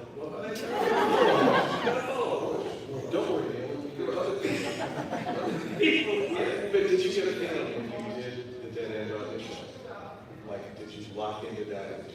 Did you say, oh, you know, I think I nailed that? Or were you like a smart actor, and the smart advice is once you do an audition, forget about it, And if it happens, it's a lovely gift, and if it doesn't happen, you don't stress it. Well, you know, because Dick and I are friends, and we talk outside of these conventions. We're also two journeyman actor voice actors. So, you know, it's the second one.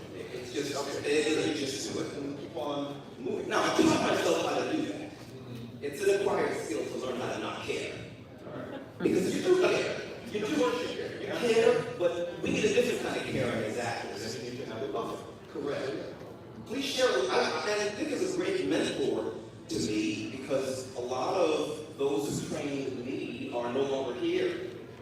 Okay? And What are you saying about it? No, I'm saying that we're just different generations. Okay, we're not putting a number on it. We're just saying that, you know, you've been places that I get to go. And that means a lot to me because solid training is the only thing that's going to help you push through a very difficult career. That's my message. Now let's talk about me. Yes. When I was 13, I started acting. When I was 16, I got into radio. The two of those kind of jogged alongside each other until they ran smack into each other, and I discovered I was a voice actor. So I built a studio at home. I left radio behind after more years than anyone should be in it. A couple years later, I booked an agent who then started sending me out. And one day my agent calls. I'm going to back up about 35 years before this phone call. So in 1984, I'm watching Transformers. I'm listening to Peter and Frank and Greg and Chris and Dan and Chris and Casey and Scatman and all the other great G1 actors. And I'm thinking, that's what I want to do. I want to be a voice actor. Okay, now you skip forward 35 years, the phone call. My agent, who is like 95 years old, said, they're doing a Transformers series, and they'd like you to come read for Optimus Prime. Did you get it? So, no, I didn't. I went in, and I do a pretty credible Prime. I will say that at this point. I know, I can do it for crying. But I didn't get it, and I was fine with that. It's like, it was an honor to be called into this. I really appreciate it. Thank you very much. A couple weeks later, she calls back and says, they'd like you to come and interview for Megatron. Did you get it? At last, sir, I was born today! But I didn't get it. But at that same audition, I read for Prowl.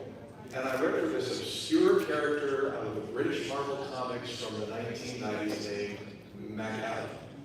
And they were doing whole story arcs that had never been done. And I got it. And I was in it. And I'm here. Neil, go.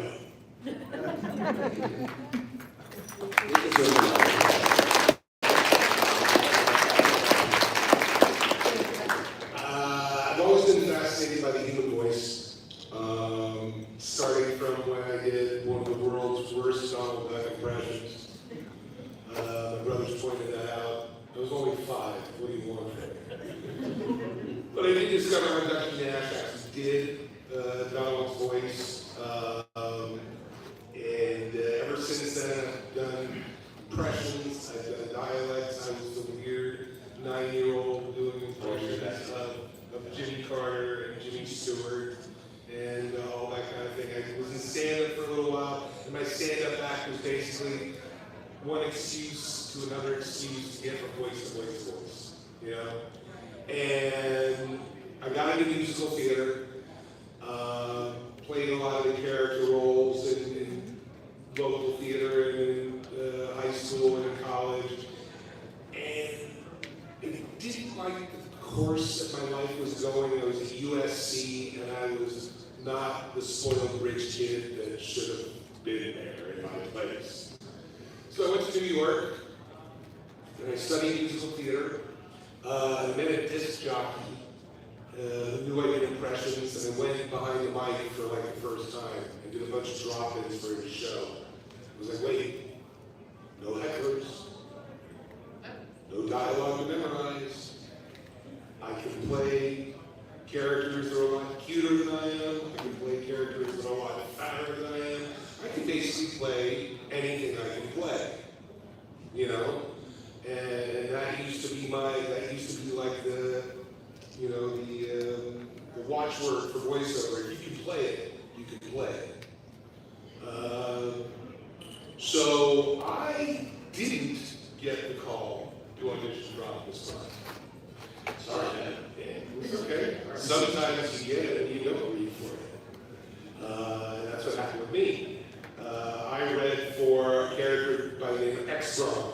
X-Brawn was an SUV. And he was from the American South. And I thought to myself, okay, an SUV in Beverly Hills is just always driving over paved roads. It's going to sound something like this.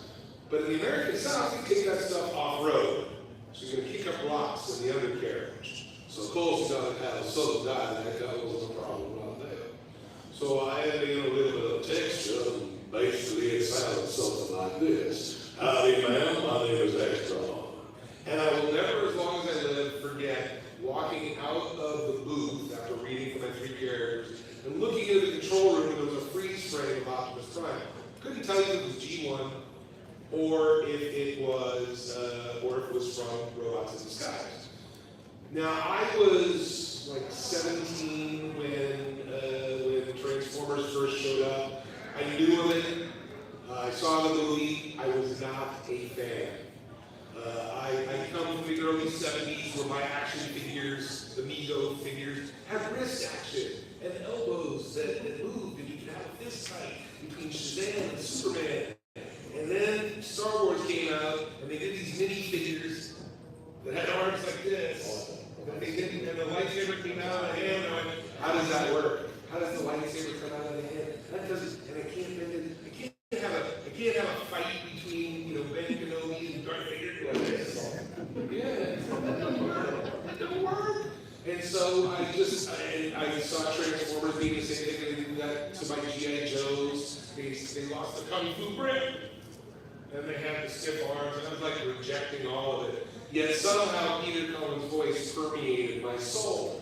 Because when I looked at that freeze frame, I could hear Peter in my head, and I basically went, wait a second, I'm pretty sure I can sound like that guy. And I said, hey, can I read for that? And I'll never forget it. Jamie slowly looked me in the eye and said, nah, you know, we got plenty, don't worry about it. Got a call a couple weeks later. Neil, yeah, Jimmy, what's up? The producers want to know if you can do that thing you did without the southern dialect. It's like, wait, can I do a voice that I did minus a dialect that I added? Yeah, why?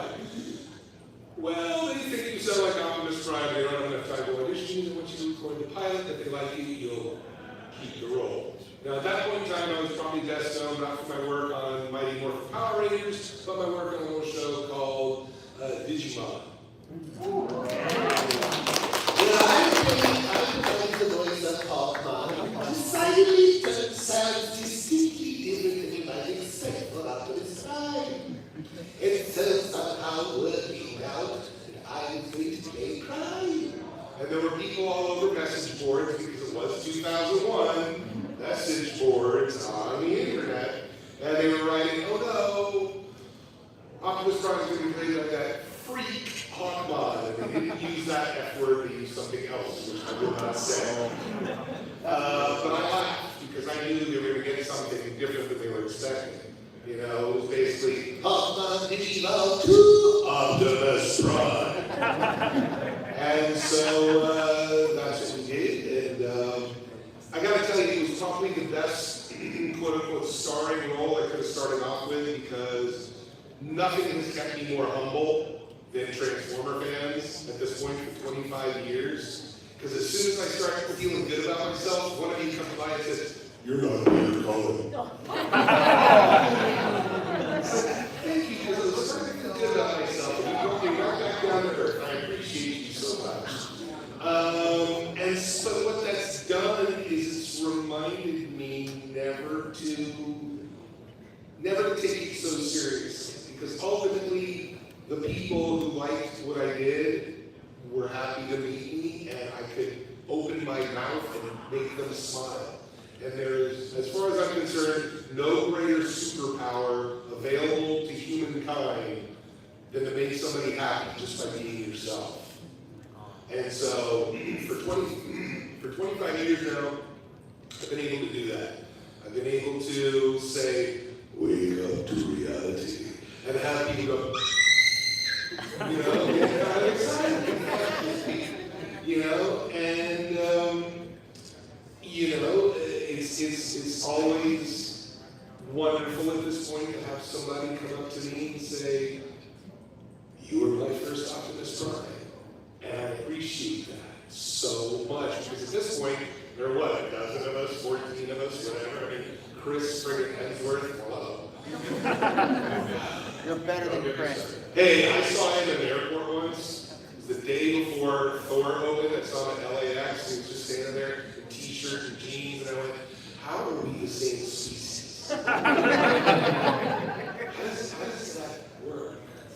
And then I started thinking, if he proposed right now, I'd probably have to say yes. He's dreamy. But he was wonderful as all I passed, wasn't he? Yeah. And it's given me the chance to travel around the world and meet fans like yourself. It's given me the chance to meet wonderful actors like this, share great stories, and I have no idea when the plug is going to get pulled, but I want to thank you all for a quarter century of some really fun stories. Woo!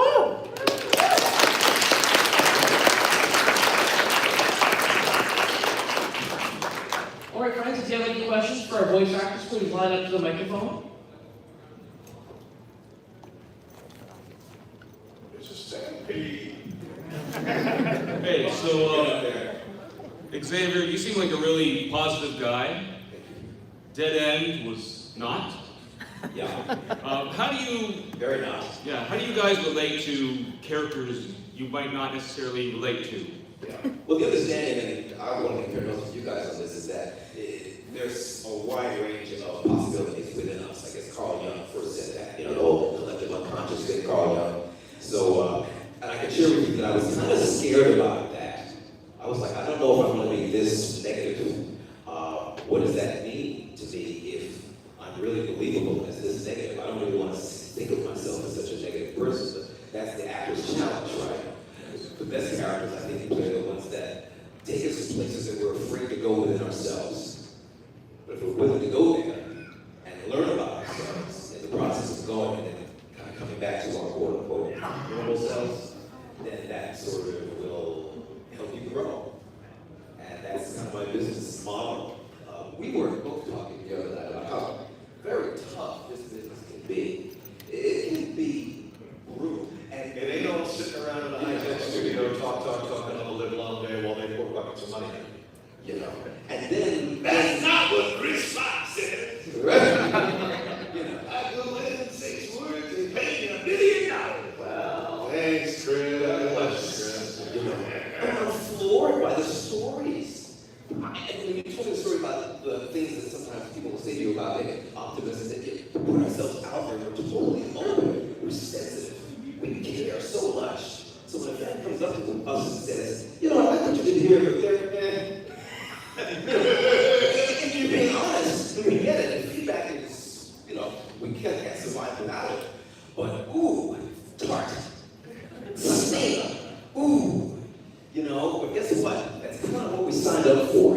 That's true. You get to play the characters that are close to your heart, or that would like to be close to your heart, but you also get the characters that you would want nothing part of in your life. Like there are 2 characters in Cyberverse, as an example, that I played that a lot of people don't associate me with. Of course, there's Raoul, he's definitely the hero, he's an Autobot, there's Macadam. Turns out to be one of the 13 original products. Spoiler alert. And the quintessence of Sue Coles is just genuinely creepy all over the way.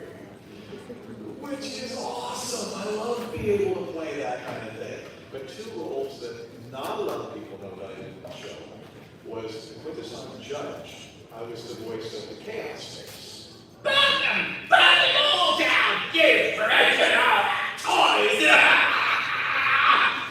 He was just insanity personified. And then in season 3, there was an episode called The Dweller in the Depths, where Winglade's body had been lost and they tracked it somewhere to the bottom of the Argon Sea. and there was a rescue party going, and they found out that she was being held by this creepy titan who was going to use the city speaker's ability to repopulate my body. Just creepy AF. And you still got to embrace it. You still got to know that quintessential scientists and the titan at the bottom of the Argon Sea, they get up in the morning and they put their pants on one tentacle at a time, and they've got a mission that day, and they know they're absolutely right about what they're doing. I did a video game called Mafia 3 once, set in New Orleans in the 1960s, and it was a story of a man's triumph over the evil that was in his way. In order for that story to be told, there had to be a big fat dose of ugly, disgusting racism. And I got to be that face. I never thought the words that came out of my mouth for that game would ever fall out of my face. I never wanted them to. But here's the thing, as an actor, do you honor your own personal values and say, I can't play that role? Or do you say the ultimate goal of this story reflects my beliefs and what I value? But in order to accurately tell it, I have to be something I'm not. In order for this show to work, you know, he had to be dour and down and angry and ugly. He had to play me, basically. But that's what the show needed. As an actor, he took that on and said, fine, I love my life, I'm happy, I'm joyous, but in this role, in order to service this, in order to make the pontilism work, because that's all we do, especially in video games and anime, is pontilism, which is little dot, little dot, little dot, and then you take a step away, or 8 steps away, and you see this giant painting that you've done. As an actor, your ego wants to sit there and go, I don't see the painting. But as a professional, you have to go, I'm going to be the glue they need, and I'm going to trust that they know this picture that they're doing. So me saying these ugly, disgusting things and saying them as if I mean it, or actually, I hate to say it, in that moment, I did mean it. I didn't mean it in the same way, but I meant it in the same angry, disgusting way. You know, so that nobody sat there and went, oh, well, what's the big deal? It's like watching, Alan Tudyk is one of my favorite character actors, and there was a film a couple of years ago called 42. It was about Jackie Robinson crushing the color barrier in baseball and ultimately in the United States. And in order for Chadwick Boseman's work to be appreciated, Alan Tudyk had to put his face 60 feet high, saying the ugliest words that I can think of.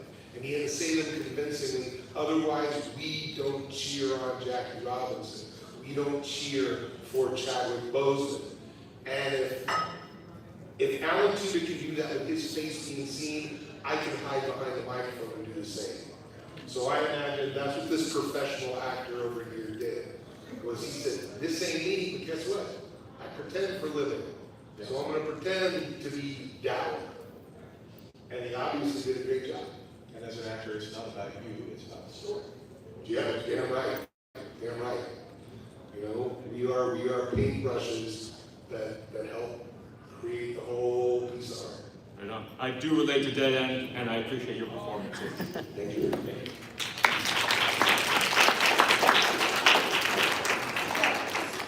So I have 2 questions. The first one's for me, and then the second one's for my mom. Well, let's see if yours is any good before we move on to your mom's. Yeah, I know. You gotta earn the second. I got it. Yeah, so, 1 second. I almost forgot. No. Okay. What's your favorite Transformers character aside from the characters you have played? My favorite, that's actually really easy. In Robots in Disguise, we had a Predacon who is a shark called Skydive. And the late, great Peter Sellos played him brilliantly. And how in the world he ever improvised in haiku, I have no idea. He was a gift. I gladly say that he was the star of that series, but hands down, Peter Sellos is Skydive, my number one. I'm going to go, and my answer changes every time somebody asks that question, but today I'm going with Cyberverse Perceptor, because of the way our friend Jeremy Levy played it. He said, okay, I'm Spock, and I'm Batman. I'm Batman and Spock, and that's how Perceptor came out. That whole scene where he first appears and he's held captive, and he uses his own eyepiece to burn through somebody's shackles and blinds himself in the process. Dang, son, that takes some stuff. Perceptor. I'm Spider-Man. Blaster and DJ. Small enough. Can you hear the second question? Yeah, we'll allow it. Yeah, number two. All right, so the second question is there anything you regret about being a voice actor? That's phenomenally weird. That is the first one. I mean, it's got me stumped, really. I'm afraid to answer that question. My answer is a hard no. There's nothing I regret about being a voice actor. Here's one big advantage of being a voice actor. I can do Transformers, I can do games like World of Warcraft, Vampire the Masquerade, Diablo, and tons of indie games you've never heard of, but a lot of people play, and thank God the check cleared. But then after I do all that, I can go to the supermarket and everybody leaves me alone. As opposed to being Tom Cruise. And I'm sure you can tell I'm all mistaken.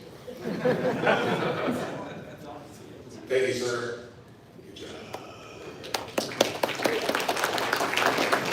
If I regret anything about being a voice actor, it's not starting it sooner. Okay. Hello.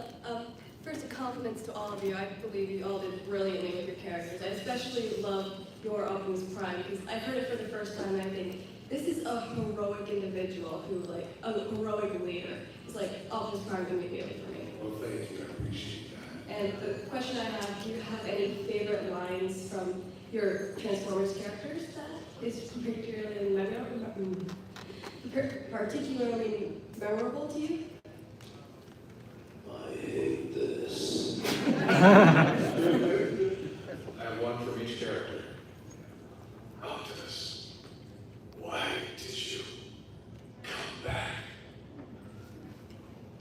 I'm your blue one. Yeah.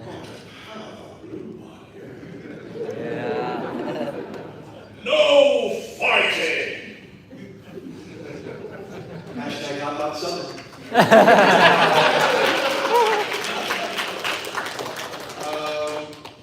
Because we dubbed it, really nothing stuck. Because dubbing is basically walking in, there's a sheet of paper, they tell you the line number, you read it, you move on. When you're working with a whole cast, and you're doing scenes, things stick a little bit more. The only things that I really remember was between takes, this is the key level of the character called Optimus. So just gonna screw around there, and every now and then say, put the moose away. Okay. But our show premiered Saturday morning, September 8th, 2001. 3 days later on Tuesday, September 11th, 2001, being the voice of a fire truck was a whole different thing. And I even got a note at some point saying, I know Optimus Prime is real, but if there ever was a day, Tuesday would have been a really good day. And I got it, you know? So I came up with a line of dialogue that at this point I'd written on toys and 8x10s but it wasn't. And that line is, evil is a fire that must be extinguished.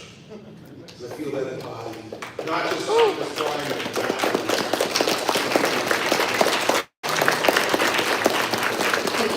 Thank you. Hello. So, I know the question got asked yesterday, so I'm gonna have to ask it myself. Your characters are at the McDonald's drive-thru. What do they do? Someplace else.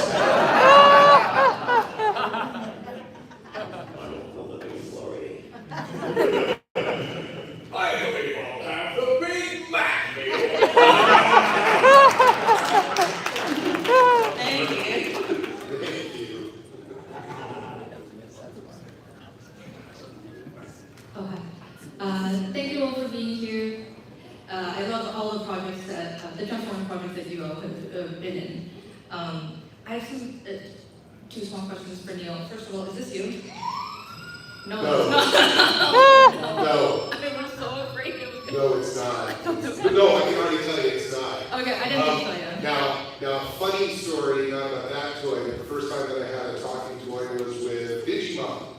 And I remember going to Toys R Us and seeing a talking Hawkman doll, and I'm all, I don't believe this. They stole my voice for a doll. They took my voice and put it on a talking doll and didn't give me any money at all. They didn't even ask me. And there was a little button, there was a thing where you pull down the wing and test it out. So I did. Pulled it down and I heard, Hawkman, get it evolved, hello. And I went, they didn't even rip off their voice.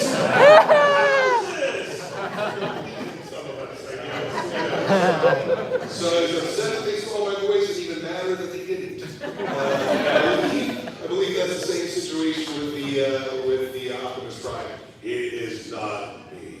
Now, if you want a talking toy with my voice, you would get Funshine the Care Bear. I have another Care Bear hug. So I was that. I was also I was the voice of the talking Randy Macho Man Savage doll for Mattel. Oh yeah. I've got a couple of talking toys. And Lanky the Crane Truck from Tonka. So what was your second question? Oh, you talked about a bit before about like the dubbing process. And I know that you're a prolific dub actor. But with the version of Optimus Prime that you did, he didn't have lip flaps. The greatest thing you can have if you're working in anime is a face mask. It is a gift. Now, again, getting back to, I was not a fan.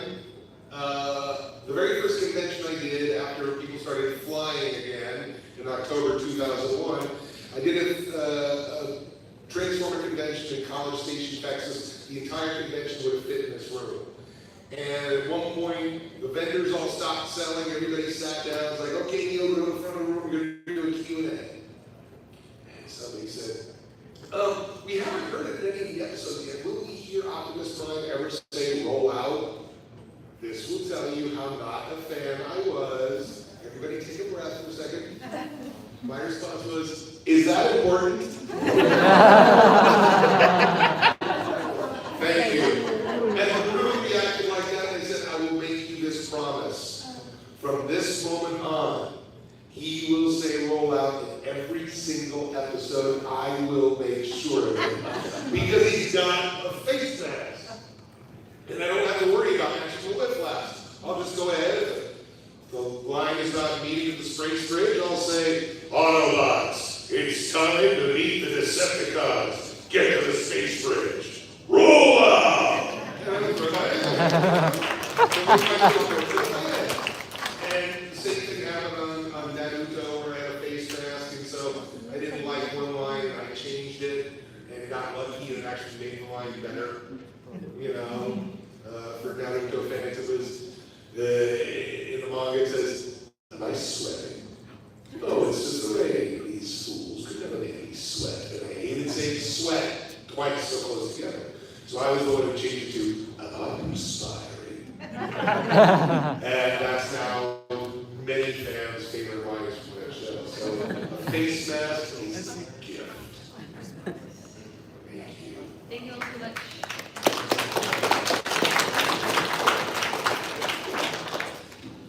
Okay, so some of this has already gotten answered because I had some questions about the 9/11 thing. Yeah. But first, this is for Neil. Thank you for introducing me to the phrase, "Your metaphors lack semiotic cohesion." That line has lived rent-free in my head for the last 25 years. So at about that same time, as Robots in Disguise was rolling out, they were also doing Digimon Season 3, which traumatized a lot of children, and me at 28. And also Power Rangers Lightspeed Rescue, or no, Time Force. Right. And all of these shows end in a climax with buildings getting wrecked. Oh no. Robots in Disguise seems to go back and do a lot of redubbing to cut that sort of thing out. No, my understanding is that there were 2 episodes that didn't air. Yeah. Originally. Okay, so and what? then they aired them on the re-air several months later. Okay. And they put them on the DVDs, which were only made in England. By the way, if you ever want to see Robots in Disguise on DVD, you have to write letters to Disney. Wow. I kid you not. They own that show now. It's like in the back of their closet. So you don't need to actually write letters to convince them they'll make a couple of bucks. They just might release it. Or at least put it on Disney Plus. So yeah, I was just curious how much did you have to actually re-record for those? There was at least... I don't think we re-recorded anything. Okay. I think we just didn't air them. Because there was one where there was, in fact, 2 towers that came down. Oh. Wow. All right, thank you. Thank you, my friend. I appreciate it. By the way, as we say from where I come from, bitch tighter, dude. Thank you. So, quick question for Neil. But first, a kind of a brief history lesson for the audience. In the Japanese version of Robots in Disguise, the creatively named car robot, Optimus Prime is not Optimus Prime. He's a lookalike named Fire Convoy. So in an alternate universe where that change carried over, and Optimus Prime wasn't Optimus Prime in that show, would you kind of do like a similar voice or something like completely different for him? That would depend. That would depend, you know? I mean, I would have to read the script, I'd have to talk to the directors, I mean, who knows?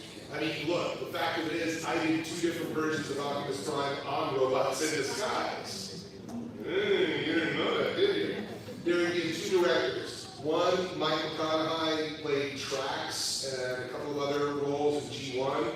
The other director, Steve Kramer, to misquote the Bible, knew not Transformers, okay? So, in the McConaughey episodes, he would take words out of the script, and he would give me less things to say, so it would naturally be slower, a bit more ponderous, more of that John Wayne kind of energy. I'm sorry, Peter Cullen's brother energy. And the other one, Steve Kramer, added words, where he would make it younger and like a lot more energetic. Autobots, it's time to engage the Decepticons, roll out! That kind of thing. And nobody knew that was going on with me, because the directors didn't talk. And we found that out at BotCon 2002, when we were all up on a panel like this, and somebody out in the audience said, why do you sound like this in some episodes, like this in other episodes? And I said, he directed me that way, and he directed me that way. And they both leaned forward and went, what? Why didn't you tell us? And I thought, because I'm an actor and my job's to do what you tell me to do.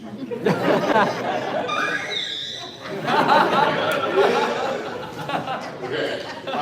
So, honestly, I don't know how I would do it. I would have to read the script. I might just keep the voice the same, but change the attitude. Maybe make it more intense. I'm not exactly certain. when people ask me what something's going to sound like, it's like, I don't know until I see the script. You know? So hopefully that sort of answers your question. No, that was great, actually. Thank you. Appreciate it. Thank you, brother. Just around, like, just under 10 minutes. Yep. Hi, everyone. Thanks again for attending the panel today and sharing all of your stories. My question is, if tomorrow you woke up and you became a teenager, how would you, and you're like really early in your career, how would you end up being able to navigate the current industry landscape and break into voice acting? That would be easy. I would become a movie star. Or a TV star. That's true. Or a world famous comedian.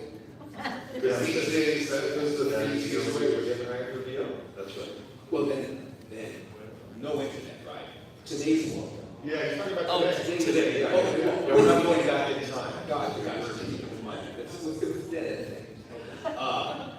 So, I thought about this question, and I would find someone like Victor and start studying with him. I would find industry veterans, people who really know what they're doing, who've been where I want to go. And I will sit humbly with pad and paper, keep my mouth shut, and listen. Not get cocky about it, which is really a challenge going on these days because of this thing. Oh, I can just dive on the voiceover career and have one in my pocket by this afternoon. No, you can't. And incidentally enough, my phone stopped working today, so.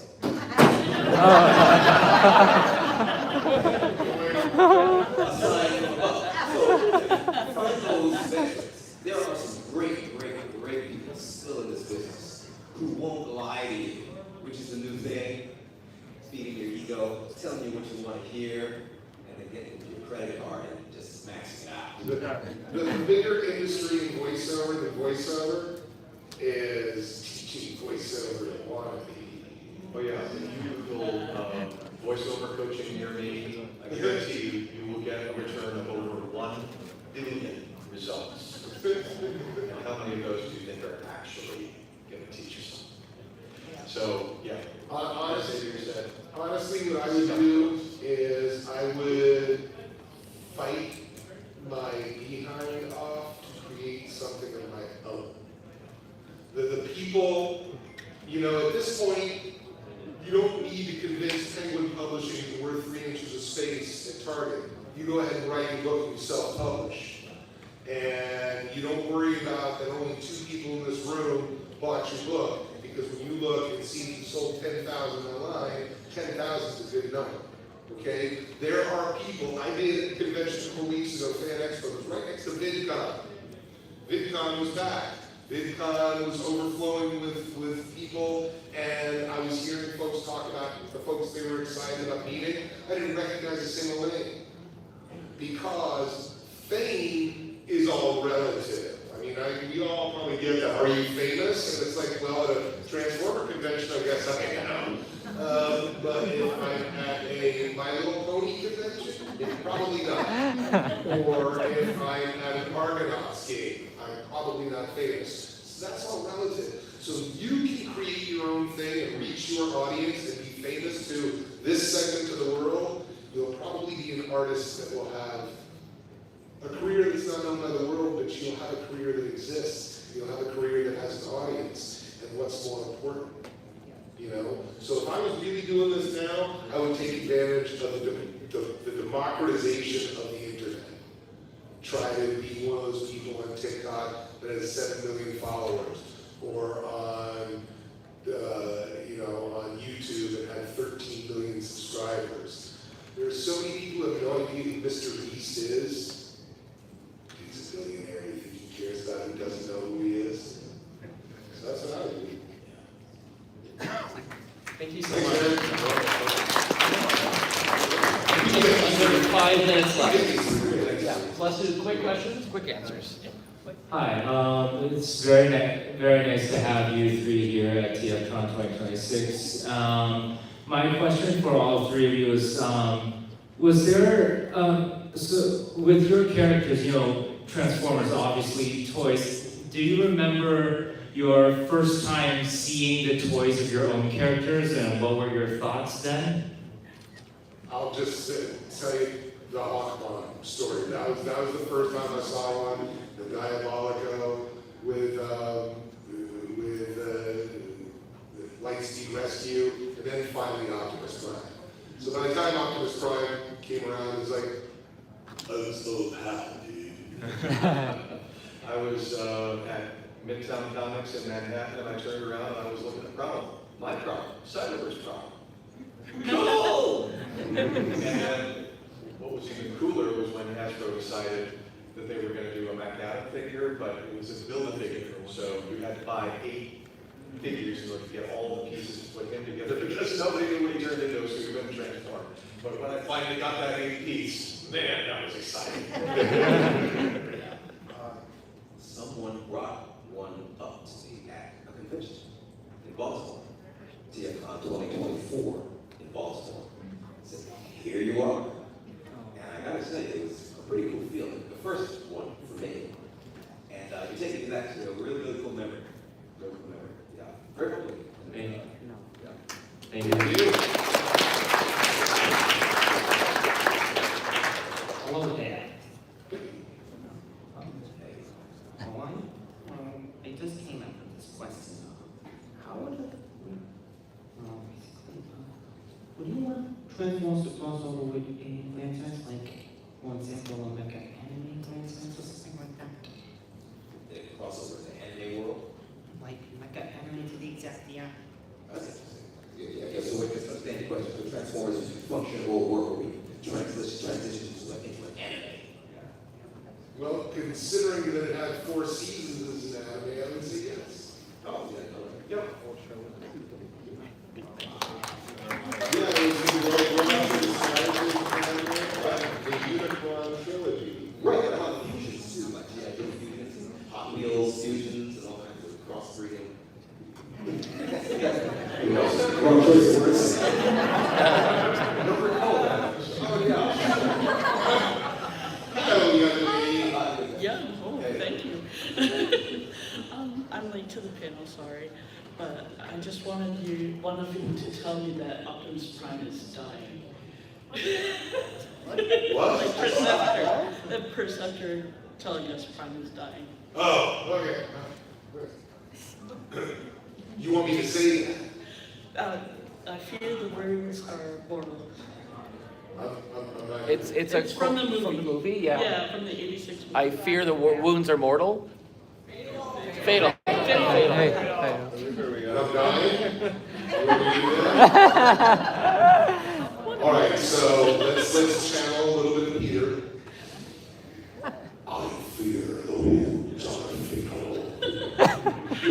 Right? Is that it?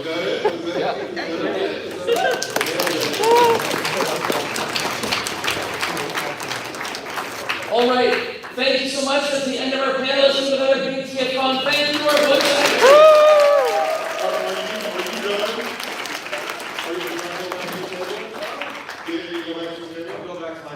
And I'll be there for like 20 minutes, so if you want to catch the 2 of us, otherwise, wave goodbye to this handsome man right over here. Thank you all so much for being part of the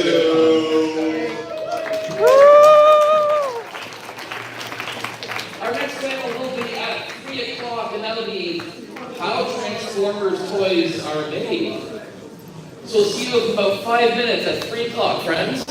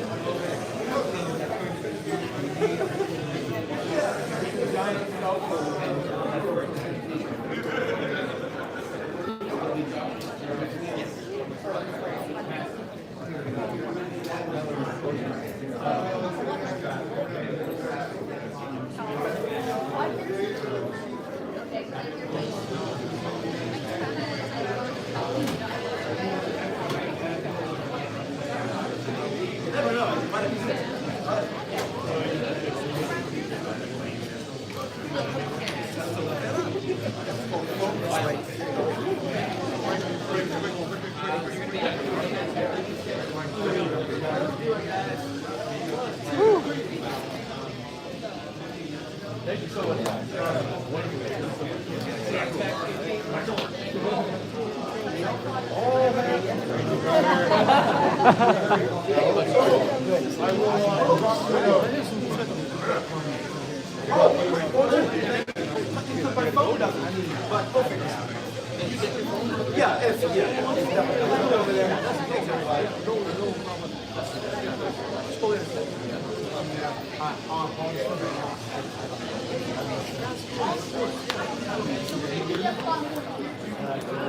Yeah, I just signed.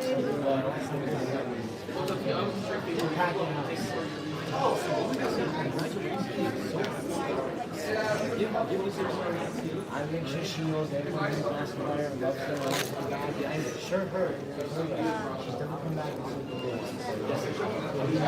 We're excited to meet her. We're excited to meet her. Yeah, right on. So, I sent you a message. I'm just about to reply to you right now. Oh, okay. You have okay. So, this is Tyrant Zero from Metal Cartoons. It's the big bad. Yeah. He turns into like 4 different train cars. Yes. 4 different train. He's the most evil bullet train. You travel for commonplace on a track. Like bloody train tracks. He travels on tracks like bloody-handed bullets. Which is oddly hardcore inside Korea.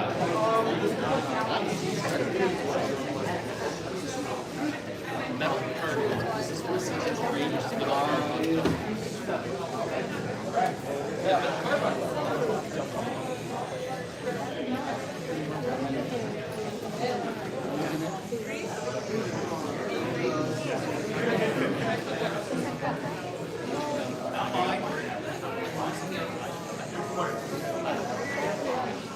Justin, how much was he?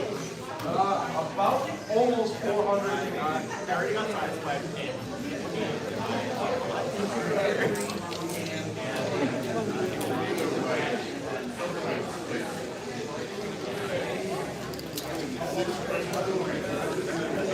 It's the train plus 3 cars.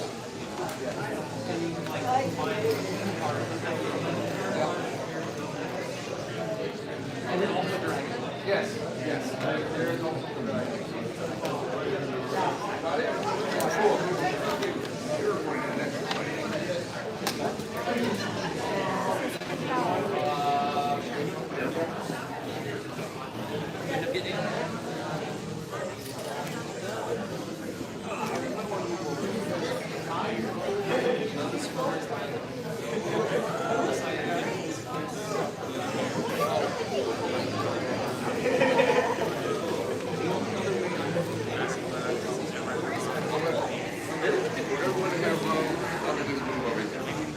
Sit over there? Yeah, that way you guys. That works. You in the trial.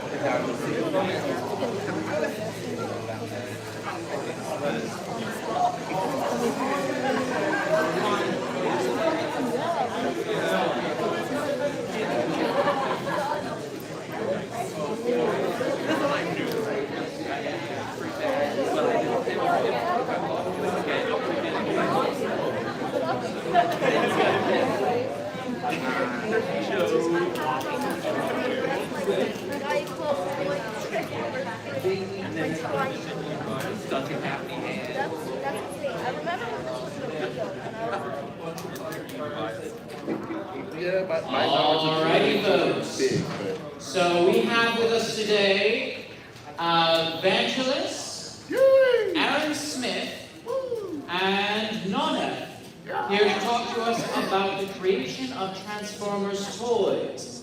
Matt McNally was going to be with them, but unfortunately he was not able to be here with us this morning, afternoon, whatever time it is. Time is an illusion. Good morning. So, yeah. So we have Nonna with us. All right. So I have worked on a little bit of this panel before. I'm sorry, guys. But hey, it's Sunday. Time is the last panel of the show, so we're all good and ready, right? Yeah, well, so this is basically like an engineering design idea of how toys are made. Here at TFCon. So really, as we broke it down, there's kind of 5 stages as we go. The short version, you've got the basic idea, the pitch. If you've ever seen Aaron Archer's panel, or the Seat Nailer up here on a panel talking about how they do stuff, a lot of that is in that front end. What is it going to look like? What's our theme for everything? You get into the next step is to design the actual making of things. Now, a lot of times, if you ever watch the Hasbro presentation things on YouTube, their live streams, they'll show sometimes the CAD that they do. That's that sort of thing. Then it gets into the nerdy stuff. Matt called it internal and external procurement. This is the making of the stuff that makes the toys, the sealed molds and the like. Then production, that's the actual manufacturing. You finally have made the toy most of the way through the process of making the toy, and then packaging, putting everything together, and how it shows up in So with that as a preview, Aaron, how do you introduce yourself? Oh yeah, I didn't even do any of that. Yeah. Wow. Hi. Yeah, I'm Aaron. It's been a weekend, hasn't it, everybody? Who here is running on 2 monsters plus more caffeine? I have some ice cream for breakfast. Yeah, other engineering types out there. Yeah. So my name is Aaron Smith. I've been in Chicago. We've been doing history dives on how long we've been in the Transformers family. But I'm an engineer and designer for Sikorsky helicopter, so not quite toys, but a lot of these processes are kind of the same. And how about you, Gary? I'm Jay. I own and run Non-F. I've been making upgrades and Transformer toys for, 15 years now, So yeah, those are our credentials. Thank you. I have a lot of non-F crotch gears on my computer. They're some of my favorite things. So you've also done like heads for the customs class? Here? In the past, or have you before? Not TF, I'll talk about the other ones. Okay. Yeah. I know that you need to stuff for customs class. Yeah. No, the render form does the stuff. Yeah, they do that here. Sorry. Yeah. So concept and application. This is that very first step. Next slide. So so this is part of it's the design of everything. It's also a lot of times what you'll see. You ever see a wave on the shelf, and there's one guy that's a lot smaller, not nearly as complex as everything else. A lot of times that is part of what happens in this phase when they'll say, hey, for everything in the wave, it should cost X. And then they maybe have something that's more complex, that means that something has to be less complex. And a lot of times we've again seen it more in the Hasbro YouTube thing, where they'll show like, hey, we'll do the pre-tools for the head of the thing. These are all things that happen in that concept and applications. And then a lot of times we'll also get a rough guide of the design. Back when they did it in paper, I know that I've seen plenty of instances where they have, I have my red bulkhead here, and something that you can see is like on his back how he has the different colored parts. These are other plastics or other molds, and so the idea of like, hey, we know that this needs to maybe be a little bit more flexible or more rigid, and so we think like that they do in design. More flexible and rigid also, like usually meaning like a nylon. Yeah, like a nylon plastic versus an ABS plastic versus like PVC. It's a lot of material science going into when they're when it's in the actual like later design stage where it gets more into things of that nature. Any material scientists in the house? One! Yes! even within the plastics themselves, like from ABS to polycarbonate or nylon, there's a whole 50-page book for each kind of plastic. The barometer, which you want, flexibility, or how it protects the machine, even colors. Some plastics can't be colored certain ways, some can't be painted, some can be painted. I think this is now going to get into the fun fun view that I think is for design. So yeah, he didn't even give us a so. This is the first time we've seen these slides. Yeah. All of this kind of came together like again. Hey, everyone. Quick shout out, Matt, which is to be here. Yeah. And Matt's having to deal with some emergency stuff, so we'll call for a round of applause. Please give a little thought like the way I hope Matt's doing well.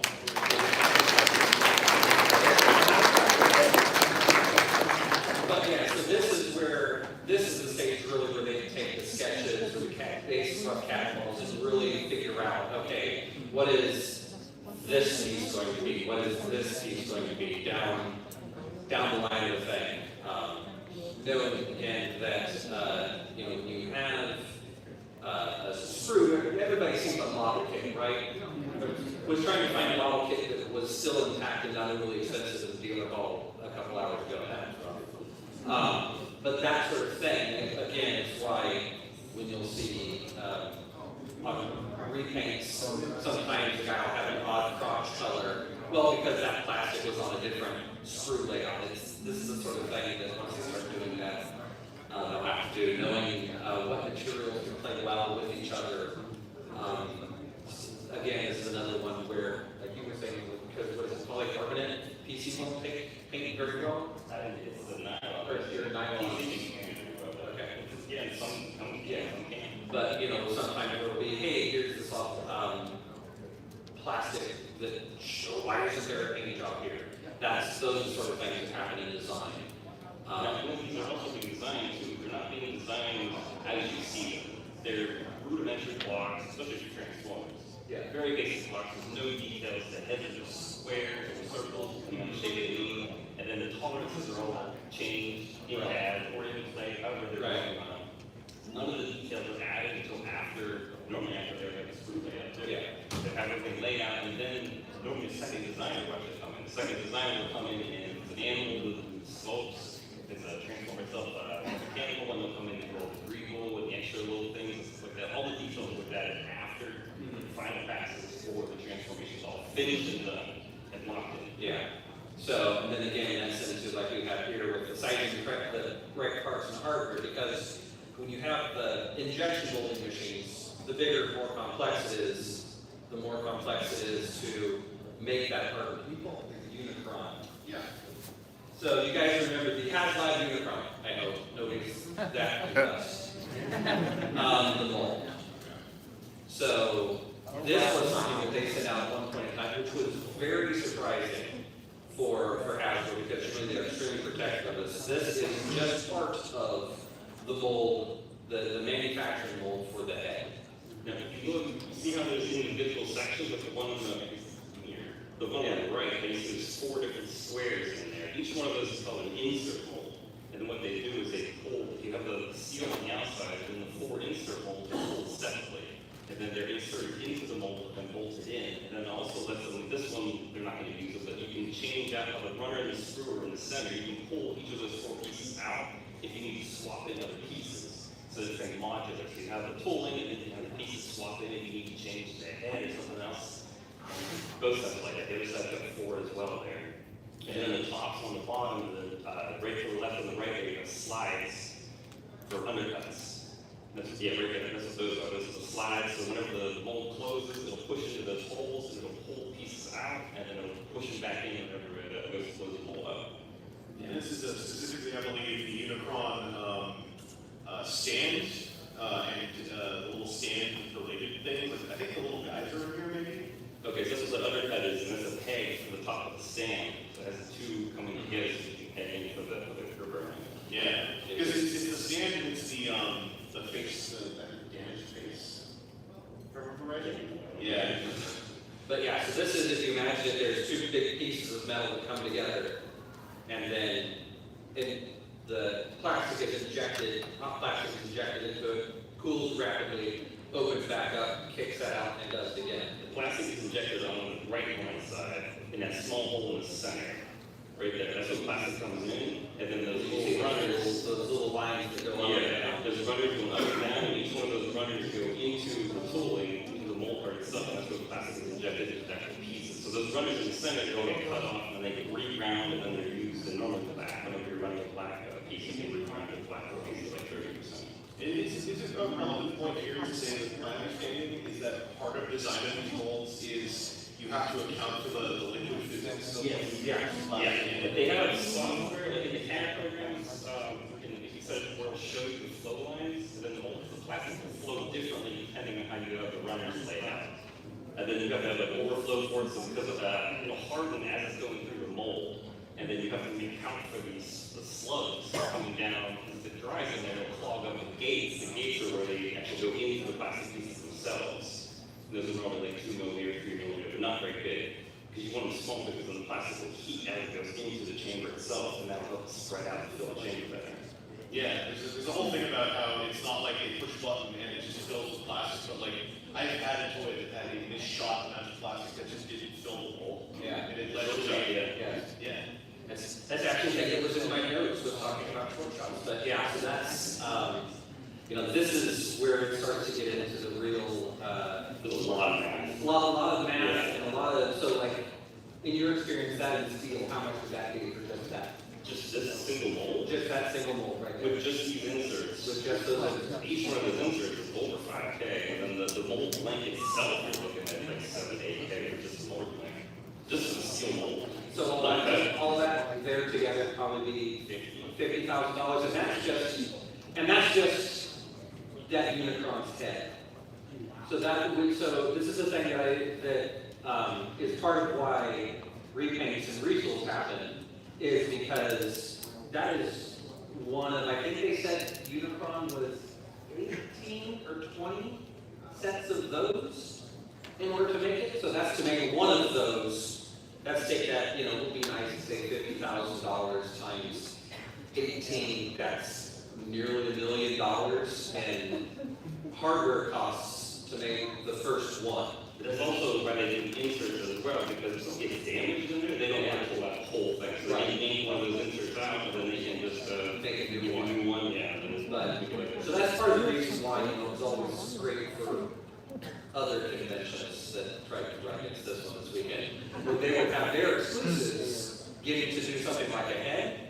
They would not make them in steel, they would make it in aluminum because it was cheaper, and they were making, you know, as many of them. And then they would make theirs in steel, and then have the head made at a separate point. And it's something that They're already made, so they're just licensing, they're leasing. Right, they would have their different heads. The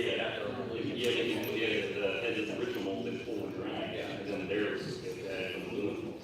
Just FYI, they're talking US, these two are Americans, they're talking US dollars, so add Yeah,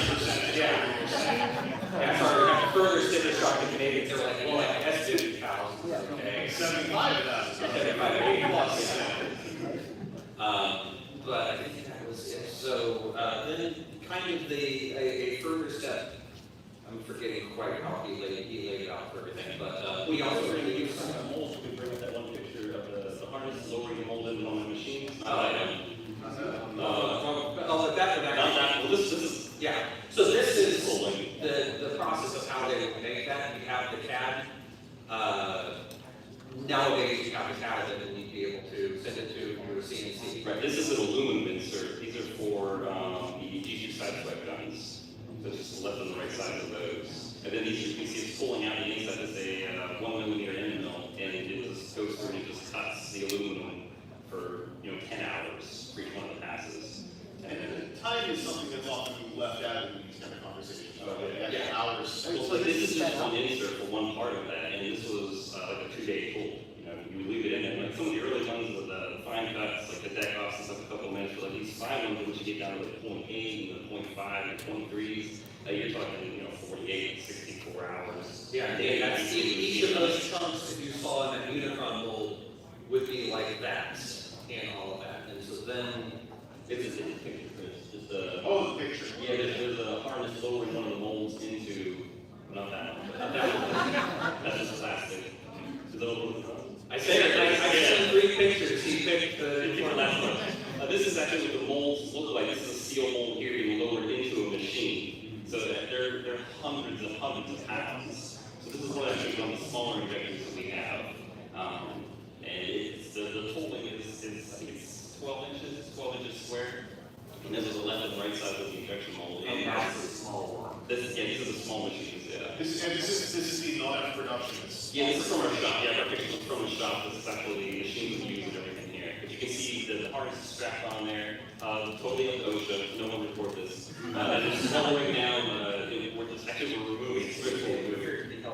Yeah. Okay. But it's like we're actually removing it in this shot here. We're just pulling it out before we move. But the left is pulled in. You can see that big hole on the right hand side. The nozzle will come in from that side, and then it'll inject into the runners that we were showing earlier. But then these molds can be pulled in and out every time you do like a mold switch on and yeah. And again, that's another thing when it comes to productions. You can't just say, okay, now we want to do another toy. If you're going to do the cycle, so like how long would that take you to swap from one mold to another? Well, even just physically swapping molds, I mean, an hour. An hour, so you've got a quarter of your day spent.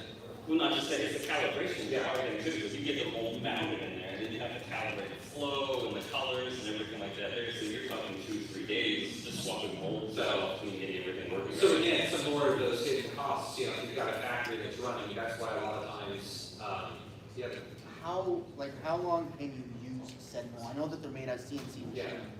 Depends on the wear rate, most of our tooling we use aluminum, just because we only do like 5,000 carbon or something like that there. Also for Hasbro, they have it seal the glass anywhere between, like that there. It's a simple material you pull them out of. And then the insert, like as the inserts wear out, you can swap those for new ones and just keep going like that. But that's like the tolerances as the metal wear, because the metal wear doesn't have steel or aluminum, it's just aluminum wears faster, but it's cheaper and it's easier to tool, so it's easier to do that if you're doing a lower run. Heavier runs, you want it to last for a long time. Things like spoons, they're made of like titanium, and then they're coated and stuff like that, because they need those to run 100 million shots before they even mess with them.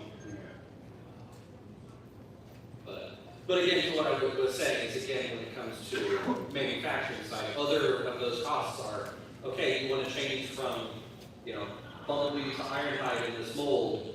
This thing you could be making now it has to be down for a day, and as we swap all the new hardware in and set everything up again, more of those hidden costs that end up in making toys. It's not just a button toy. Yeah. There's a lot of work to swap things out.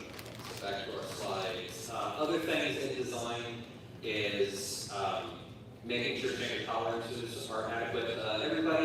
Everybody remember the problems that were solved up here for one instance on stage of the HasLab, the HasLab Omega Prime with his chest slider. That's an example of where this maybe wasn't quite tolerance now or wasn't quite spec'd out well enough, where they thought, hey, this is good enough, and then either in manufacturing that slipped a little bit, or in their design it wasn't good enough, or maybe things weren't kept in the QC checklists. And then the last thing out here is creating the drawings. A lot of times they will have, especially with the modern CAD systems, they probably have even to figure out how it flows, or a digital version of what this looks like. And that's probably something else that is shared around with Hasbro. These are speculations because that's all Hasbro internal, and it's not like they're going to be terribly open with that. But this is how things work for you, I assume. Yeah. Much more complex version of that in the aviation world that I know. So you're probably like, oh, this is it for me. Your world's a little bit bigger. Yeah. It's like aviation involves trying to protect human mortality also. Yeah, I always joke that aircraft don't fly because of physics, they fly because the paperwork certifies that it's appropriate for them to fly. But on to our next slide, internal and external procurement. This is kind of back to what we went into, talking with molds and hardware and materials and things in the time frame. Man, it would have been nice if we really reviewed this. Yeah, we could have gotten the order right, maybe. Yeah, but also in this starts to look at packaging.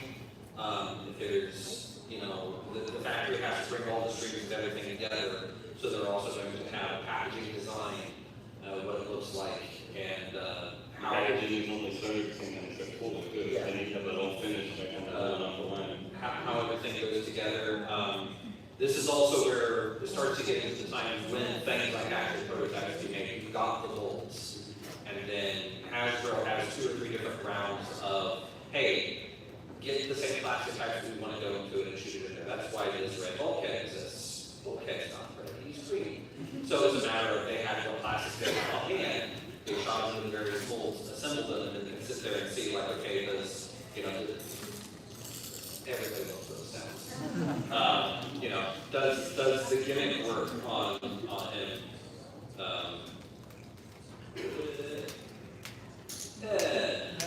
Things like that, you know, just test on. This is right, it's like in a decade since that's been fired off, which is why I was doing stuff like that. Did anyone, by the way, see the UYGLZ that is in a similar state? It was the newer room. It has a UYGLZ. It's one in the back corner that was in the yeah, it's, I believe it's gone now. Yeah, that's weird.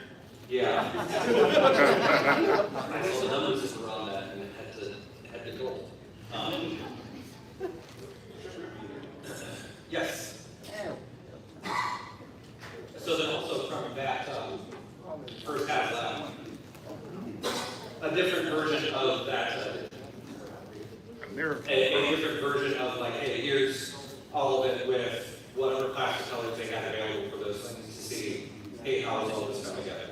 A lot of this might be just what they have available, so it's already in the machine. Yeah. They'll have something, they're in the middle of an active run with something else, and then they'll pause that, and then swap the mold out, just continue decorating the same plastic, and then they'll just swap back to the old one and then send out the test. Yeah. So these are, again, important to make sure that, hey, does the way that we did the math on everything, math right, is everything going to have the articulation that we want for things like screws and pins? Do we have enough meat for it to go into and hold? And you know, you can have design principles that say, hey, if you're going to use a screw that's this big, you gotta have this much material and this much head. But sometimes those don't work out that way, and you have to like figure it out and adjust down the line. Entirely different things. Again, from my world in aviation, you've got fasteners. So we have books on how you're supposed to do fasteners. Maybe then sometimes you're like, yeah, we can't get an assembly in to do it there, so maybe you use a different one. So that's why sometimes you end up with weird, super long, deep screw holes because they didn't want to have to spec it up to screw a hole through at the end. And I wanted to add there, because the Hasbro design team are still active somewhat on Instagram. If you think this looks cool, let them know, hey, we love it, we think it looks cool, we think it's interesting to see this stage in the production process. Because a lot of people in the toy industry, in my experience, assume that you all find this incredibly boring. Like seeing a unicorn in these colors, for example. And I think it's super cool to see a toy just in the wrong colors. Easy example, like, doesn't mean they have to make it, it's cool to see it realized with like, weird color shot in Christmas Frost Unicron with the tomato sauce that he's fascinating. And so then the step after this a lot of times is the painted prototypes. You all saw the what was it, that acid storm? Oh, the NTO Storm Seeker. Yeah, the Storm Seeker pack. There were a lot of people on early views of that that were like, oh, that's just clearly a painted thundercracker. They're just going to paint on all of these things. And it's, no, they had a bunch of thundercrackers and painted them. So way back in the day, did anybody do the Hasbro tour back in the 07 BotCon? Was anyone know? Hey, yeah. Remember the paint station that they had?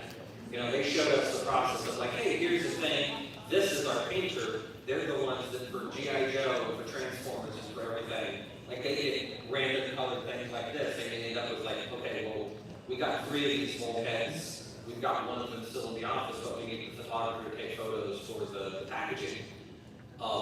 It's clearly not red.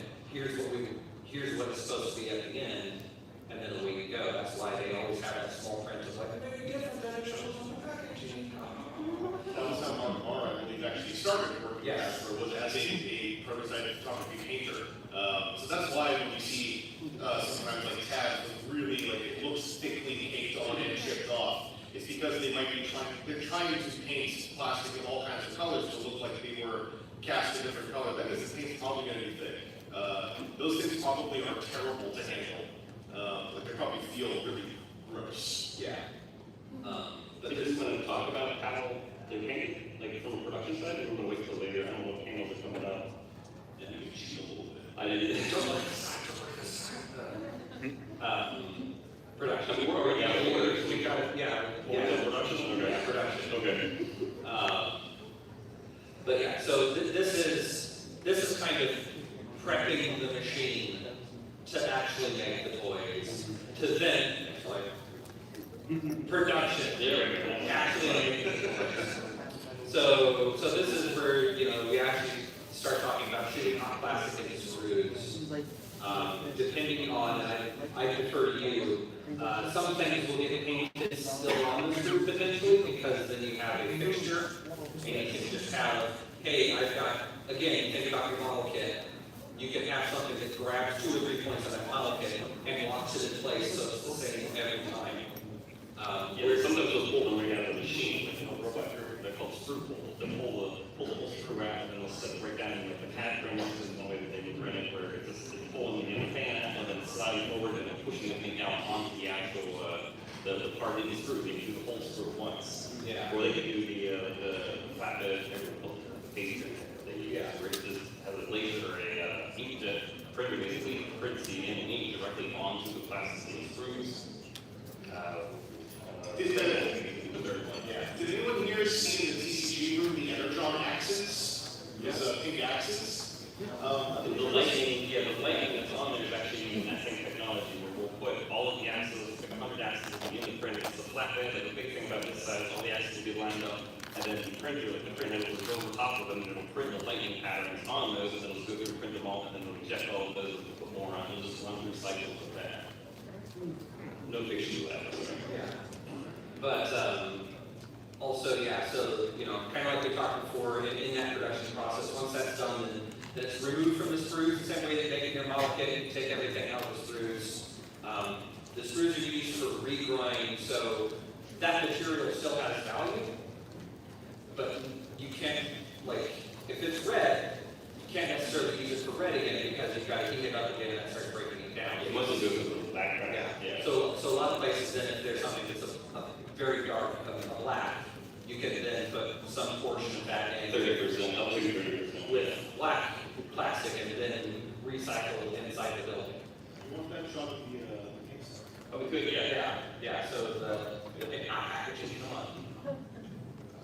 So this is speaking of the axis, this is actually the plastic that we use for the axis is the neon. Yeah, this is how the plastic comes, it's pelletized. This is actually clear plastic, and then the way we got that neon color is we use the mica powder.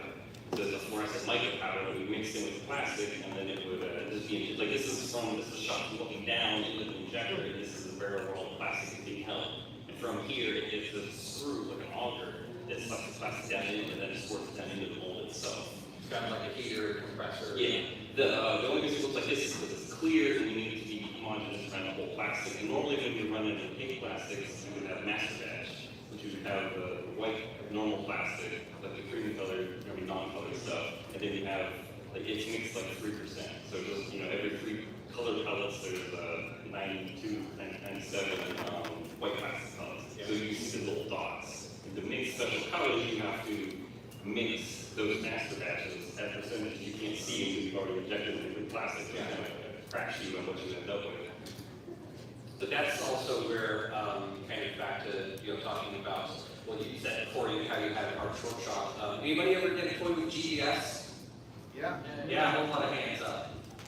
So that's a potential thing where that material getting mixed in on GDS plastic was a metallic plate that did not integrate well in that process. So it'd be cool and swirly, right? It looked really neat. And then actually make fracture points, and that's where it would then fail. Having termite damage. Yeah. Another one is, did anybody, what was it, the 2000 to like 2002, what was that on Minnesota? The plastic had yellowed far earlier than it should have. 2020, yeah, it's the brain. Yeah, that's the photo degradation. Yeah, well, that's the thing that we're not necessarily sure about. Maybe the problem in production is if it was improper mold release, maybe the cleaning aids they were using, it might have been going through, and the factory workers were chain smoking like crazy to make it yellow.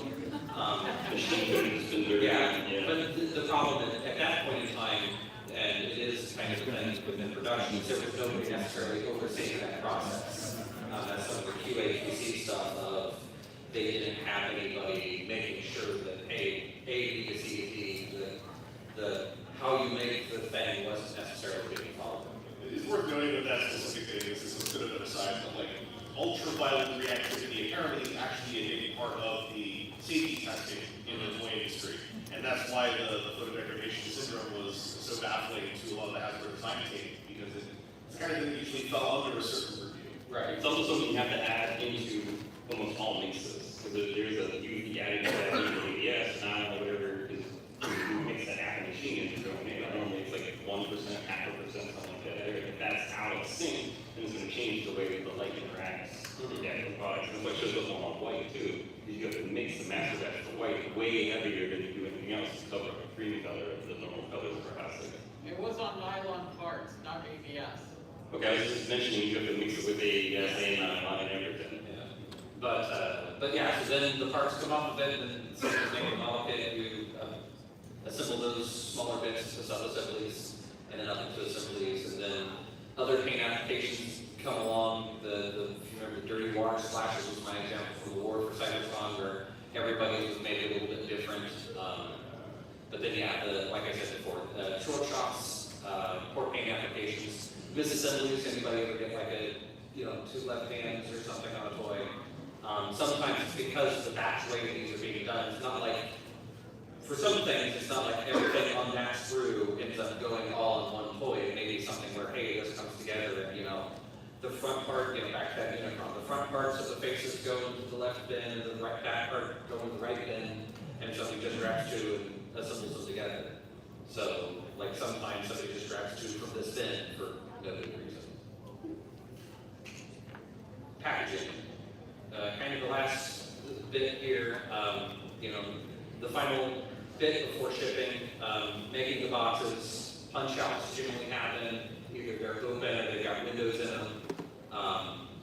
Some of the design stuff from the first slice that we have to come into now has to fit in the box for the size class, right? If you have something that's way big, you may have to do weird things. Does anybody remember Energon and Wing Suit? And how it was in the box of disassembled, unlike any other thing that they had, because it was way wider than those boxes were. Well, those boxes were that size because Walmart and Target said, hey, we want, 12 inches of shelf space, and this thing is 14 or 16 inches wide. That doesn't map out. So we have to pallets too. And then you have that onto a certain size, because all pallets are the same size, they don't have trucks and shit. So yeah, the pallet sized up. and so that's another one of those things that goes back, because the pallet is so big, so we want to have so many fit per box. Our boxes have to be this size, and so you have to work a lot of things. You may have to fit exactly with the matches. Yeah. Tetris game. Yeah. So there's everything will go like the standard shipping container. Those shipping containers affect how big the transformer toys are. It's a weird round the head way to think of things. And it's worth noting, like back then, something we were told also is that this is all for for example, North America. Mm-hmm. In Japan, they simply, because of the smaller landmass, smaller distribution area, Wing Saber was able to receive a unique shipping box of just Wing Sabers that was built around a Wing Saber robot mode. But because in North America you're dealing with retailers who themselves have demands that must be met, it worked out differently. Yeah. Another thing that can sometimes go wrong with packaging is the recent trend of no plastic, clear plastic window, and it was open so supposedly so the kids could touch it and then steal heads or what have you. That's the thing that I know they've gone back on now. I think they're going to go back to bubbles for the time being because a lot of heads went missing, and that's not fun for me. Not just the heads. Yeah. Themselves sometimes. Yeah. But yeah, that's into our vocabulary, I think, for some of the things that we said. Repaint, remold, retool. Chance to do all over again. So again, your maybe Starscream and Thundercracker is just paint. Maybe different plastic molds. Or then remolding, going from Starscream to like a dirge. That's a little bit easier because most of those things are separate pieces, but nowadays, a lot of times you'll see them again, like I was saying before, the retooling, where they'll say, the mini bots in G1 now, that hey, these 2 guys are very similar. If we think about it ahead of time, we can set up those molds so that we just remove one chunk, put in a different chunk, and now we can make a different character with most of that hardware still the same. Sometimes Retool gets even more extensive. Everybody remembers all the different combiner or superions that we got that were that same transformation form, but completely different shells. It's actually how my outfits work. Yeah. It's two side-by-side compilers superior syllables. And then beyond that, I think it frequently gets talked about that Matt definitely wanted to bring up was quality control. Quality control for transformers is done in like a batch system where maybe every 100th toy off the line they'll have somebody go, yeah, okay, and pass it on. So the other 99 are going to get missed because it would be incredibly expensive for your toys for that to happen. If you've got more boutique lines, they may have more frequent things. If anybody does any diagonal reboot like I do, I know that they have significantly more QC passes, but then again, I think the worst joints I've gotten have been not quite buttery smooth. And then tolerances is another thing. The idea is with most manufacturing, you say, hey, I want this to be an inch long, plus or minus a little bit, because the more precise you have to make something more expensive. And so that's another thing that kind of falls back to, yeah, you can have something that's tolerance very well, and it's going to cost you 3 times as much. Are you okay having a toy that's a third the price and maybe the shoulders a little bit loose? Another big thing about tolerance is temperature of all things too. Because the molds are made out of metal, which shrinks and grows depending on temperature, if you don't have a shock temperature, even if 1 or 2 degrees is off, tolerances are going to be completely off from what they were normal. Yeah, your first couple of runs out of that mold when the whole thing's still cold. You go to 150 to 100 injections just to get the mold to warm up the temperature. So otherwise you're getting things that are going to get short shots and the mold isn't the temperature because the plastic's not flowing right, or the part itself is going to be the wrong size. I was actually curious, Nonaf, or I can call you Nonaf. That's fine. Jay at Nonaf.productions.com. With your scale, which is obviously like a different scale than they have in their scale, is there, what is your quality control process, or at least like checking the parts? We'll do the same part, like if it's a gun or something, we'll have figures sitting there beside the machines, so we'll pull them out, and then we'll assemble it, and then we'll check and make sure they fit, all the 5 mils are still good, and everything like that there. Because the machine starts running on, and then what we'll do is we'll pull, like every couple hundred, we'll pull them, and then we go and dispatch this good. And then say then we'll check and make some more, and say the tolerances, like they'll say over-injecting or something like that there. Then we'll pull, okay, these ones all need to go through, and every one of them needs to be checked, make sure that they're good. If they're not, then we just throw them in the retry, and then we tweak the machine to make sure it's still good, everything like that.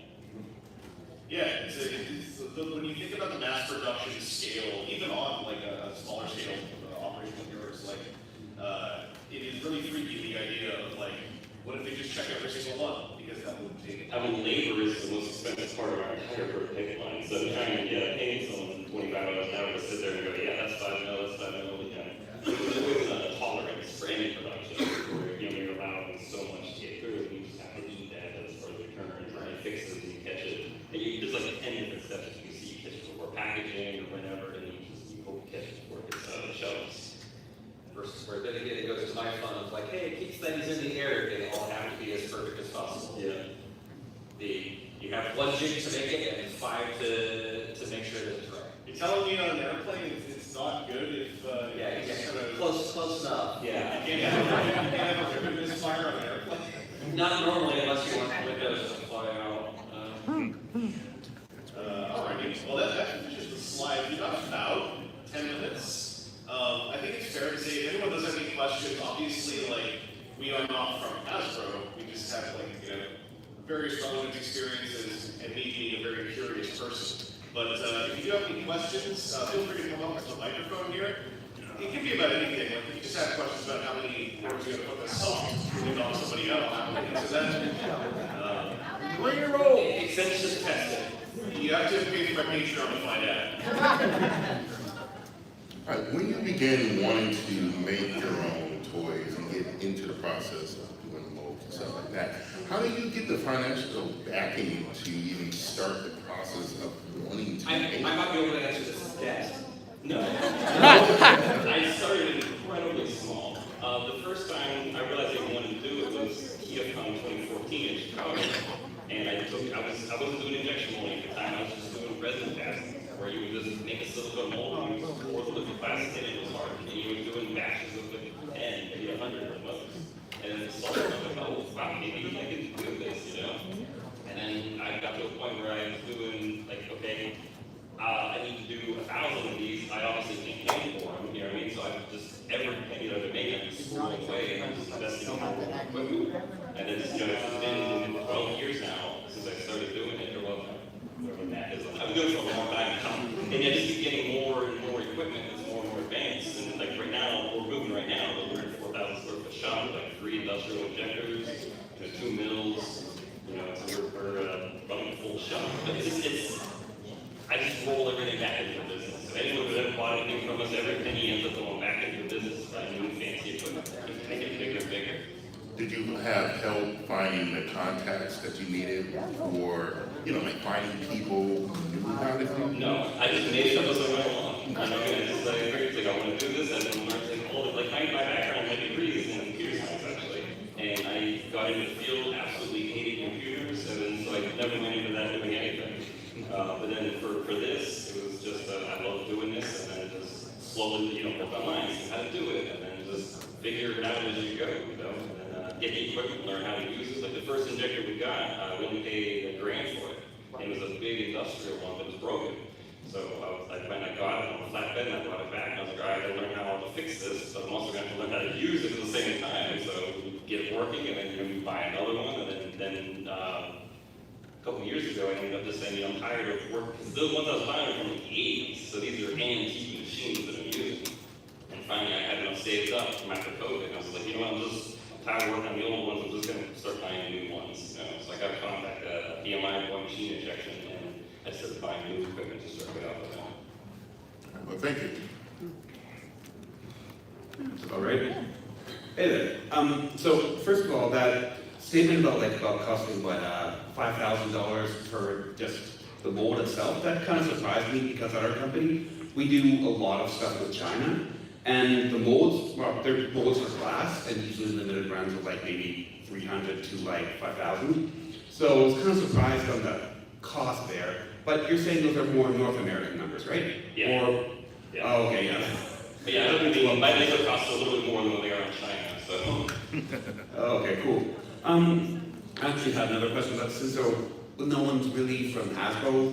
My main thing was like 3D printing in the future of just how toys are produced, because like in the future, everyone's going to either have a 3D printer or have a friend of mine, and I'm seeing a lot of transition away from like, not transition away to, but transition to licensing and saying, okay, you can print X number of these on your printer at home, and kind of seeing a death of manufacturing in its own way. Yeah. But my real thing is actually, my real question is, because of tolerances on 3D printing is pretty terrible, like, do you have any use of that in your own production? Because you can't exactly get the same fit and finish. In your production, no, you're entirely injection molded. Yeah, I don't do any 3D printing at all. I don't think there's really manufacturing. You can't really 3D print to manufacture stuff. It's not cost effective. So I mean, people can 3D print their own stuff and everything, but I mean, for manufacturing. Oh, and then prototyping, not production. Oh, for just prototyping? Yes, yes, yes. Oh yeah, I do 3D print for prototyping and stuff, but you have to calibrate the machine for the shrinkage and everything like that there. Oh, that's interesting. So you calibrate for that. Yeah, yeah. Yeah, because you have the plastic, but the ABS systems will have a like 3% shrinkage rate. So even when you're tooling it out, you have to make it slightly bigger. And then whenever you're doing, like say you're doing a resin prototype for testing, like this is a resin prototype here. You have to make it, when you print it, you have to calculate that, okay, when we do the injection mold for it, it's going to be 3% smaller than that. So you have to calibrate the printer to make sure, okay, you're not printing 1-to-1, you need to print slightly over that because then it's going to be shrinking when you do the final injection design. Oh, okay, that's interesting. Using resin does make a lot more sense for that application too, so. Okay, great, thanks. It's worth saying that, if I recall correctly, actually, the museum next has done 3D printing to create the block shapes, sculpted all that over top of it, and created a mold off of that for the resin injection. You know, when you take the silicone directly into the mold, then that's your mask which you pull the silicone up. Yeah. So I'm not sure if you're going to be able to answer this question, but for figures that have multiple in the lines, such as the combiners, most of the recent ones are unable to show the ones that will come later. later down the line, like Onslaught himself only shows the first 2 that are available and not the other combiners, even though they advertise 3 out of 5 on the box. Why is that specifically? They actually talked about that on one of the streams. There is a thing with Hasbro Legal where they are only allowed to advertise in the paperwork the toys that are part of that year. So even though a couple of those toys came, like, you know, the reason why Vortex isn't there is because Vortex was from the year prior. And so there is a Hasbro legal reason why they can't show a toy that's currently not shipping. I think the designers, the way they brought it up on the stream makes it sound like they find that quite silly as well. And I think a lot of people who work in design probably find at their same company that the PR and probably legal departments are quite frustrating to deal with. Lawyers make everything better, right? But if you think about it from that way, it's a matter of, you know, hey, if little Timmy buys this thing and says, oh, this should be available too, why isn't it?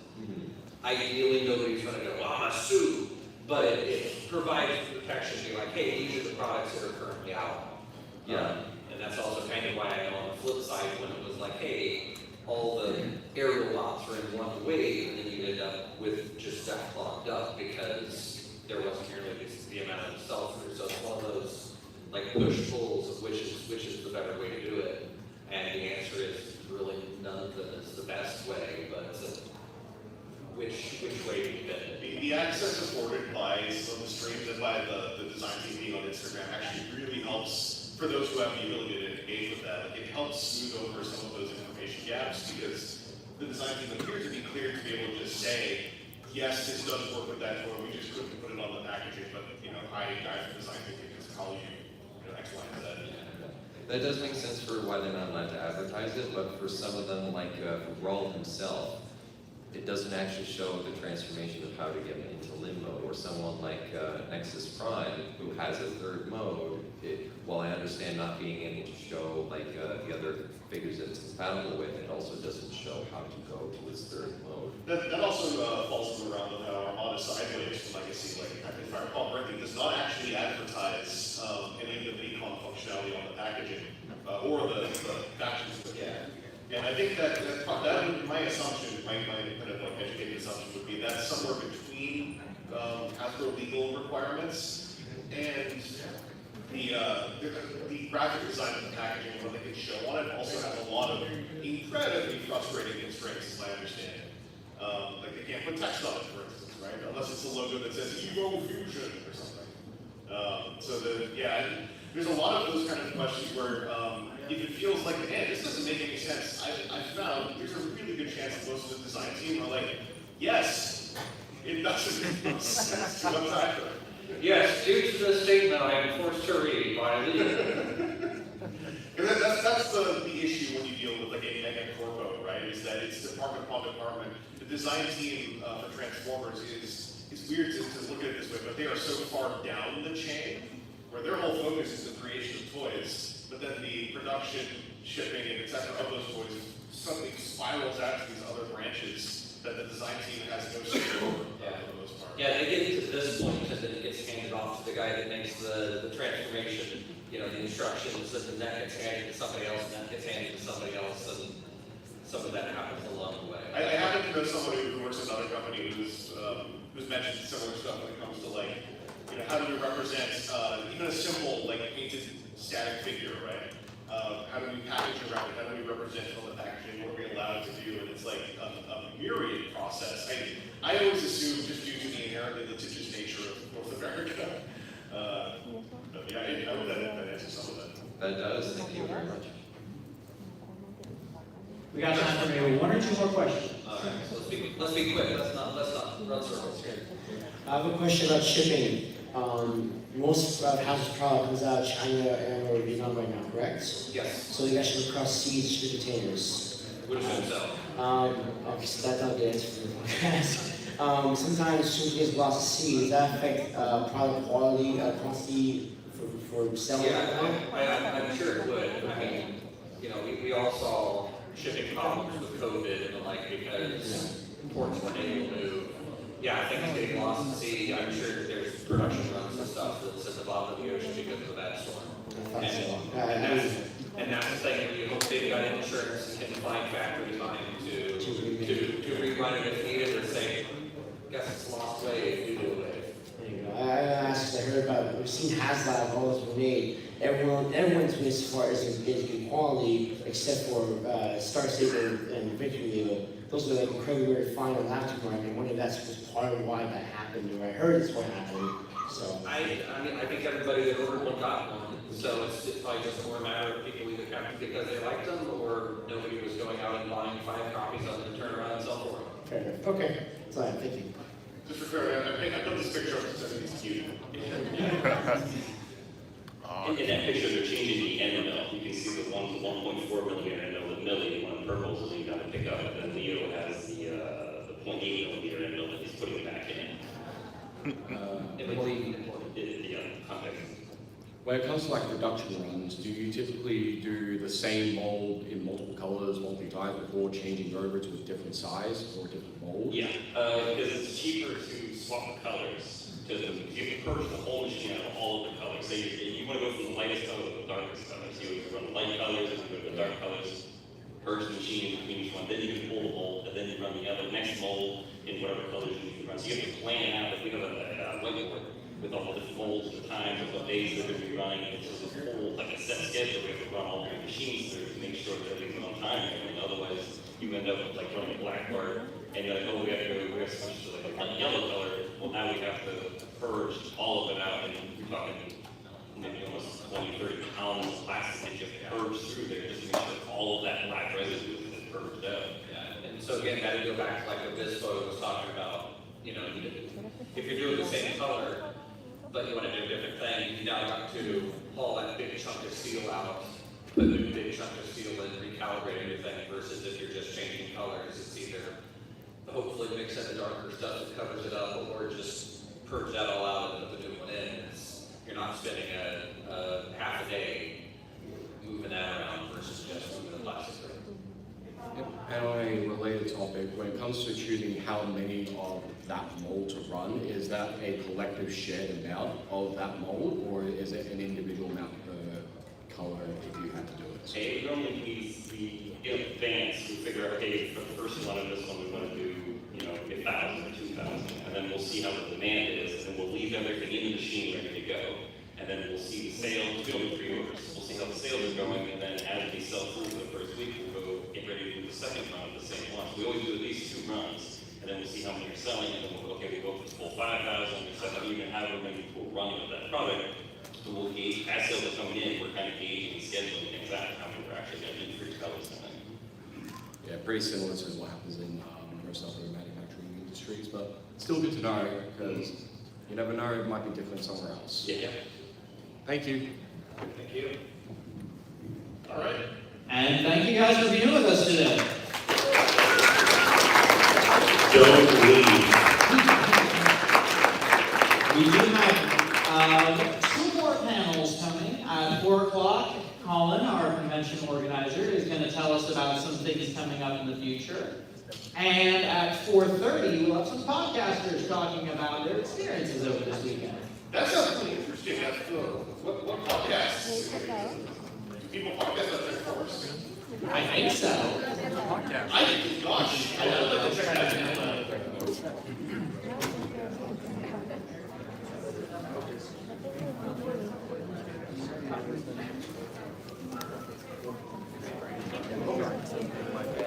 On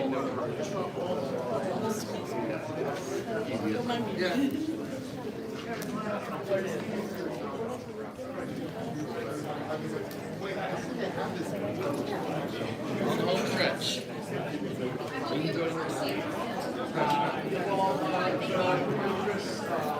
Sorry, are you staying?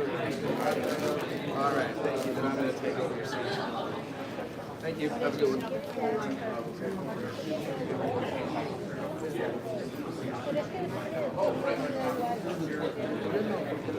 Yeah. Thank you. What production?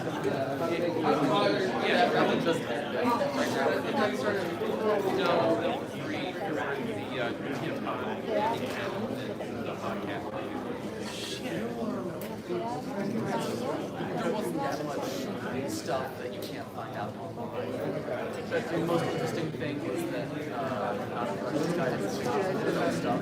Just, I mean, they didn't go over specific circumstances, just general. Yeah.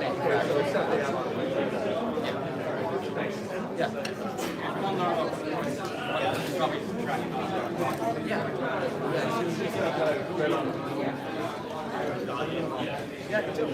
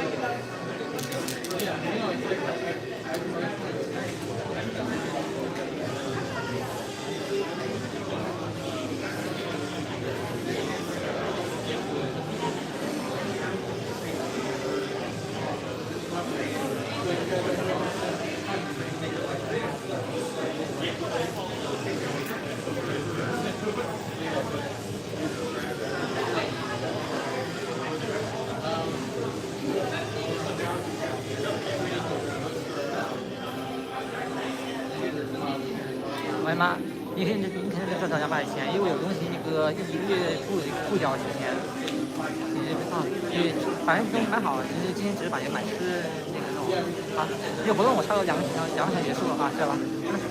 好，好的，拜。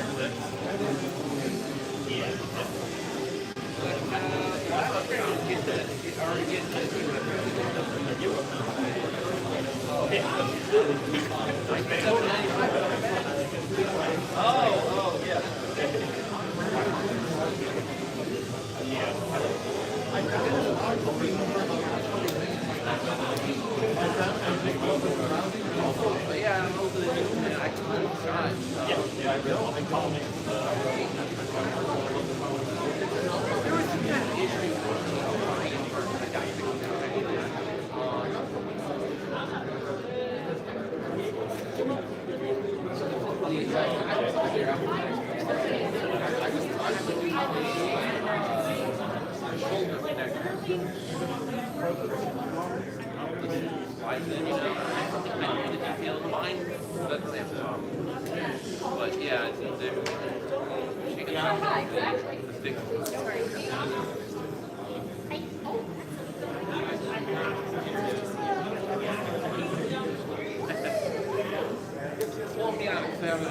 like the Chinese that's the version that exists. It's not like a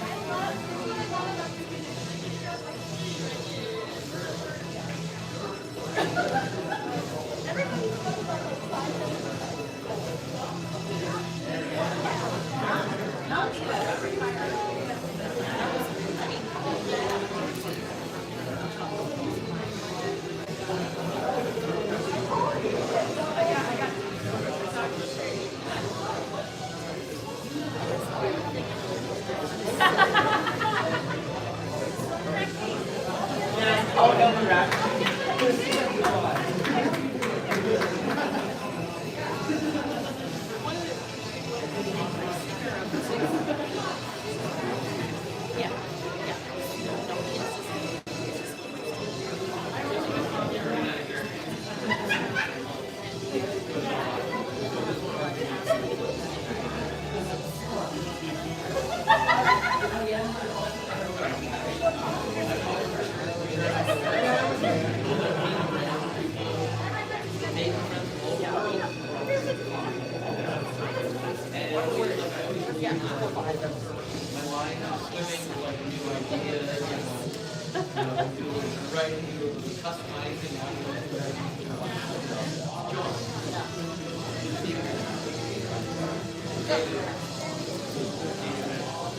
Oh, you got the potion?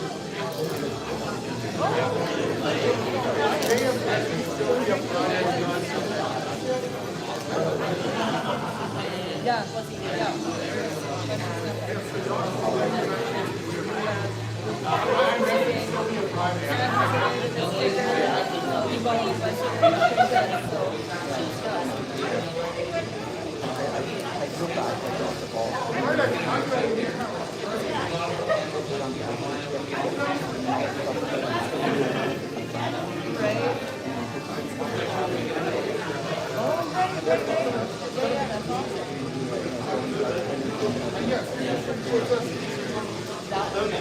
yeah, because they have contacts with the suppliers that you get lower rates and stuff. That'd be awesome. A lot of that is making that connection with like factories and stuff. So if they've already bought it, that'd be awesome.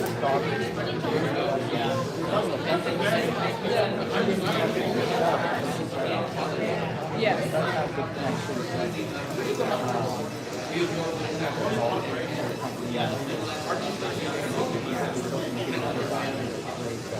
They do the pattern and then they ship it to the manufacturer? Yeah. Right. Because yeah, it's anything coming in from China to the States. Is she from the States? No.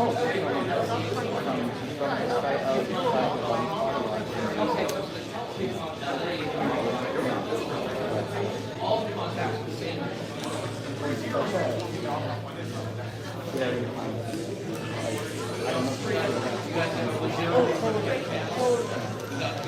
Yeah, I'm curious if you could do a simplified flip, because digital transport flip to get it looking like what it should look like, there's a lot of parts.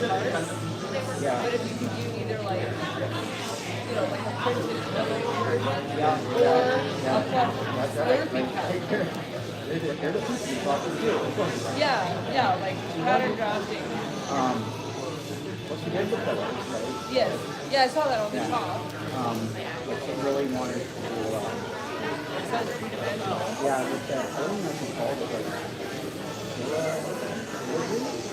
like things like from the office armor and stuff. Okay. Yeah. Oh, interesting. Really wanted to do Make it elaborate. quite complex. Yeah.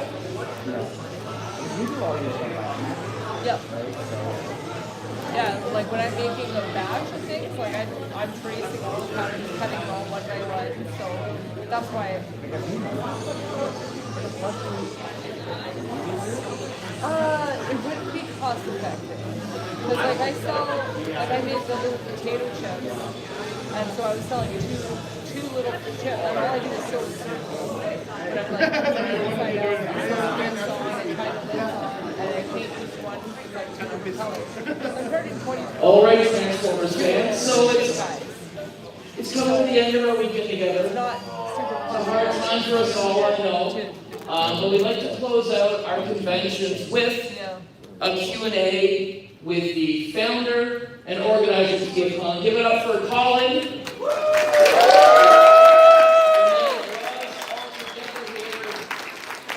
Decades ago, and then they keep running strong.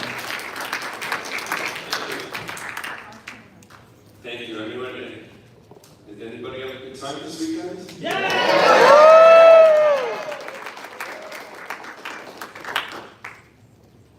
Well, thank you all for being a part of what ended up being running the biggest TFCon Toronto of all time.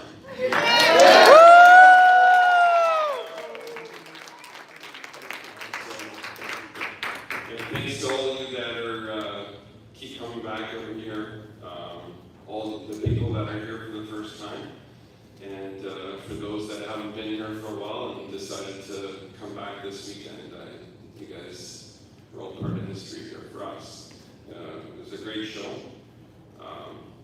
so great that we had to slow down ticket sales on Saturday. It was crazy. So I think that goes to speak to what everybody's been a part of, the staff and the volunteers making this event so amazing year after year for everyone. I always want to thank them, because without them, this show wouldn't go as smoothly. So thank you guys, all the purple shirts, all the yellow shirts.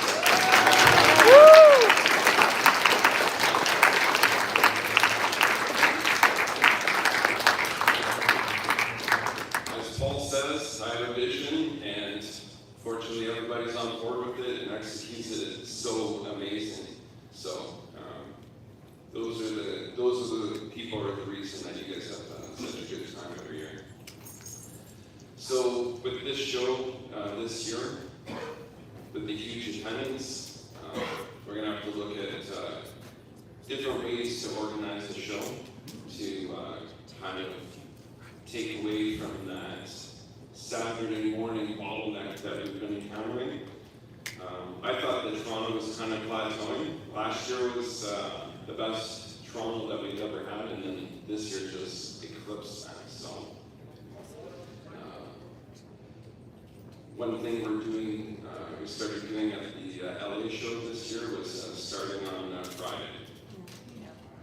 So that might be something we're going to have to consider for next year, for starting the deal over on Friday night, and implementing a preview night. Anybody interested in that? Yeah.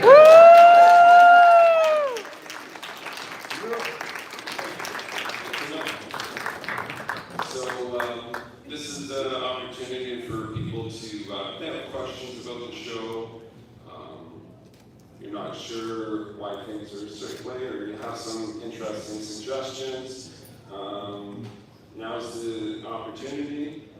If you don't feel like asking today in person, you can always feel free to send an email through the website, and I get all those emails, so I'll read your feedback, okay?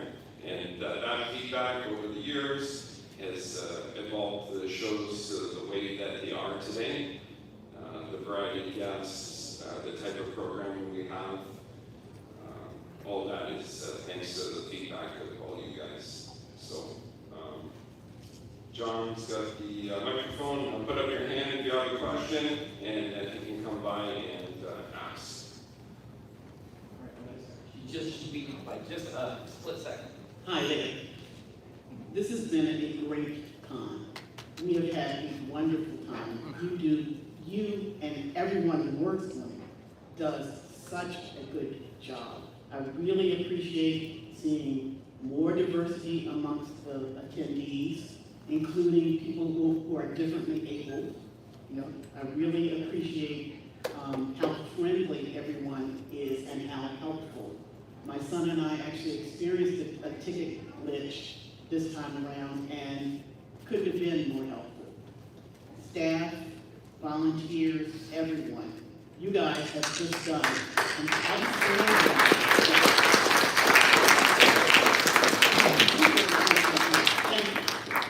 Thank you. Always a pleasure to see you every year. Hi, this is my first time at TFCon, and it's the first time I've been to a convention at all in like 12, 13 years. I have had a lot of fun here, and I'm really glad to have come. I don't think I got as involved as I should, but I think I will the next time I come, because I think I definitely want to be here again next time. I wanted to inquire on what are the chances of there being a larger venue in the future, just for like a larger building with a little bit more space? Yeah, well, that's definitely something we're looking to do in the future as well. there's not a lot of facilities that are of large space that is able to accommodate kind of a niche group like the Transformers Convention. Obviously, they're not going to be volume like Comic-Con does. Like, Comic-Cons are in convention centers, and there's a reason, because there's like tens of thousands of people. There's just not enough attendees for a niche show like TFCon to accommodate something like that.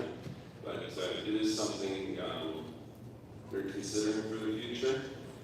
We do love this facility.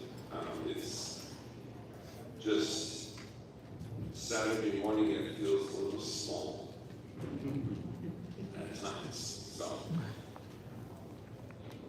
we're gonna make changes to try to keep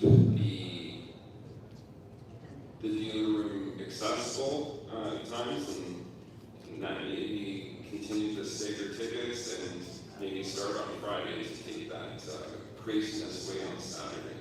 That's the next step. Hi, again, first time for us as well. Honestly, we had a fantastic time. Flew in from back west in Vancouver. Sort of related to my question, has it ever been considered to have a TFCon in West Coast in like Vancouver? And if so, what kind of hurdles do you think would be, like, you need to get over in order to make that happen? So I did look at Vancouver previously. We did do the show on West Coast of LA. So we are there. I don't know if it's going to be a quicker flight for you to go down to Los Angeles than it would be to Toronto, but it's kind of about the same. But we do hit the LA every March. Vancouver itself, we have looked at it, and it's got to be the most expensive city, one of the most expensive cities in North America to do an event at. I think I could probably do one in New York City for cheaper, to be honest. It's really crazy. So, and I understand there's a lot of talent that lives in Vancouver, and I know we brought in a couple today, this weekend for the show. Unfortunately, it looks like it would be not very cost effective to do a show out there, and that's the reason. I'm sure that you understand, living in Vancouver, the pricing of housing and everything, it's very, very high, and hotels are at a premium as well. So, unfortunately, it's probably not going to happen. Understandable. Thank you, though. Hey Colin, see you again. Twins. As always, my question is always the same about how it goes with getting guests here. Whether next year for Toronto in particular, we have some special guests come for the 20th anniversary of 2007 film next year. Yeah, so next year is the 20th anniversary of live action movies. And it's also the 25th anniversary of the Cybertron trilogy, Transformers Armada. So I think that you may see a little bit more guest focus on those genres as we're looking to book for next year. Thank you. Okay. Hi. I have a really quick couple questions, if that's okay. My first one is, I'm a new parent at the convention, and one of the issues I did have this year was finding space just to calm my little one and possibly change him. The staff were very helpful, but that wasn't knowledge of where the family change rooms and restrooms were wasn't widely spread, so that's just a suggestion, just to have that information distributed a little more effectively, just so we don't have to. I think that's on the map on our website.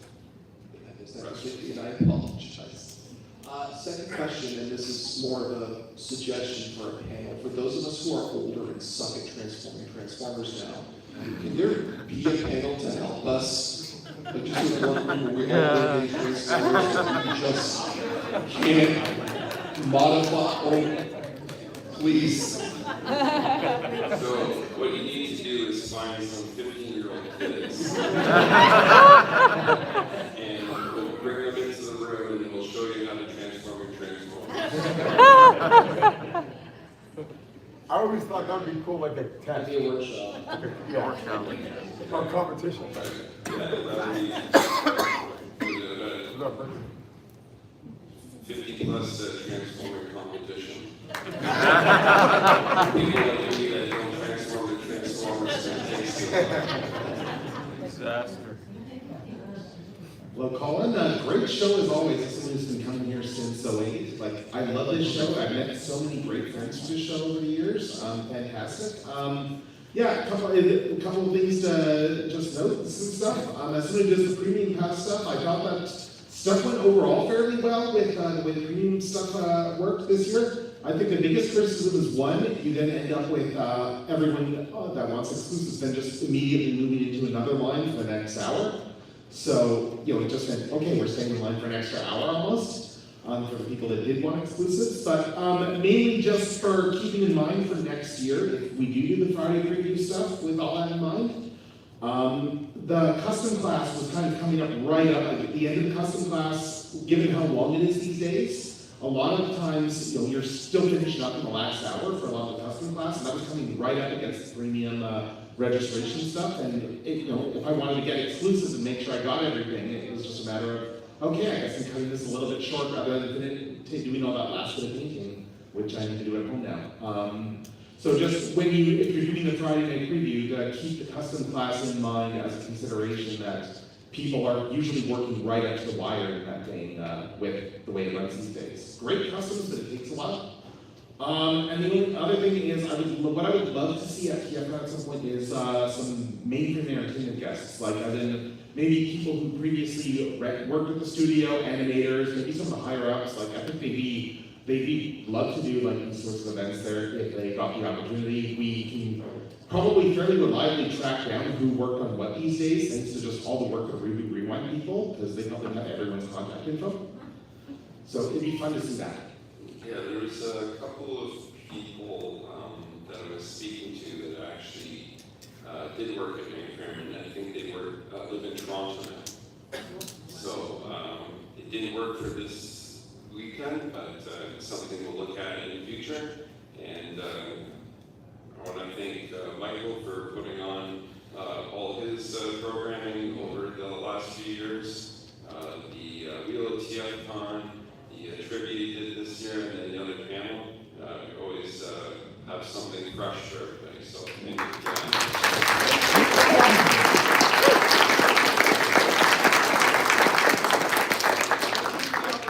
Thanks to the AV people for running this stuff every year. Yeah. Yes.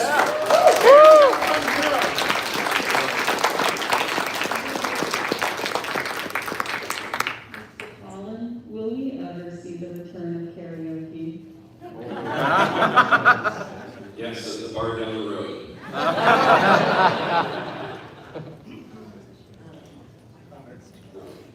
I've been singing this too much for me.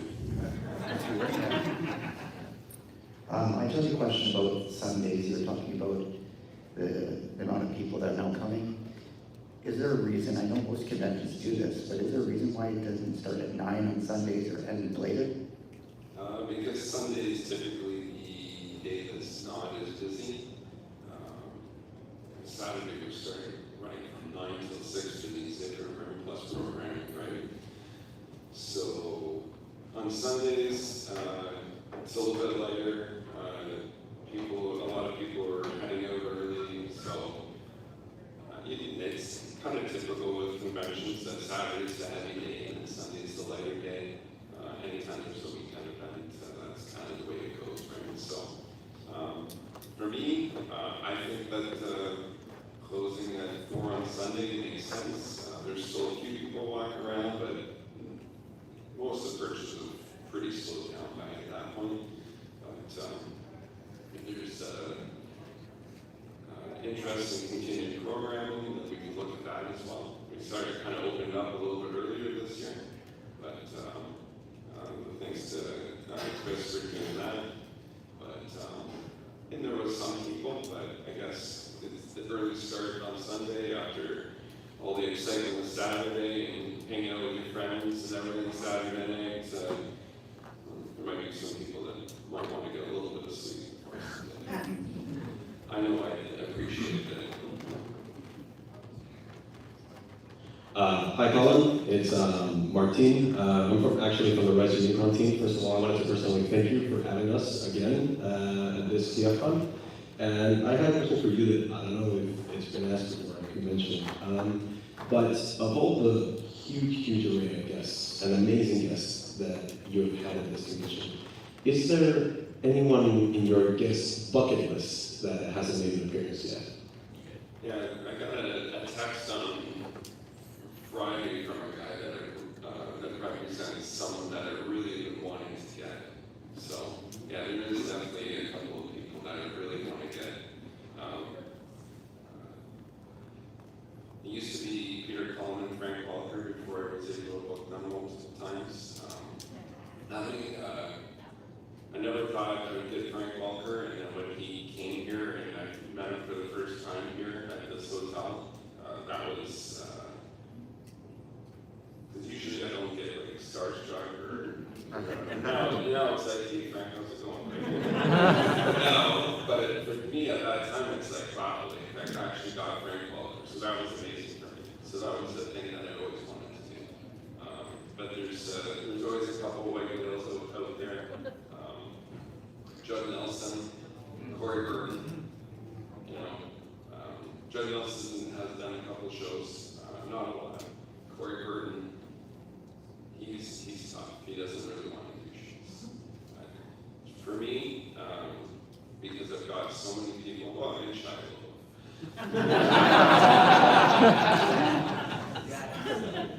Really one day. So, side note, apparently Shiloh did do an appearance this weekend, and we did the entire convention shirtless.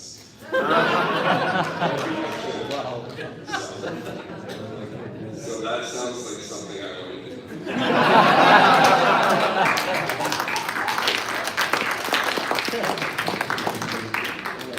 And we've got 5 minutes till the next panel. I'm pleased you're having fun. We've got a Goober question over here. No Goober. Actually, well, not so much, you're be careful now. Not so much a question, I just want to say, like, I've been coming here to the con since 2002. Only questions, Goober. Can I pose my question in the form of a thank you? That's not a question. Well, regardless. I apologize in advance then, but thank you for another awesome TFCon. And thank you for coming.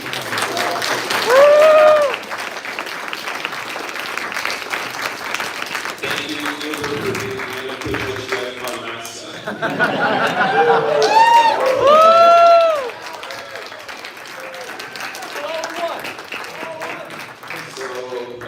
I've got this thing here. I think Paul Idiot approved it, so I just have to press one button, so we'll see what happens. So let's see. So we have upcoming shows. So we're in Orlando this fall, right close to Disney, so great destination for anybody that's looking to go down there. We may have some, well, I think we're going to have some really cool guests at that show. We've already announced Greg Berger and David Kay. David was here, obviously, but we've got a lot of guests coming to that show lined up to start being announced this week. So that'll be a really fun one if anybody's looking to travel. And then, let's see, we are returning to Los Angeles in March. So that'll be a fun one. That is quite the beast, quite the lineup of guests we have there. And then following that, we're coming back here, same weekend next year. So I hope that you guys are able to join us at one of those shows, and we'll, as long as you guys keep coming, we'll keep doing it. Thank you very much for being here.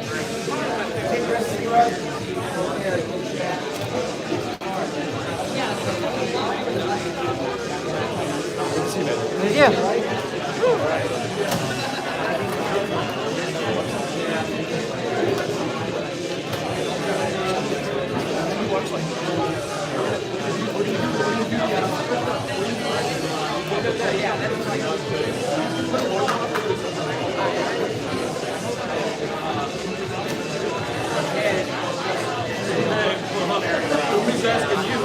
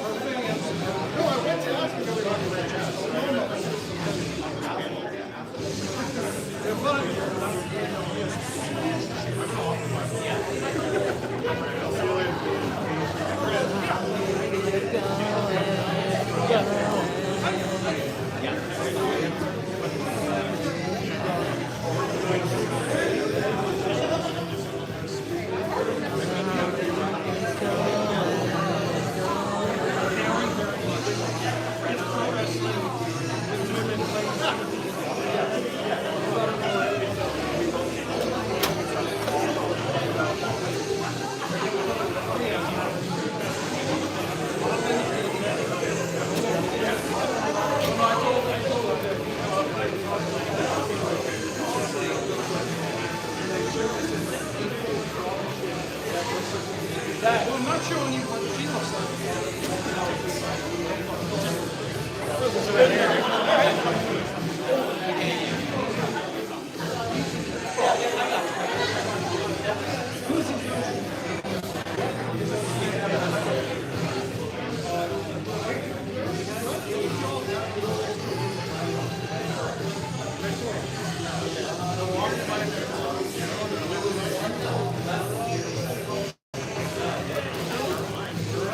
Come on, get out of the way. So clean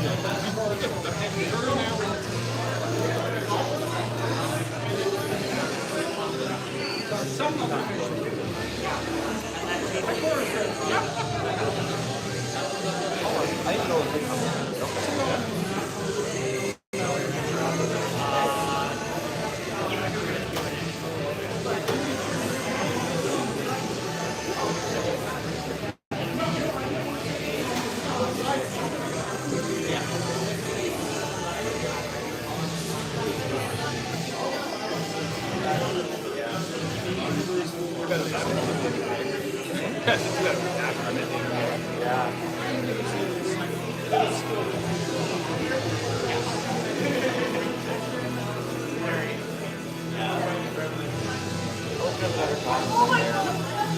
I get a we get a transmittal.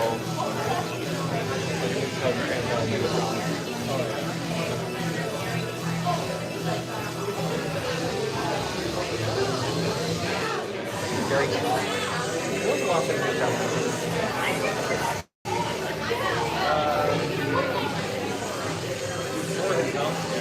yeah, I mean, that's true, yeah.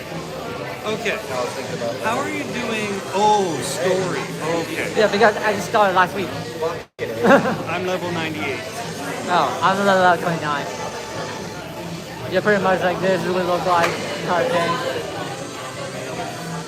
You're pretty much like, I'm a Grimlock fan, so Grimlock's always been on top, no matter what. This is it. Last panel.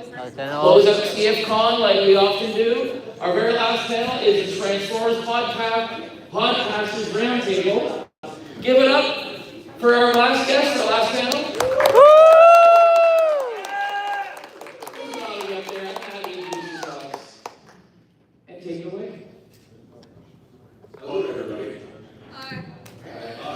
Thanks for joining us, and yeah, this is, we're closing out TFCon Toronto 2026, and we all love talking about Transformers. That's why they pay us the big bucks to do it on the internet. Okay. $1 million.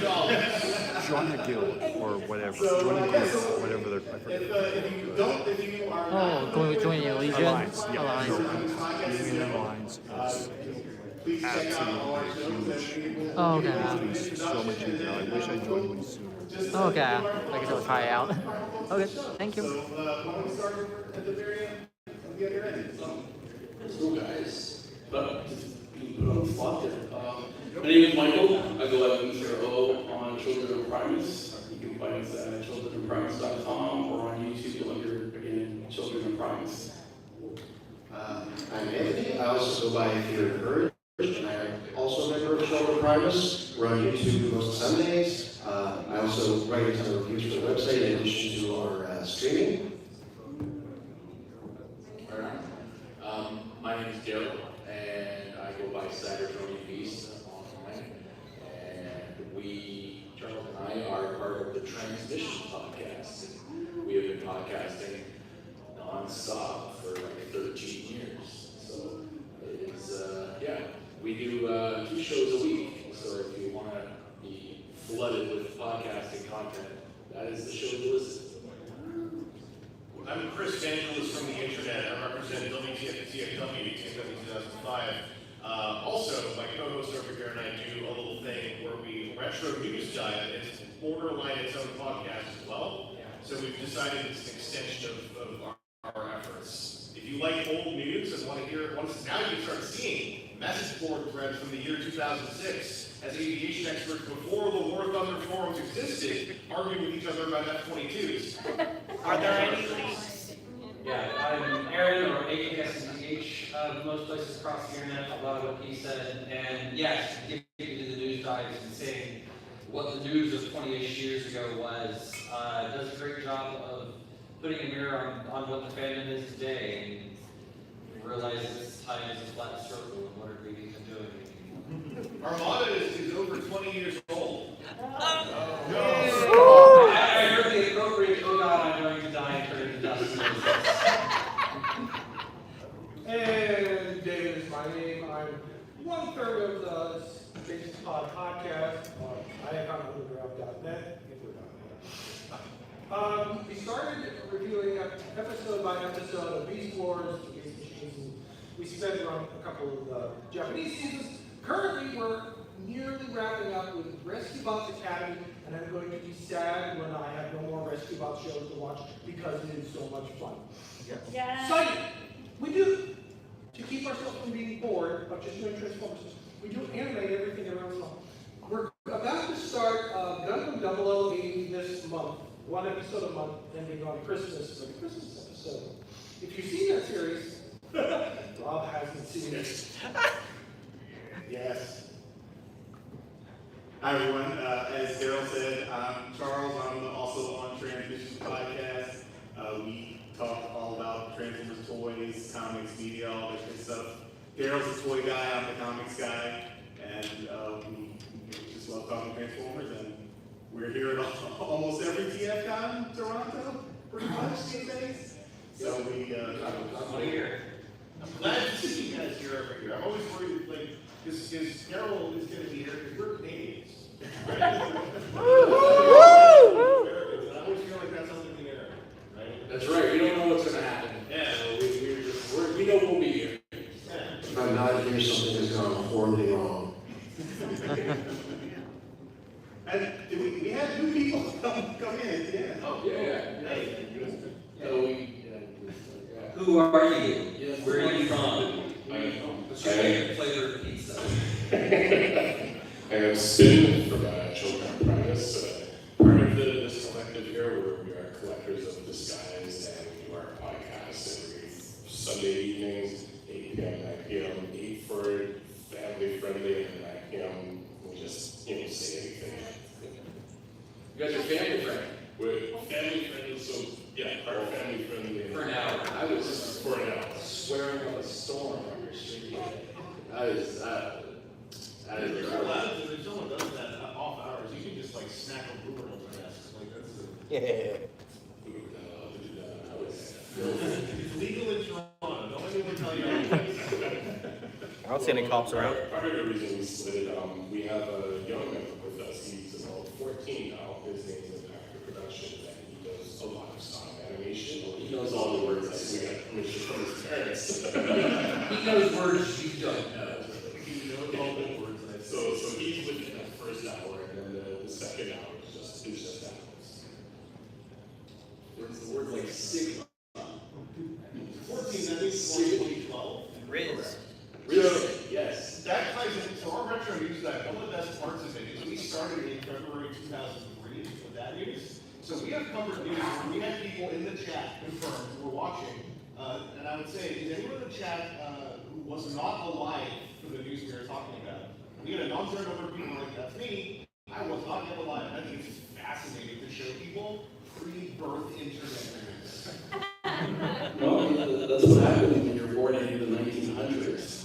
Yeah. Stop. We're gonna have flying cars by 2005, which was 21 years ago. Whoa. It is the year 21 years. Banjos, you're bringing the mood down. I'm bringing it up, I'm laughing. Oh shit, what We're did gonna we have do to all now? of them too. So how was everyone's con experience? Give us some high points of TFCon 2020, TFCon Toronto 2026. What did Children of Primes? You were streaming the whole show, so how did that go? I think it went really great. We had you on. We had her on as well too, other guests. We had David coming on. We had Danny coming on, who's doing action figures. We had a great lot of just random people coming on as well too, talking about what they got and showing their prizes that they were able to get. And I think it was a fun. It's always a fun time. It's just a little tidbit. It's our 5-year anniversary. Woo! Yeah, so we just want to talk to you guys and tell us your experience about it. Give me about the other conference. So I think we had a good time. Nice. Awesome. I mean, for me, my story is really simple. I was barricaded all weekend at Alex Film Group. And that was, I mean, I had a great time there. I helped out Alex, and it was a really good time. I got to meet a lot of people. Familiar faces on the ground, but I definitely saw once, twice, 3, 4 times. At least 40% of the convention population is lined up there at some point. Yeah, you know what, I can really justify for that. It was a long way. Yeah, always. Alex told us, right? So, yeah, and it was fun. It was good. And I always joke, but it's totally serious, that he helps me because he keeps me in there, and I can't get out and spend any money. So, yeah, it's very helpful to me in my wallet. So, I don't mind helping him because it's nice. And, yeah, he's a good guy. But, yeah, for me, it was a nice, easy weekend. And, yeah, I mean, I literally didn't see Chris until we walked This through. explains it now. Your operating word was barricaded. Yeah, I was. He stuck me in the corner, and then he blocked off the exit, so I was stuck. This is legal in Toronto. Totally legal. Yeah, and no, it was good. But yeah, I got out today a little bit. I got on Children of Primus and talked a little bit to them about that, my experiences today. But it was good. Yeah, I had a first experience this TFCon is that I got to do some panels, but I was slotted into the morning first slot on both Saturday and Sunday, and I still stayed up late. And that was a fascinating experience. So I was 10 a.m. on Saturday and 9 a.m. today. I slept about 3.5 hours last night and woke up with a rock gut. But it was a good time. Our panel looked great. Today's panel, Fighting Fandom Burnout, once again is another panel in my series about healthy collector mentality. And I always think this time is the time people are going to say, I don't want to talk about this nonsense. But no, once again, had a great turnout and talked to folks during and after the panel. And it was, it made me feel like I'm doing something that's useful, which is always really nice. Also, I finally bought one of the dang Funby signal lancers that I wasn't able to get last year. So, Yeah. So that's my story. Yeah, for me, it's the normal. It's like a family reunion of people that you want to see, not the people you just happen to be related to. And then I also got to, it was supposed to be a joint panel with contracting stuff in general, and then he had other things happen, and so then it suddenly became a fly by the seat of the pants. Oh, I figured this out, type of thing. And I think with your help and Jay up here as well, I think they did a pretty good job of talking about some of that, and maybe lessons learned for don't try to get the panel slides done the day of the show. The day of the panel. Yeah. I'll throw in that also was a really fun experience for me, so it didn't feel useful for this like very strange skill set I developed. Yeah. It was kind of cool to be able to deploy that to help someone else. Yeah. Thank you for the report. No problem, no problem. Robert, introduce yourself. Yeah. I don't know, this was my third TFCon in a row. I'm gonna try to come to every single one after this. I was just relaxing this year. I mean, just vibing, chilling. Accidentally buying way too many acid storms. But I don't know, I had a bunch of them. I got a little. If you got to the seeker acid. Yeah. Okay, sorry. I thought you meant Ori Toy's acid storm. Or acid rating well. Yeah. That's still really cool though. Aww. Very cute. Yeah, so I had a great TFCon too as well. I love coming every year, seeing all my awesome internet friends. Growing up, I always once I entered adolescence and teenagerdom, and I felt like I was kind of the only one who still played with Transformers. So it's nice to see now, 50 years old, that I'm not alone, and there's lots of people who enjoy doing that. And I also brought my daughter for the first time, so.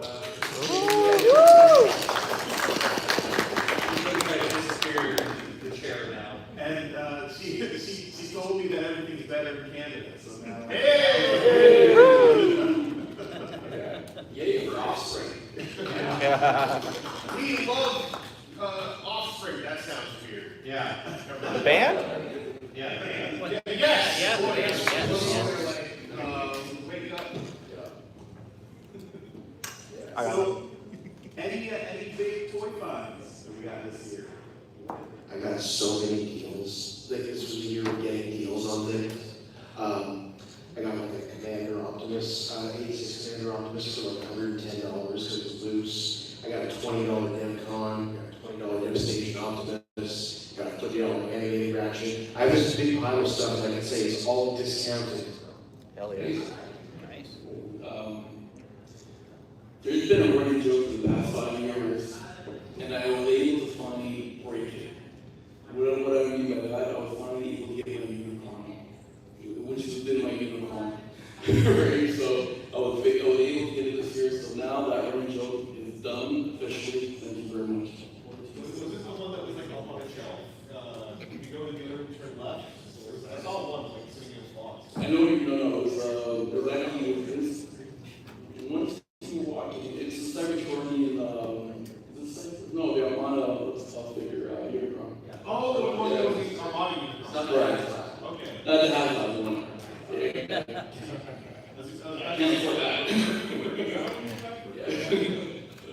Decades ago, he missed out on a chance to get one cheap in a store, and he heard about it ever since. So he's never going to talk about it anymore. Funny for that is, doing for myself was finding a defense sword, which I haven't had in so many years, just a complete set of them. So, just reliving that 1986 Christmas, was like now I have this figure again. I watched him build it, it was adorable. How did you keep asking questions? Was it like loose or was it a gift set? It's a Japanese gift set. Ooh! Yeah, that's warrior. That's super juicy. That's It's a spicy meatball. Did you ever get the guide for the Rognes that I saw you with? I didn't, but I found the G1 Rognes, but he's missing the kind of, I think, the blast shield. But I don't think I had that last shield 4 years ago, so I'm okay with not having it. Nobody really needs. Yeah. That's a trouble. Yeah. Right on. I mean, like I said, I was stuck most of the weekend, so I didn't do much, but I did get out during Friday night, and I found a G1 Squeeze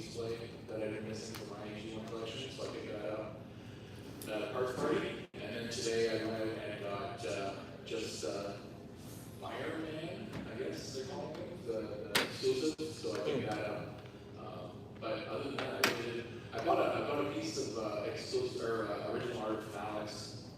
Part of his, one of the original pieces of his Hot Laura book. So I bought an original of that. So if you have the book, it's the Metroplex picture. That's a unique sound.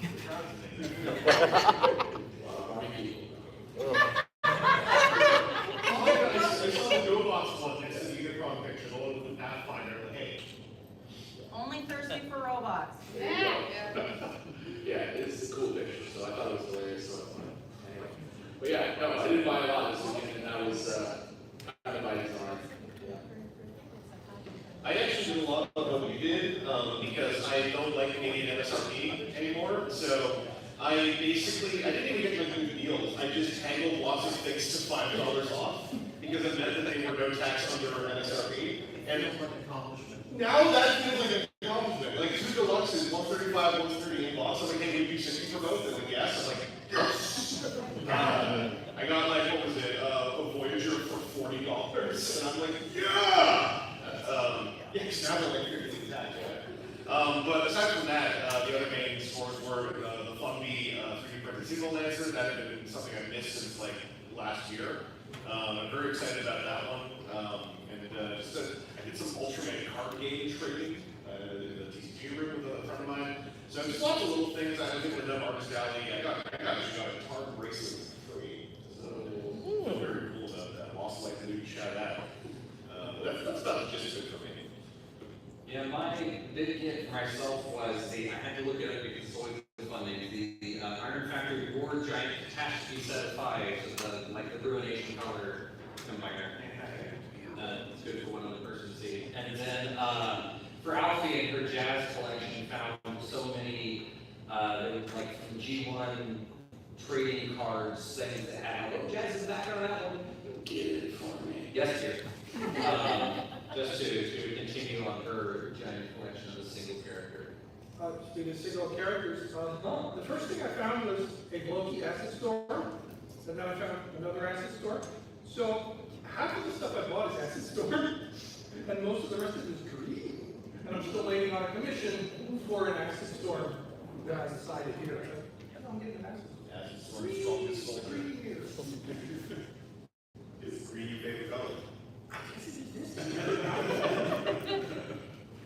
I picked up an Iron Factory, the mini box. I got a Huffer just because that gave me nostalgia from when I was a kid. Huffer was my first Transformer back in the 80s, so I love that guy.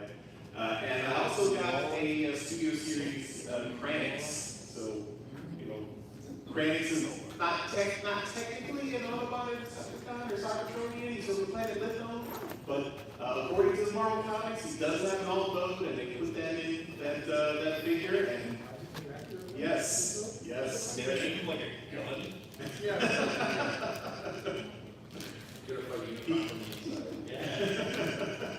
How would the movie go for next time? I mean, we were bugging, but he had all this opportunity to buy some times for people to get their prize. He did. So I'm not doing that. I told you, I'm not doing that. Am I stuck between my two dads again? Yeah. We know he's going to do it. I'm not doing it. No. Did this power dynamic shift because you weren't able to go buy comics, and now you got like? I had comics. Oh, I did. Andrew Griffith is working on Power Rangers right now, and I bought some Power Ranger comics to support him.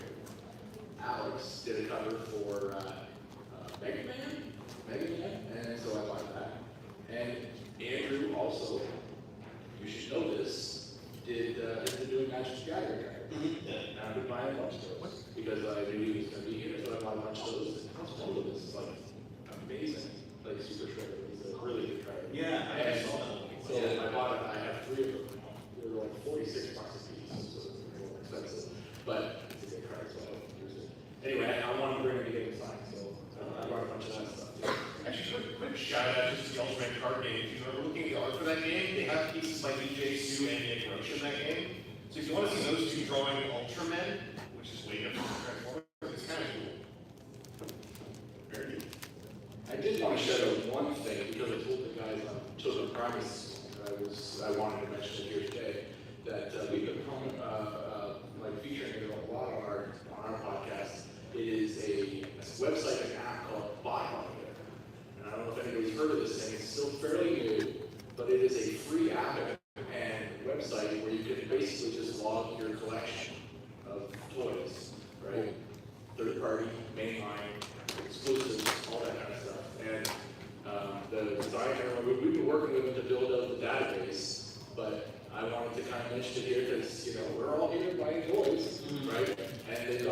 They've got Lokis on there. They've got all kinds of stuff, and it's licensed, it's going to be on there. We're still building up the database. We've got thousands of stuff in there already. But if you've got a Transformers collection, you should be on here because eventually they're going to have the valuations working properly, so you can have your own collection listed and you'll know exactly what the value of it is. And it's 100% free, and the designer is hoping to keep it free. So BotMinder is the name of it. Android, iOS, the website, you can just go on the web. So, yeah, check it out. You know those Magic the Gathering things where you like slide the card in to scan it into your collection? Yeah, I have that too. Would it be cool if you made like just a big slide into a giant tub and you just like you get a picture before it breaks? Yeah. I mean, we could just have the phone and the tablet take a picture of the Transformer and automatically, you know. No, the slide part is the really cool bit. The app does have the ability to scan barcodes, so if you have the barcode of that, you still have your stuff all sealed, right? So you can do all that too. But yeah, I think it's a really cool app, and I definitely wanted to mention it while we were here for this today. So yeah. Cool. Thanks. Maybe, I don't know if we have a mic here, but maybe we can do some questions and answers and see if Evan, what are you doing back there? His job. I'm sure the crowd has the vocal power to reach us with their hearts. And that one. AKA also, you still look when we walk up. I mean, there's not a lot of people in here that can just yell at us. If you walk to the center of the room and project, it will probably have a similar effect. Yeah. Gordon's on it. Oh, you don't want it. Thanks, Gordon. Thank you. You're welcome. Thanks, Gordon. By the way, feel free to ask us literally anything. It doesn't have to be about podcasts or Transformers. Like, if you want to know how many quarters you have to put into a sock to give someone a concussion. You keep going back to that, then saying you have to pay for the Patreon. Yes, you're called marketing. You're just diving for Patreon dollars. Okay, why not start with me? Oh, is it working? Yeah. There we go. Okay. 2, 1, 2. Now, question. How much did you spend the entire event this year? I think I spent $400. Everything? Yeah. I'll say it's a problem for future Aaron to figure out. I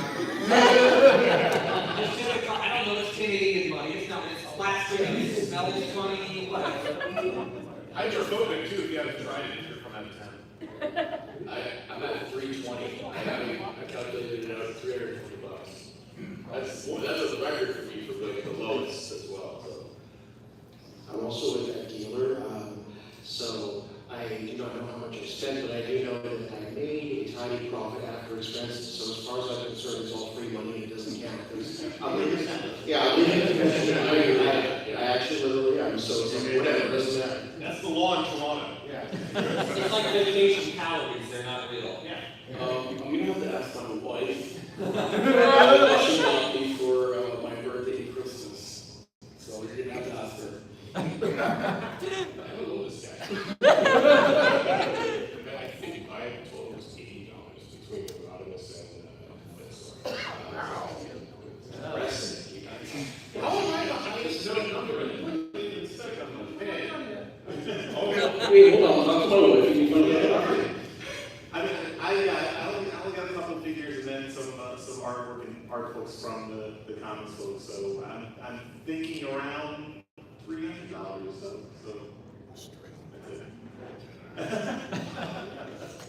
it. A lot of deals. I think it was maybe a little over 300 between toys and archaeology. And I'm waiting on a $300 commission. Okay, is that you? Okay. What about you? I just tapped the card and That's basically free. yeah. That's how this is going. It only cost me one beat. Yeah. Metric beat. That's magic. Okay. Thank you so much. What did you spend? Did you spend it? Yeah. Yes, it's how much? Someone $620. About $2,000. according to CBR. I'm gonna go $1. Yes. I'm sorry, you said me over that. And 3K. A plus. No actual number, no. But at least I know it's definitely 460 because the option, the highest it goes, 460 this year, and that's me. That's the only C.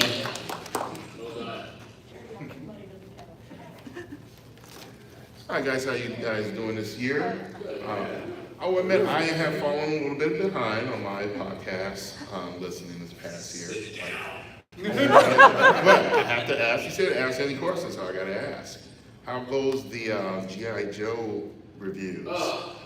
We're really proud and honored for the G.I. Joe reviews we're doing here at Transmissions. We're glad you're enjoying it. And we're looking forward to announcing more really soon.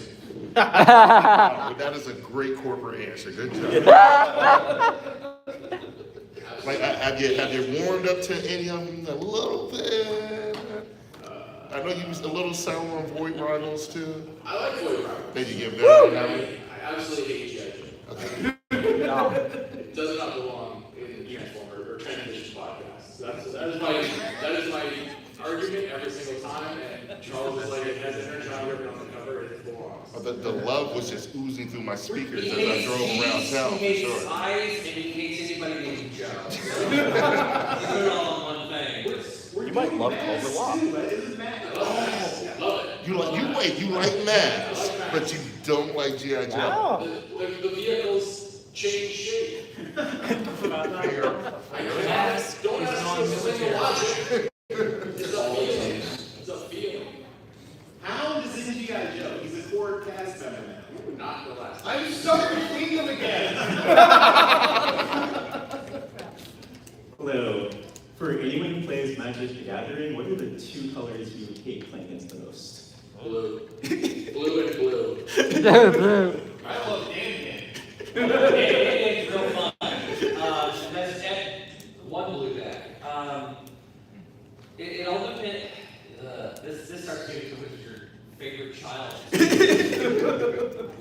More so it's about the strategies. I'd rather straightforward decks that are trying to do their things than grindy, I'm trying to build my battle cruiser and get very upset when somebody has any sort of disruption type stuff. So in that case, it'd have to be like a black and green. I'll say it's white. Yeah. Because a lot of people run white stacks and have no plan. Yeah. They just make the game stop and they're like, okay, so what are you building to? Nothing. Oh, all right. Thank you. I have nothing to contribute. That's it. Oh, it's down here. Okay, so after I was looking around at Saturday, I realized that you can find a lot of obscure toys around here and some of the older timeline toys from the older series. So it made me wonder if I could try and finish the minor set I had when I was a kid that I could never finish. And I was missing two pieces of it for the Constructicon Maximus. I was missing just his legs. So I've been going around asking a whole bunch of different vendors if they had like the individual pieces, but they didn't. So in relation to that question, have any of you had any trouble finding some toys and tried your luck here, finding them? I have been missing the missile for Universe 1 Reptilian for over 6 months. Nobody has it, and the only sold listings I can find listed like it's a rare G1 part, and it's not. It's dang Reptilian Universe 1's tongue missile. So if anyone has one, like, I've been missing. I got the Legacy Core Volcanicus, and Swoop has been missing one of his two fist guns for 2 years now. That thing is gone. And I thought maybe I would find one here, but there were no swoops. There was only other time I watched it. There was the only swoop I could get was in a box. It was sold as a set that I would not break up. So if anybody has a spare core swoop, hook me up. But the other thing, my white whale, and I'll give it up at this point, a Machine Wars hubcap. That is my white whale. I have, hubcap was my first Transformer. I have every other official hubcap. I don't have that one. I've never seen one. If anybody ever finds it, drop me a line. Is that the orange one? This is a little yellow garbage truck. They made tow line from them later, or ID. Black one's voice, yellow was hubcap. Like, I know I can get some of these things online, but that's kind of besides the point to me. I like showing up here and getting things person. Maybe I'm limiting myself and I didn't understand. It's the hunt. Yeah, it's a hunt. I never go to eBay. It also comes down to the price you find online. Some people will be selling it for over $100 sometimes, and you know it in your heart it should not be that much. Yeah, I lost Scamper's pistol from G1 Metroplex. It's like, oh, that big.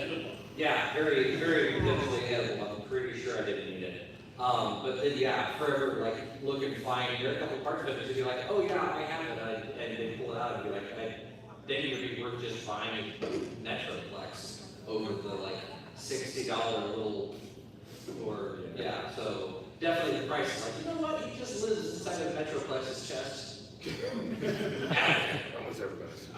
I feel your pain completely. I have a significantly large G1 collection. I'm working on completing it. I'm at 330 odd individual G1 figures at this point. Most are complete, but there are certain pieces of it that I am missing, like my G1's. What is it? YouTubers? I don't know. I'm forgetting the name. It was like Optimus Prime? Yeah, that one. Okay. Star Saber, but I have the other piece as well for him, like the Leo. Victory, Leo. Yeah, Leo. So anyway, the Star Saber part, he has his sword, or sorry, his gun. I have the sword. I have the gun with the missile from the Leo, and the gun for Star Saber just wasn't part of it. And finding a gun for Star Saber is just, it's impossible.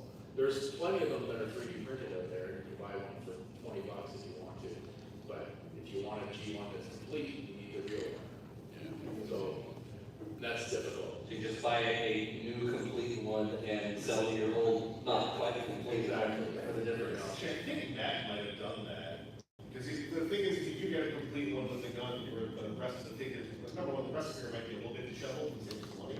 Yeah. But also, if you have a second copy of it, you have a second copy to pull parts from and refurbish.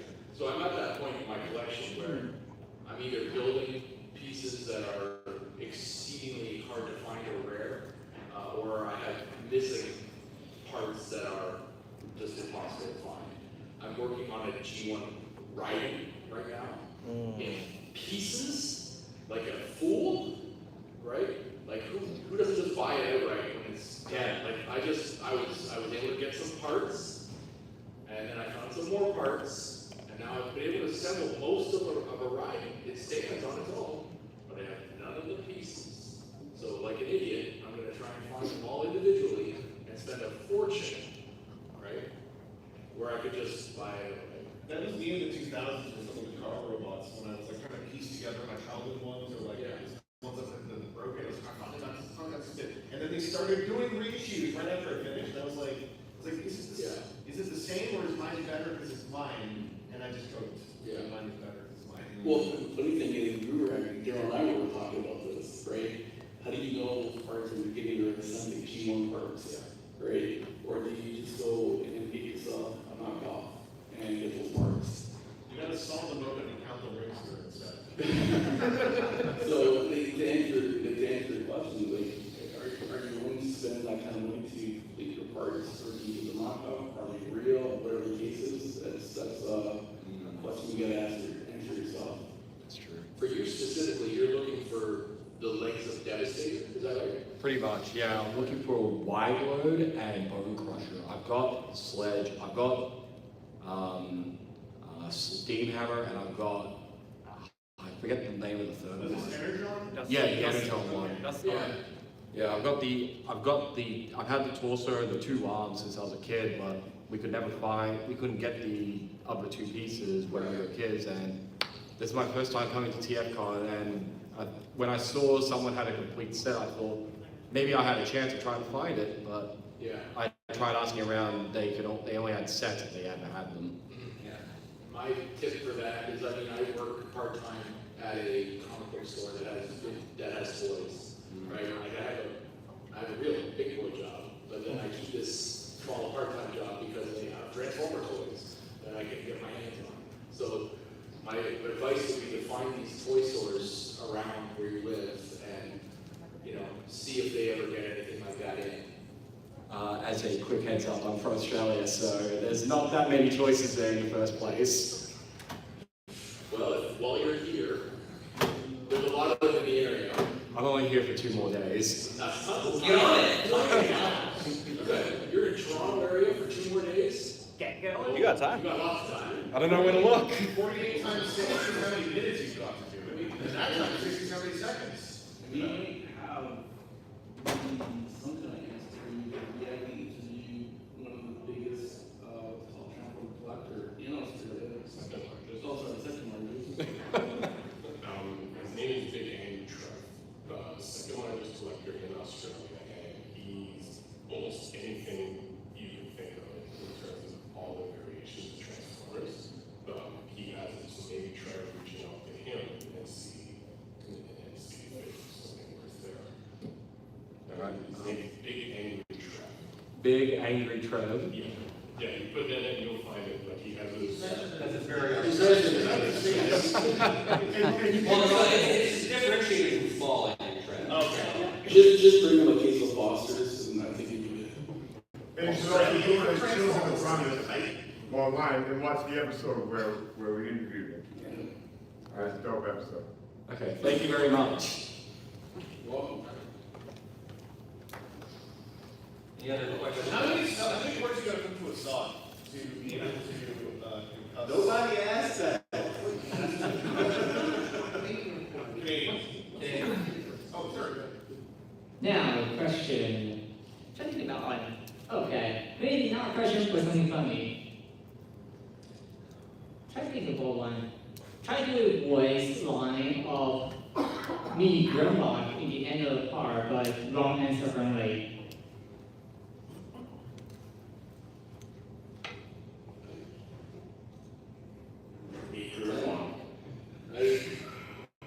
You have to keep going the end part, just the end part. I suck at that stuff, so I'm trying to help you out here. Beat Grimlock past SAT.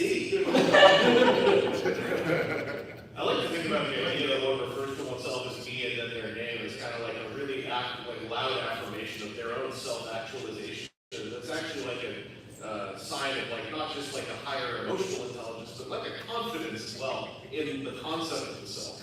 What was it? Grimlock's own affectation, or was it because the other Dinobots who kept thinking they would get Grimlock? No, me Grimlock, the Sludge, me Grimlock. Not you, Grimlock, me, Grimlock. There's also the question, right? That clearly developed between them almost like a familial tick. But number one, was that presented to them by their 2 dads? Or did that develop organically? And then if that's the case, in which one did it develop organically first? I'm sorry. So who's up first again? Thank you. All right, I'll ask the question in conjunction with the convention. Today, I ran into a Grail item that I never thought I would kind of run into anywhere. The Beast Wars, the Takara Beast Wars Wolfsbane, that was the telemarket one that came with the DVD set. Out of the blue, there it was, sitting on the shelf.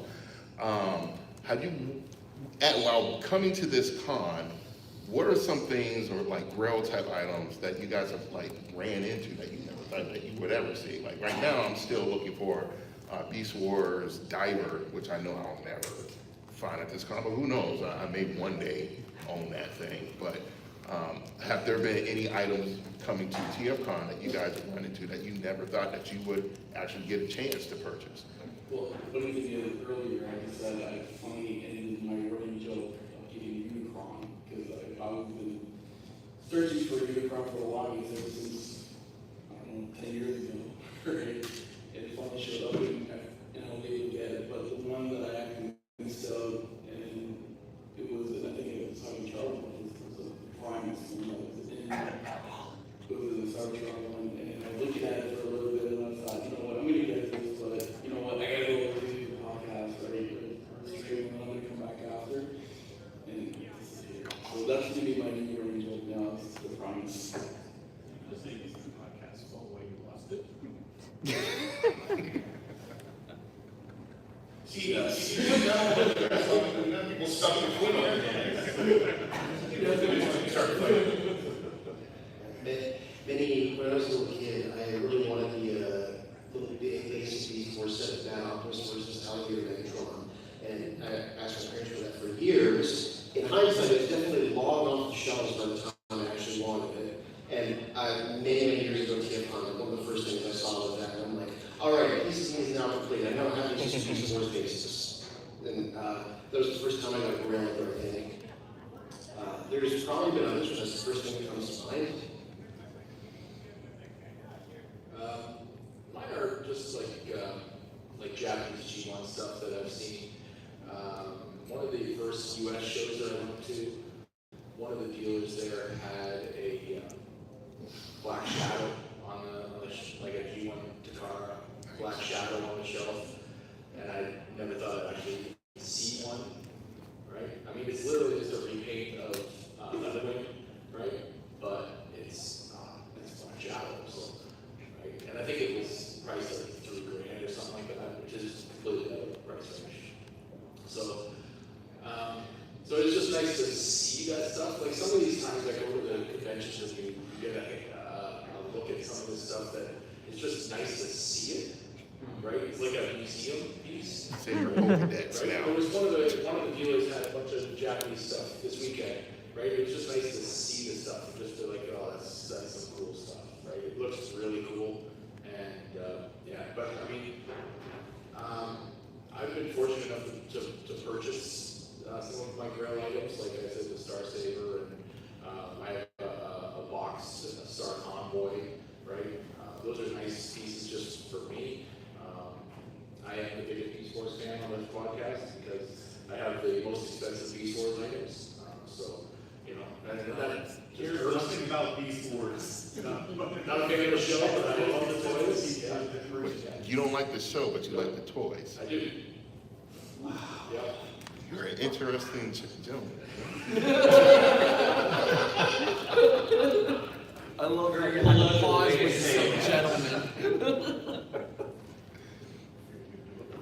I just don't know the process to say that that's such an unusual point of view. I can like things. I was actually really wowed by the two test shots that were floating around. There was the Lion Kaiser has that test shot, which, given that it's the summer of 2026, I'm kind of like, why do you have that? I'm also terrified that it apparently possibly sold. I didn't see any of those. Where did you see this one? This was when you head inside and you turn immediately to the left and walk over to the next door. There's a booth there, and they had it in a large bag sitting up on top of their thing. And this is all like random test shot colors. Was it $2,300? Yeah. Yeah. Okay. I saw that at a parts party the other day. Oh, was it you? It wasn't. I wasn't selling it. I saw it. Buy it? Oh, so I didn't buy it. You sounded very much like you were leading up to like, yeah, it's in my car. I have it right here. There was another, at the same table and one nearby, I also had a test shot of, I think it was not the one that we gave away at the YouTuber panel, but a different retool of the 07 Voyager movie Star Stream. It was like $300. It had like more missiles or something. Someone bought that too. So the Thunderbird. Yeah.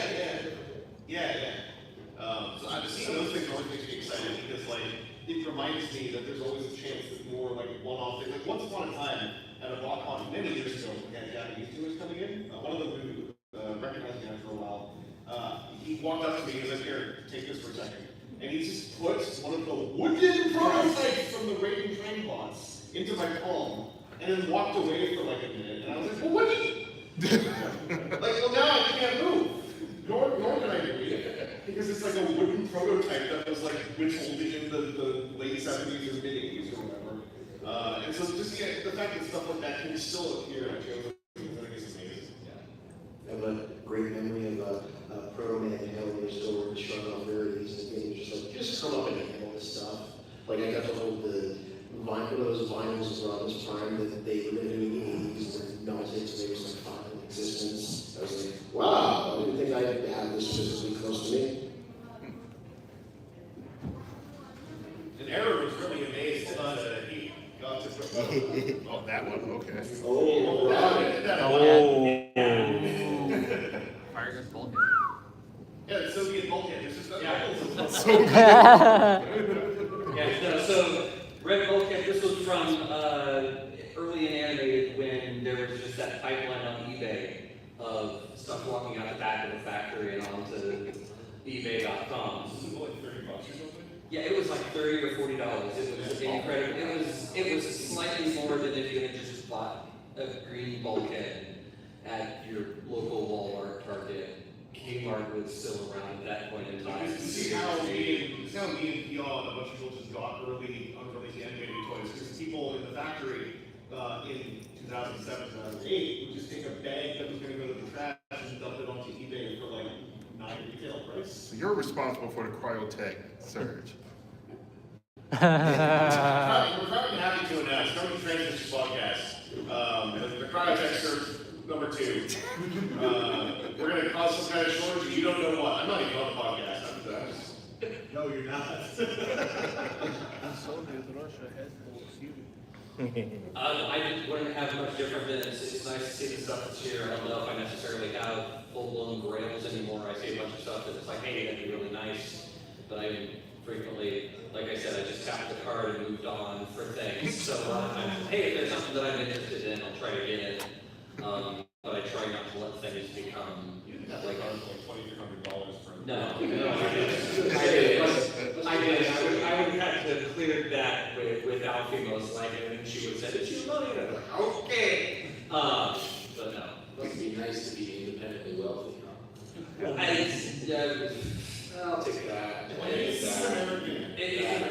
It's also, I know that we are using Monopoly. I know that Aaron in a month or two is going to be looking at those credit card bills going past here, and what have you done to me, you absolute horrible piece. So what's yours? Oh, well, measuring the grail is kind of hard because it's like two levels. It's like, okay, this is something I expect to find, and this is something I'm never going to expect to find. Last year, like, I got back into Transformers like right after Classics, so I never got Jetfire. Found a Jetfire last year, completely great.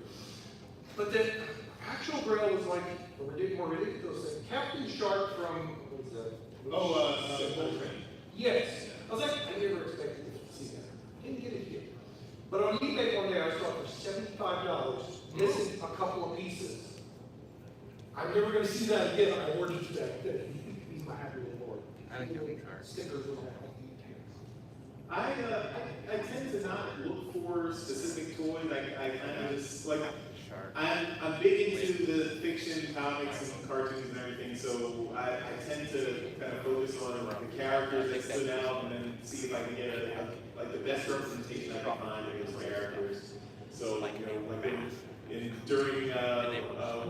More Than Meets the Eye was a big comic, I was into getting versions of Overlord. So not the original G1 Overlord, that was too expensive, but a lot of third-party companies were putting out Overlords or a legend scale Overlord, because that's more reasonably priced, it's also tiny, so it's kind of cute. So those are the kind of things that I tend to gravitate toward. And also like weird, quirky things that just are nobody cares about anymore. Like I found some of those Find Your Fate books, like basically Transformers Choose Your Adventure books. I found a bunch of those here at TFCon, and I just went on like, let me see if I can find them all. So I think I've got one left that I haven't found, but I've got most of them. So that was cool. I think it's the 9th. Like there were 9. I had 1 through 8, so I need yeah. So I need one more.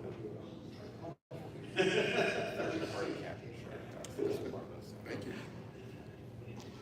My question is, sorry, the comic rug is starting to hit, but what is your favorite Transformers art piece that you guys own and why? I know Richard. Hi. No, not that I don't. The Shockwave that I got from an artist named Richard. I wonder if Jazz that I got from an artist named Richard. I'm never feeling a jerk, so I'm a Richard artist. I'm going to go with a couple of posters I got from Nick Roche of all the records and all the Lost Light cast lined up. Yeah, they're really good. I like them.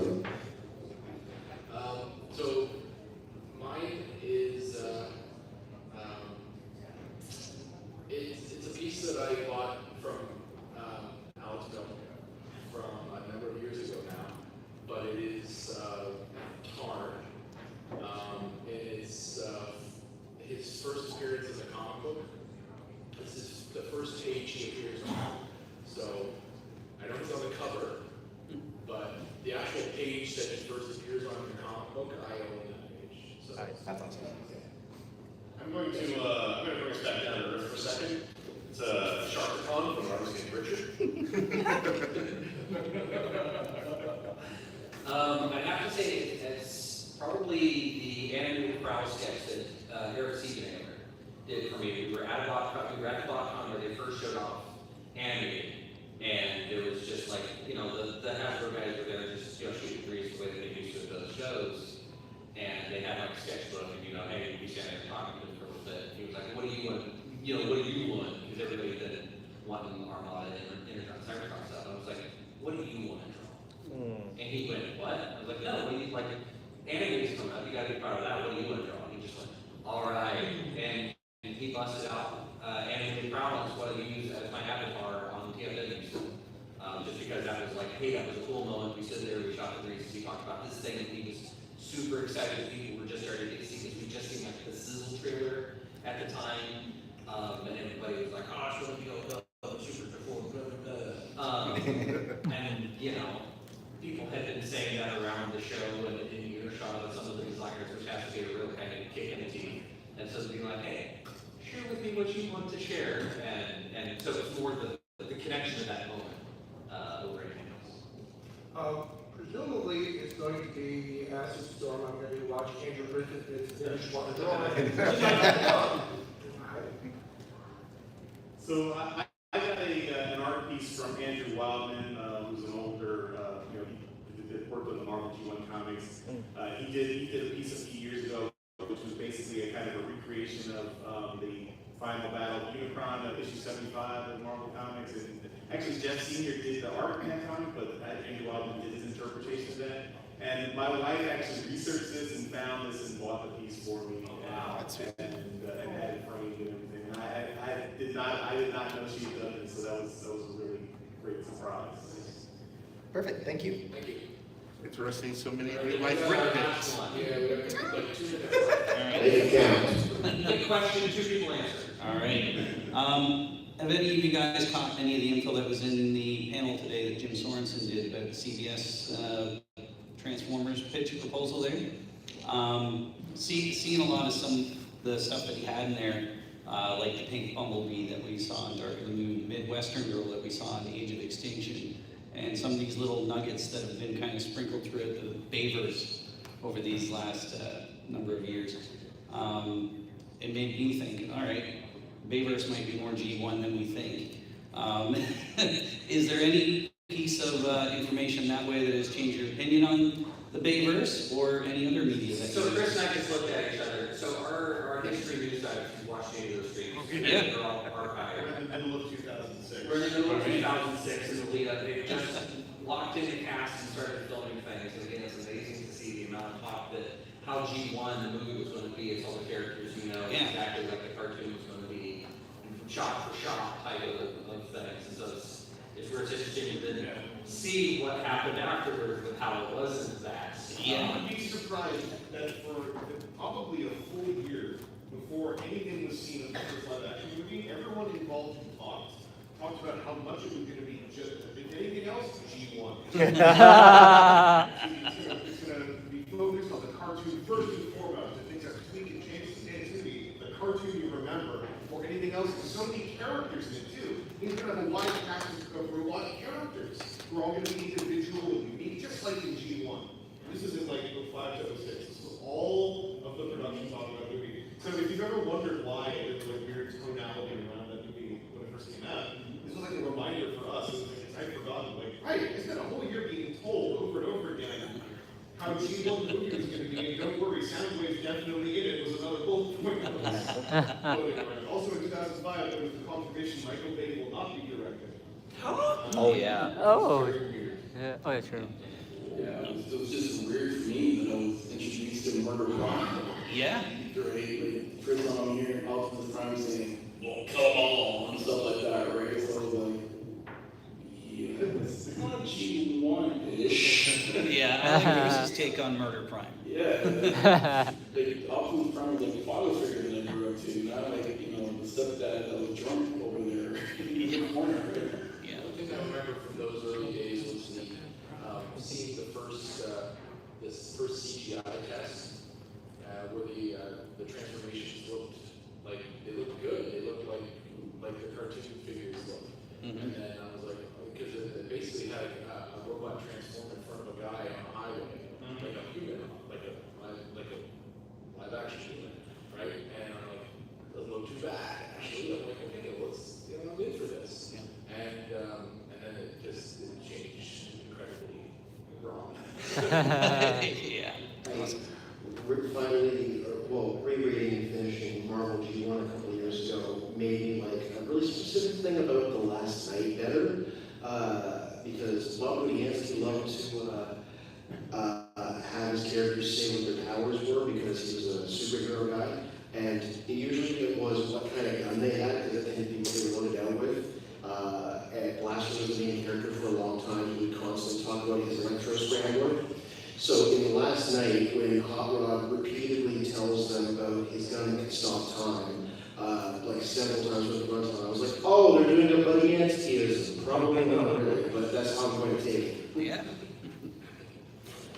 All right, I think we'll close it out there. We'll wrap things up here. Thanks everyone for joining us at the TFCon Toronto. Thanks for all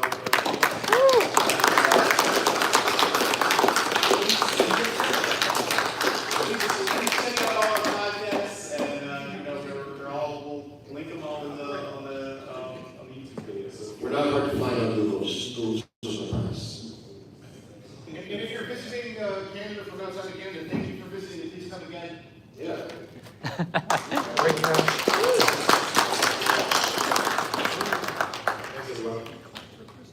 All right, bye. Go home.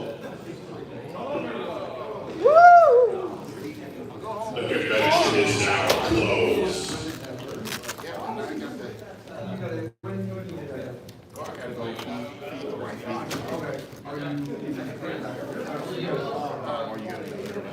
You're